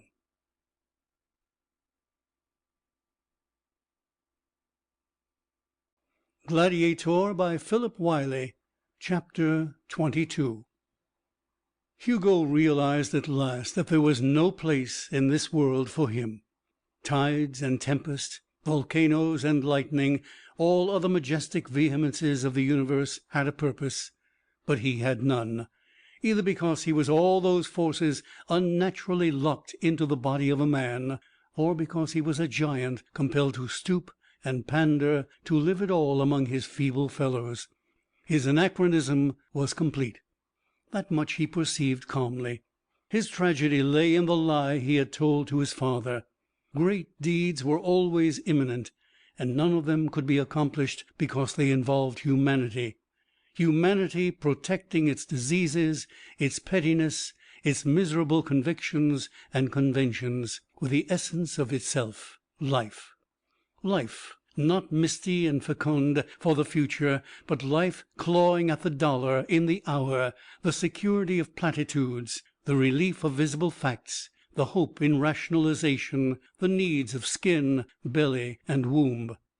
Beyond that, he could see destiny by interpreting his limited career. Through a sort of ontogenetic recapitulation, he had survived his savage childhood, his barbaric youth, and the Greeces, Romes, Egypts, and Babylons of his early manhood, emerging into a present that was endowed with as much aspiration and engaged with the same futility as was his contemporary microcosm. No life-span could observe anything but material progress, for so mean and inalterable is the gauge of man that his races topple before his soul expands, and the eventualities of his growth in space and time must remain a problem for thousands and tens of thousands of years. Searching still further, he appreciated that no single man could force a change upon his unwilling fellows. At most he might inculcate an idea in a few, and live to see its gradual spreading. Even then he could have no assurance of its contortions to the desire for wealth and power, or of the consequences of those contortions. Finally, to build, one must first destroy, and he questioned his right to select unaided the objects for destruction. He looked at the Capitol in Washington and pondered the effect of issuing an ultimatum and thereafter bringing down the great dome like Samson. He thought of the churches and their bewildering, stupefying effect on masses who were mulcted by their own fellows, equally bewildered, equally stupefied. Suppose through 1,000 nights he ravaged the churches, wrecking every structure in the land, laying waste property, making the loud, unattended volume of worship an impossibility, taking away the purple-robed gods of his forebears. Suppose he sank the navy, annihilated the army, set up a despotism. No matter how efficiently and how well he ruled, the millions would hate him, plot against him, attempt his life, and every essential agent would be a hypocritical sycophant seeking selfish ends. He reached the last of his conclusions, sitting beside a river whither he had walked to think. An immense loathing for the world rose up in him. At its apex a locomotive whistled in the distance, thundered inarticulately, and rounded a bend. It came very near the place where Hugo reclined, black, smoking, and noisy, drivers churning along the rails, a train of passenger cars behind. Hugo could see the dots that were people's heads. People, human beings. How he hated them! The train was very near. Suddenly all his muscles were unsprung. He threw himself to his feet and rushed toward the train with a passionate desire to get his fingers around the sliding piston, to upend the locomotive, and to throw the ordered machinery into a blackened, blazing, bloody tangle of ruin. His lips uttered a wild cry. He jumped across the river and ran 2 prodigious steps. Then he stopped. The train went on unharmed. Hugo shuddered. If the world did not want him, he would leave the world. Perhaps he was a menace to it. Perhaps he should kill himself. But his burning, sickened heart refused once more to give up. Frenzy departed, then numbness. In its place came a fresh hope, new determination. Hugo Danner would do his utmost until the end. Meanwhile he would remove himself some distance from the civilization that had tortured him. He would go away and find a new dream. The sound of the locomotive was dead in the distance. He crossed the river on a bridge and went back to his house. He felt strong again, and glad because he had won an obscure victory, glad because the farce of his quest in political government had ended with no tragic denouement. They were electrocuting Davidoff and Pletzky that day. The news scarcely interested Hugo. The part he had very nearly played in the affair seemed like the folly of a dimly remembered acquaintance. The relief of resigning that impossible purpose overwhelmed him. He dismissed his servants, closed his house, and boarded a train. When the locomotive pounded through the station, he suffered a momentary pang. He sat in a seat with people all around him.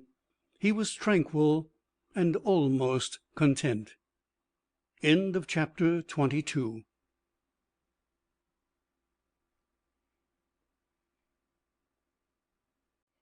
Gladiator by Philip Wylie. Chapter 23. Hugo had no friends. One single individual whom he loved, whom he could have taken fully into his confidence, might in a measure have resolved his whole life.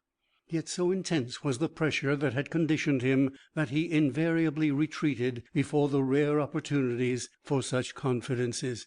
He had known many persons well: his father and mother, Anna Blake, Lefty Forsman, Charlotte, Iris, Tom Shane, Roseanne, even Skorsky. But none of them had known him. His friendliness was responsible for a melancholy yearning to remain with his kind. Having already determined to go away, he sought for a kind of compromise. He did not want to be in New York or Washington or any other city. The landscape of America was haunted for him. He would leave it. But he would not open himself to the cruel longings for his own language, the sight of familiar customs and manners. From his hotel in New York he made excursions to various steamship agencies and travel bureaus. He had seen many lands, and his wanderlust demanded novelty. For days he was undecided. It was a chance group of photographs in a Sunday newspaper that excited his first real interest. One of the pictures was of a man, erect, white-haired, tanned, clear-eyed, Professor Daniel Hardin, a procession of letters, head of a new expedition to Yucatan. The other pictures were of ruined temples, unpiled stone causeways, jungle. He thought instantly that he would like to attach himself to the party. Many factors combined to make the withdrawal offered by an expedition ideal. The more Hugo thought about it, the more excited he became. The very nascency of a fresh objective was accompanied by and crowded with new hints for himself and his problems. The expedition would take him away from his tribulations, and it would not entirely cut him off from his own kind. Professor Hardin had both the face and the fame of a distinguished man. A thought that had been in the archives of his mind for many months came sharply into relief. Of all human beings alive, the scientists were the only ones who retained imagination, ideals, and a sincere interest in the larger world. It was to them that he should give his allegiance, not to the statesman, not to industry or commerce or war. Hugo felt that in one quick glimpse he had made a long step forward. Another concept, far more fantastic and in a way even more intriguing, dawned in his mind as he read accounts of the Maya ruins which were to be excavated. The world was cluttered with these great lumps of incredible architecture. Walls had been builded by primitive man, temples, hanging gardens, obelisks, pyramids, palaces, bridges, terraces, roads, all of them gigantic, and all of them defying the penetration of archaeology to find the manner of their creation. Was it not possible? Hugo's heart skipped a beat when it occurred to him that in their strange combination of ignorance and brilliance the ancients had stumbled upon the secret of human strength. His secret. Had not these antique and migratory peoples carried with them the formula which could be poured into the veins of slaves, making them stronger than engines? And was it not conceivable that as their civilizations crumbled, the secret was lost, together with so many other formula of knowledge? He could imagine plumed and painted priests, with prayer and sacrifice, cutting open the veins of prehistoric mothers and pouring in the magic potion. When the babies grew, they could raise up the pyramids, walls, and temples. They could do it rapidly and easily. A great enigma was thus resolved. He set out immediately to locate Professor Hardin, and with difficulty arranged an interview with him. Preparations for the expedition were being carried on in an ordinary New York business office. A secretary announced Hugo, and he was conducted before the professor. Daniel Hardin was no dusty pedagogue. His knowledge was profound and academic. His books were authoritative. But in himself he belonged to the type of man certain to succeed, whatever his choice of occupation. Much of his life had been spent in field work, arduous toil in bizarre lands where life depended sometimes on tact and sometimes on military strategy. He appraised Hugo shrewdly before he spoke. "What can I do for you, Mr. Danner?" Hugo came directly to the point. "I should like to join your Yucatan expedition." Professor Hardin smiled. "I'm sorry, we're full up." "I'll be glad to go in any capacity." "Have you any special qualifications? Knowledge of the language, of archaeology?" "No." The professor picked up a tray of letters. "These letters, more than 300, are all from young men and women who would like to join my expedition." "I think I should be useful," Hugo said, and then he played his trump. "And I should be willing to contribute, for the favor of being included, a sum of $50,000. Professor Hardin whistled. Then his eyes narrowed. "What's your object, young man? Treasure?" "No. A life, let us say, with ample means at my disposal and no definite purpose." "Boredom, then?" He smiled. "A lot of these other young men are independently wealthy and bored. I must say I feel sorry for your generation. But no, I can't accept. We're already adequately financed." Hugo smiled in response. "Then perhaps I could organize my own party and camp near you." "That would hamper me." "Then $100,000. "Good Lord, you are determined." "I have decided. I'm familiar with the jungle. I'm an athlete.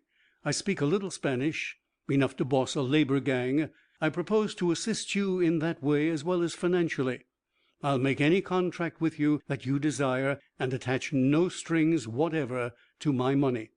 Professor Hardin pondered for a long time. His eyes twinkled when he replied. "You won't believe it, but I don't give a damn for your money. Not that it wouldn't assist us. But the fact is, I could use a man like you. Anybody could. I'll take you, and you can keep your money." "There'll be a check in the mail to morrow," Hugo answered. The professor stood. "We're hoping to get away in 3 weeks. You'll leave your address with my secretary, and I'll send a list of the things you'll want for your kit." He held out his hand, and Hugo shook it. When he had gone, the professor looked over the rooftops and swore gleefully to himself. Hugo discovered after the ship sailed that everyone called Professor Hardin Dan, and they used Hugo's first name from the second day out. Dan Hardin was too busy to be very friendly with any of the members of his party during the voyage, but they themselves fraternized continually. There were deck games and card games. There were long and erudite arguments about the people whom they were going to study. What was the Mayan time cycle, And did it correspond to the Egyptian Sothic cycle or the Greek Metonic cycle? And where did the Mayans get their jade? Did they come from Asia over Bering Strait, or were they a colony of Atlantis? When they knew so much about engineering, why did they not use the keystone arch and the wheel? Why was their civilization decadent, finished when the conquistadors discovered it? How old were they? 4,000 years or 12,000 years? There were innumerable other debates to which Hugo listened like a man newborn. The cold Atlantic winds were transformed overnight to the balm of the Gulf Stream. Presently they passed the West Indies, which lay on the water like marine jewels. Ages turned back through the days of buccaneering to the more remote times. In the port of Xantel, a rickety wharf, a single white man, a zinc bar, and a storehouse filled with chicle blocks marked off the realm of the 20th century. The ship anchored. During the next year it would make 2 voyages back to the homeland for supplies. But the explorers would not emerge from the jungle in that time. An antiquated wood-burning locomotive, which rocked along over treacherous rails, carried them inland. The scientists became silent and pensive. In another car the Maya Indians, who were to do the manual labor, chattered incessantly in their explosive tongue. At the last sun-baked stop they disembarked, slept through an insect-droning night, and entered the jungle. For 3 weeks they hacked and hewed their way forward. The vegetation closed behind them, cutting off the universe as completely as the submerging waves of the sea. It was hot, difficult work, to which Hugo lent himself with an energy that astounded even Hardin, who had judged him valuable. One day, when the high mountains loomed into view, Hugo caught his first glimpse of Uctotol, the sacred city. A creeper on the hillside fell before his machete, then another, a hole in the green wall, and there it stood, shining white, huge, desolate, still as the grave. His arm hung in mid-air. Over him passed the mystic feeling of familiarity, that fugitive sense of recognition which springs so readily into a belief in immortality. It seemed to him during that staggering instant that he knew every contour of those great structures, that he had run in the streets, lived, loved, and died there, that he could almost remember the names and faces of its inhabitants, dead for thousands of years, that he could nearly recall the language and the music, that destiny itself had arranged a homecoming. The vision died. He gave a great shout. The others rushed to his side and found him trembling and pointing. Tons of verdure were cut down and pushed aside. A hacienda was constructed and a camp for the laborers. Then the shovels and picks were broken from their boxes, the scientists arranged their paraphernalia, and the work began, interrupted frequently by the exultant shouts that marked a new finding. No one regretted Hugo. He made his men work magically. His example was a challenge.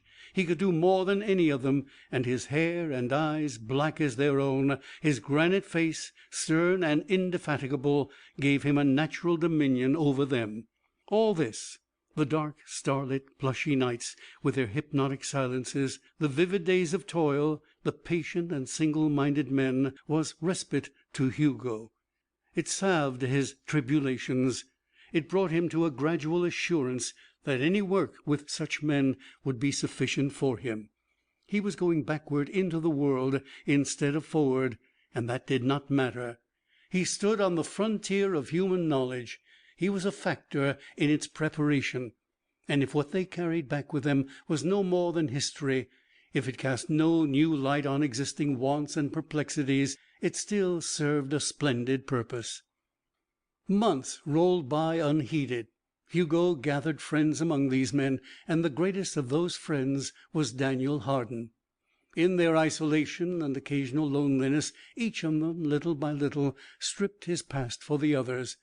Only Hugo remained silent about himself until his reticence was conspicuous. He might never have spoken except for the accident. It was in itself a little thing, which happened apart from the main field of activity. Hugo and 2 Indians were at work on a small temple at the city's fringe. Hardin came down to see. The great stone in the roof crumbled by ages, slipped and teetered. Underneath, the professor stood unheeding. But Hugo saw. He caught the mass of rock in his arms and lifted it to one side. And Dan Hardin turned in time to perceive the full miracle. When Hugo lifted his head, he knew. And yet, to his astonishment, there was no look of fear in Hardin's blue eyes. Instead, they were moderately surprised and vastly interested. He did not speak for some time, and then he said, "Thanks, Danner. I believe you saved my life. Should you mind picking up that rock again?" Hugo dismissed the Indians with a few words. He glanced again at Hardin to make sure of his composure, and then he lifted the square stone back to its position. Hardin was thinking aloud. "That stone must weigh 4 tons. No man alive can handle 4 tons like that. How do you do it, Hugo?" Hot, streaming sun, tumbled debris. This profound question, asked again, asked mildly for the first time. "My father was a biologist, a great biologist. I was an experiment." "Good Lord. And that's why you've kept your past dark, Hugo. Of course, not many people survive the shock. You forget that we here are all scientists. I won't press you." Perhaps Hugo heard himself saying, "I'd like to tell you." "In that case, in my room tonight, I should like to hear." That night, after a day of indecision, Hugo sat in a dim light and poured out the story of his life. Hardin never interrupted, never commented, until the end. And then he said softly, "You poor devil. Oh, you poor bastard." And Hugo saw that he was weeping. He tried to laugh. "It isn't as bad as that, Dan. Son," his voice choked with emotion, "this is my life work. This is why you came to my office last winter. This is the most important thing on earth. What a story! What a man you are!" "On the contrary." "Don't be modest. I know, I feel, I understand." Hugo's head shook sadly. "Perhaps not. You can see I have tried everything. In itself, it is great. I can see that. It is, objectively, the most important thing on earth. But the other way, what can I do? Tell me that. You cannot tell me. I can destroy, as nothing that ever came before or will come again. I can destroy. But destruction, as I believe, as you believe, is at best only a step toward recreation. And what can I make afterwards? Think, man. Rack your brains. What?" His hands clenched and unclenched. "I can build great halls and palaces. Futile. I can make bridges. I can rip open mountains and take out the gold. I am that strong. It is as if my metabolism was atomic instead of molecular. But what of it? Stretch your imagination to its uttermost limits, and what can I do that is more than an affair of petty profit to myself? Mankind has already extended its senses and its muscles to their 10th powers. He can already command engines to do what I can do. It is not necessary that he become an engine himself. It is preposterous that he should think of it, even to transcend his engines. I defy you with all my strength to think of what I can do to justify myself." The words had been wrung from Hugo. Perspiration trickled down his face. He bit his lips to check himself. The older man was grave. "All your emotions, your reflections, your yearnings and passions come to that, and yet—" "Look at me in another light," Hugo went on. "I've tried to give you an inkling of it. You were the first who saw what I could do, glimpsed a fraction of it, rather, and into whose face did not come fear, loathing, and even hate. Try to live with a sense of that. I can remember almost back to the cradle that same thing. First it was envy and jealousy, and then, as I grew stronger, it was fear, alarm, and the thing that comes from fear, hatred. That is another and perhaps a greater obstacle.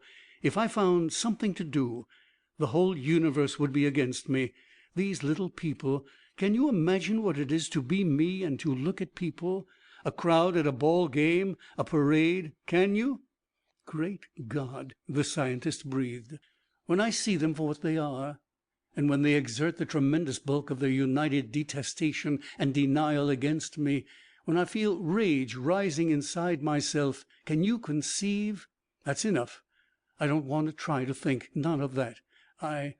Shall I walk to my grave afraid that I shall let go of myself, searching everywhere for something to absorb my energy? Shall I? No. The professor spoke with a firm concentration. Hugo arrested himself. Then what? Did it ever dawn on you that you had missed your purpose entirely? The words were like cold water to Hugo. He pulled himself together with a physical effort and replied, "You mean that I have not guessed it so far?" "Precisely. It never occurred to me. Not that I missed it entirely." "You have." "Then for the love of God, what is it?" Hardin smiled a gentle, wise smile. "Easy there, I'll tell you. And listen well, Hugo, because tonight I feel inspired. The reason you have missed it is simple. You've tried to do everything single-handed. On the contrary, every kind of assistance I have enlisted has failed me utterly." "Except one kind." "Science?" "No, your own kind, Hugo." The words did not convey their meaning for several seconds, and then Hugo gasped. "You mean other men like me?" "Exactly. Other men like you, not one or two, scores, hundreds, and women, all picked with the utmost care, eugenic offspring, cultivated and reared in secret by a society for the purpose, not necessarily your children, but the children of the best parents, perfect bodies, intellectual minds, your strength. Don't you see it, Hugo? You're not the reformer of the old world. You're the beginning of the new. We begin with 1,000 of you, living by yourselves and multiplying. You produce your own arts and industries and ideals, the new Titans, and then slowly you dominate the world, conquer and stamp out all these things to which you and I and all men of intelligence object. In the end, you are alone and supreme." Hugo groaned. "To make 1,000 men live my life? But they will not. Suppose you had been proud of your strength. Suppose you had not been compelled to keep it a secret. Suppose you could have found glorious uses for it from childhood." "In the mountains," Hugo whispered, his eyes bemused, "where the sun is warm and the days long, these children growing, even here in this place." "So I thought. Don't you see, Hugo?" "Yes, I see. At last. Thank God, I do see." For a long time their thoughts ran wild, and when they cooled it was to formulate plans. A child taken here, another there, a city in the jungle. The jungle had harbored races before, not only these Mayas, but the Incas, Khmers, and others. A modern city for dwellings, and these tremendous ruins would be the blocks for the nursery. They would teach them art and architecture and science, engineering, medicine, their own undiscovered medicine. The new Titans, the sons of dawn, so ran their inspired imaginations. When the night was far advanced and the camp was wrapped in slumber, they made a truce with this divine fire. They shook each other's hands. "Good night, Hugo. And tomorrow we'll go over the notes. I'll bring them. Till evening, then." Hugo lay on his bed, more ecstatic than he had ever been in his life. By and by he slept. And then, as if the ghosts of Uctotol had risen, his mind was troubled by a host, a pageant of dreams. He turned in his sleep, rending his blankets. He moaned and mumbled, and when he woke he understood that his soul had undergone another of its diametric inversions.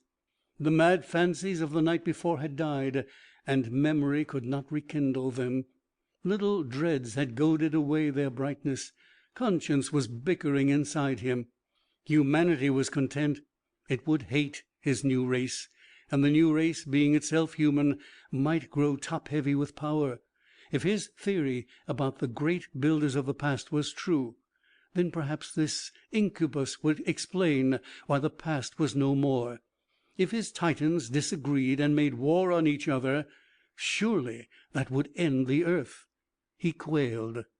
Overcome by a desire to think more about this giant scheme, he avoided Hardin.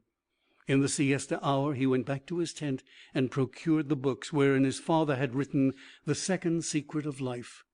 He crammed them into his pocket and broke through the jungle. When he was beyond sight and sound, he dropped his machete and made his way as none but he could do.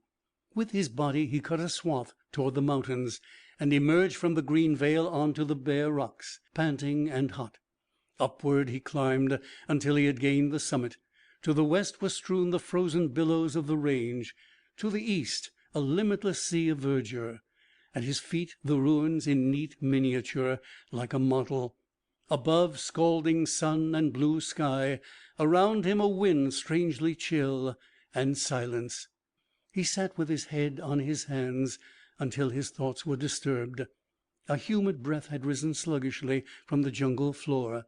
The sun was dull. Looking toward the horizon, he could see a black cloud.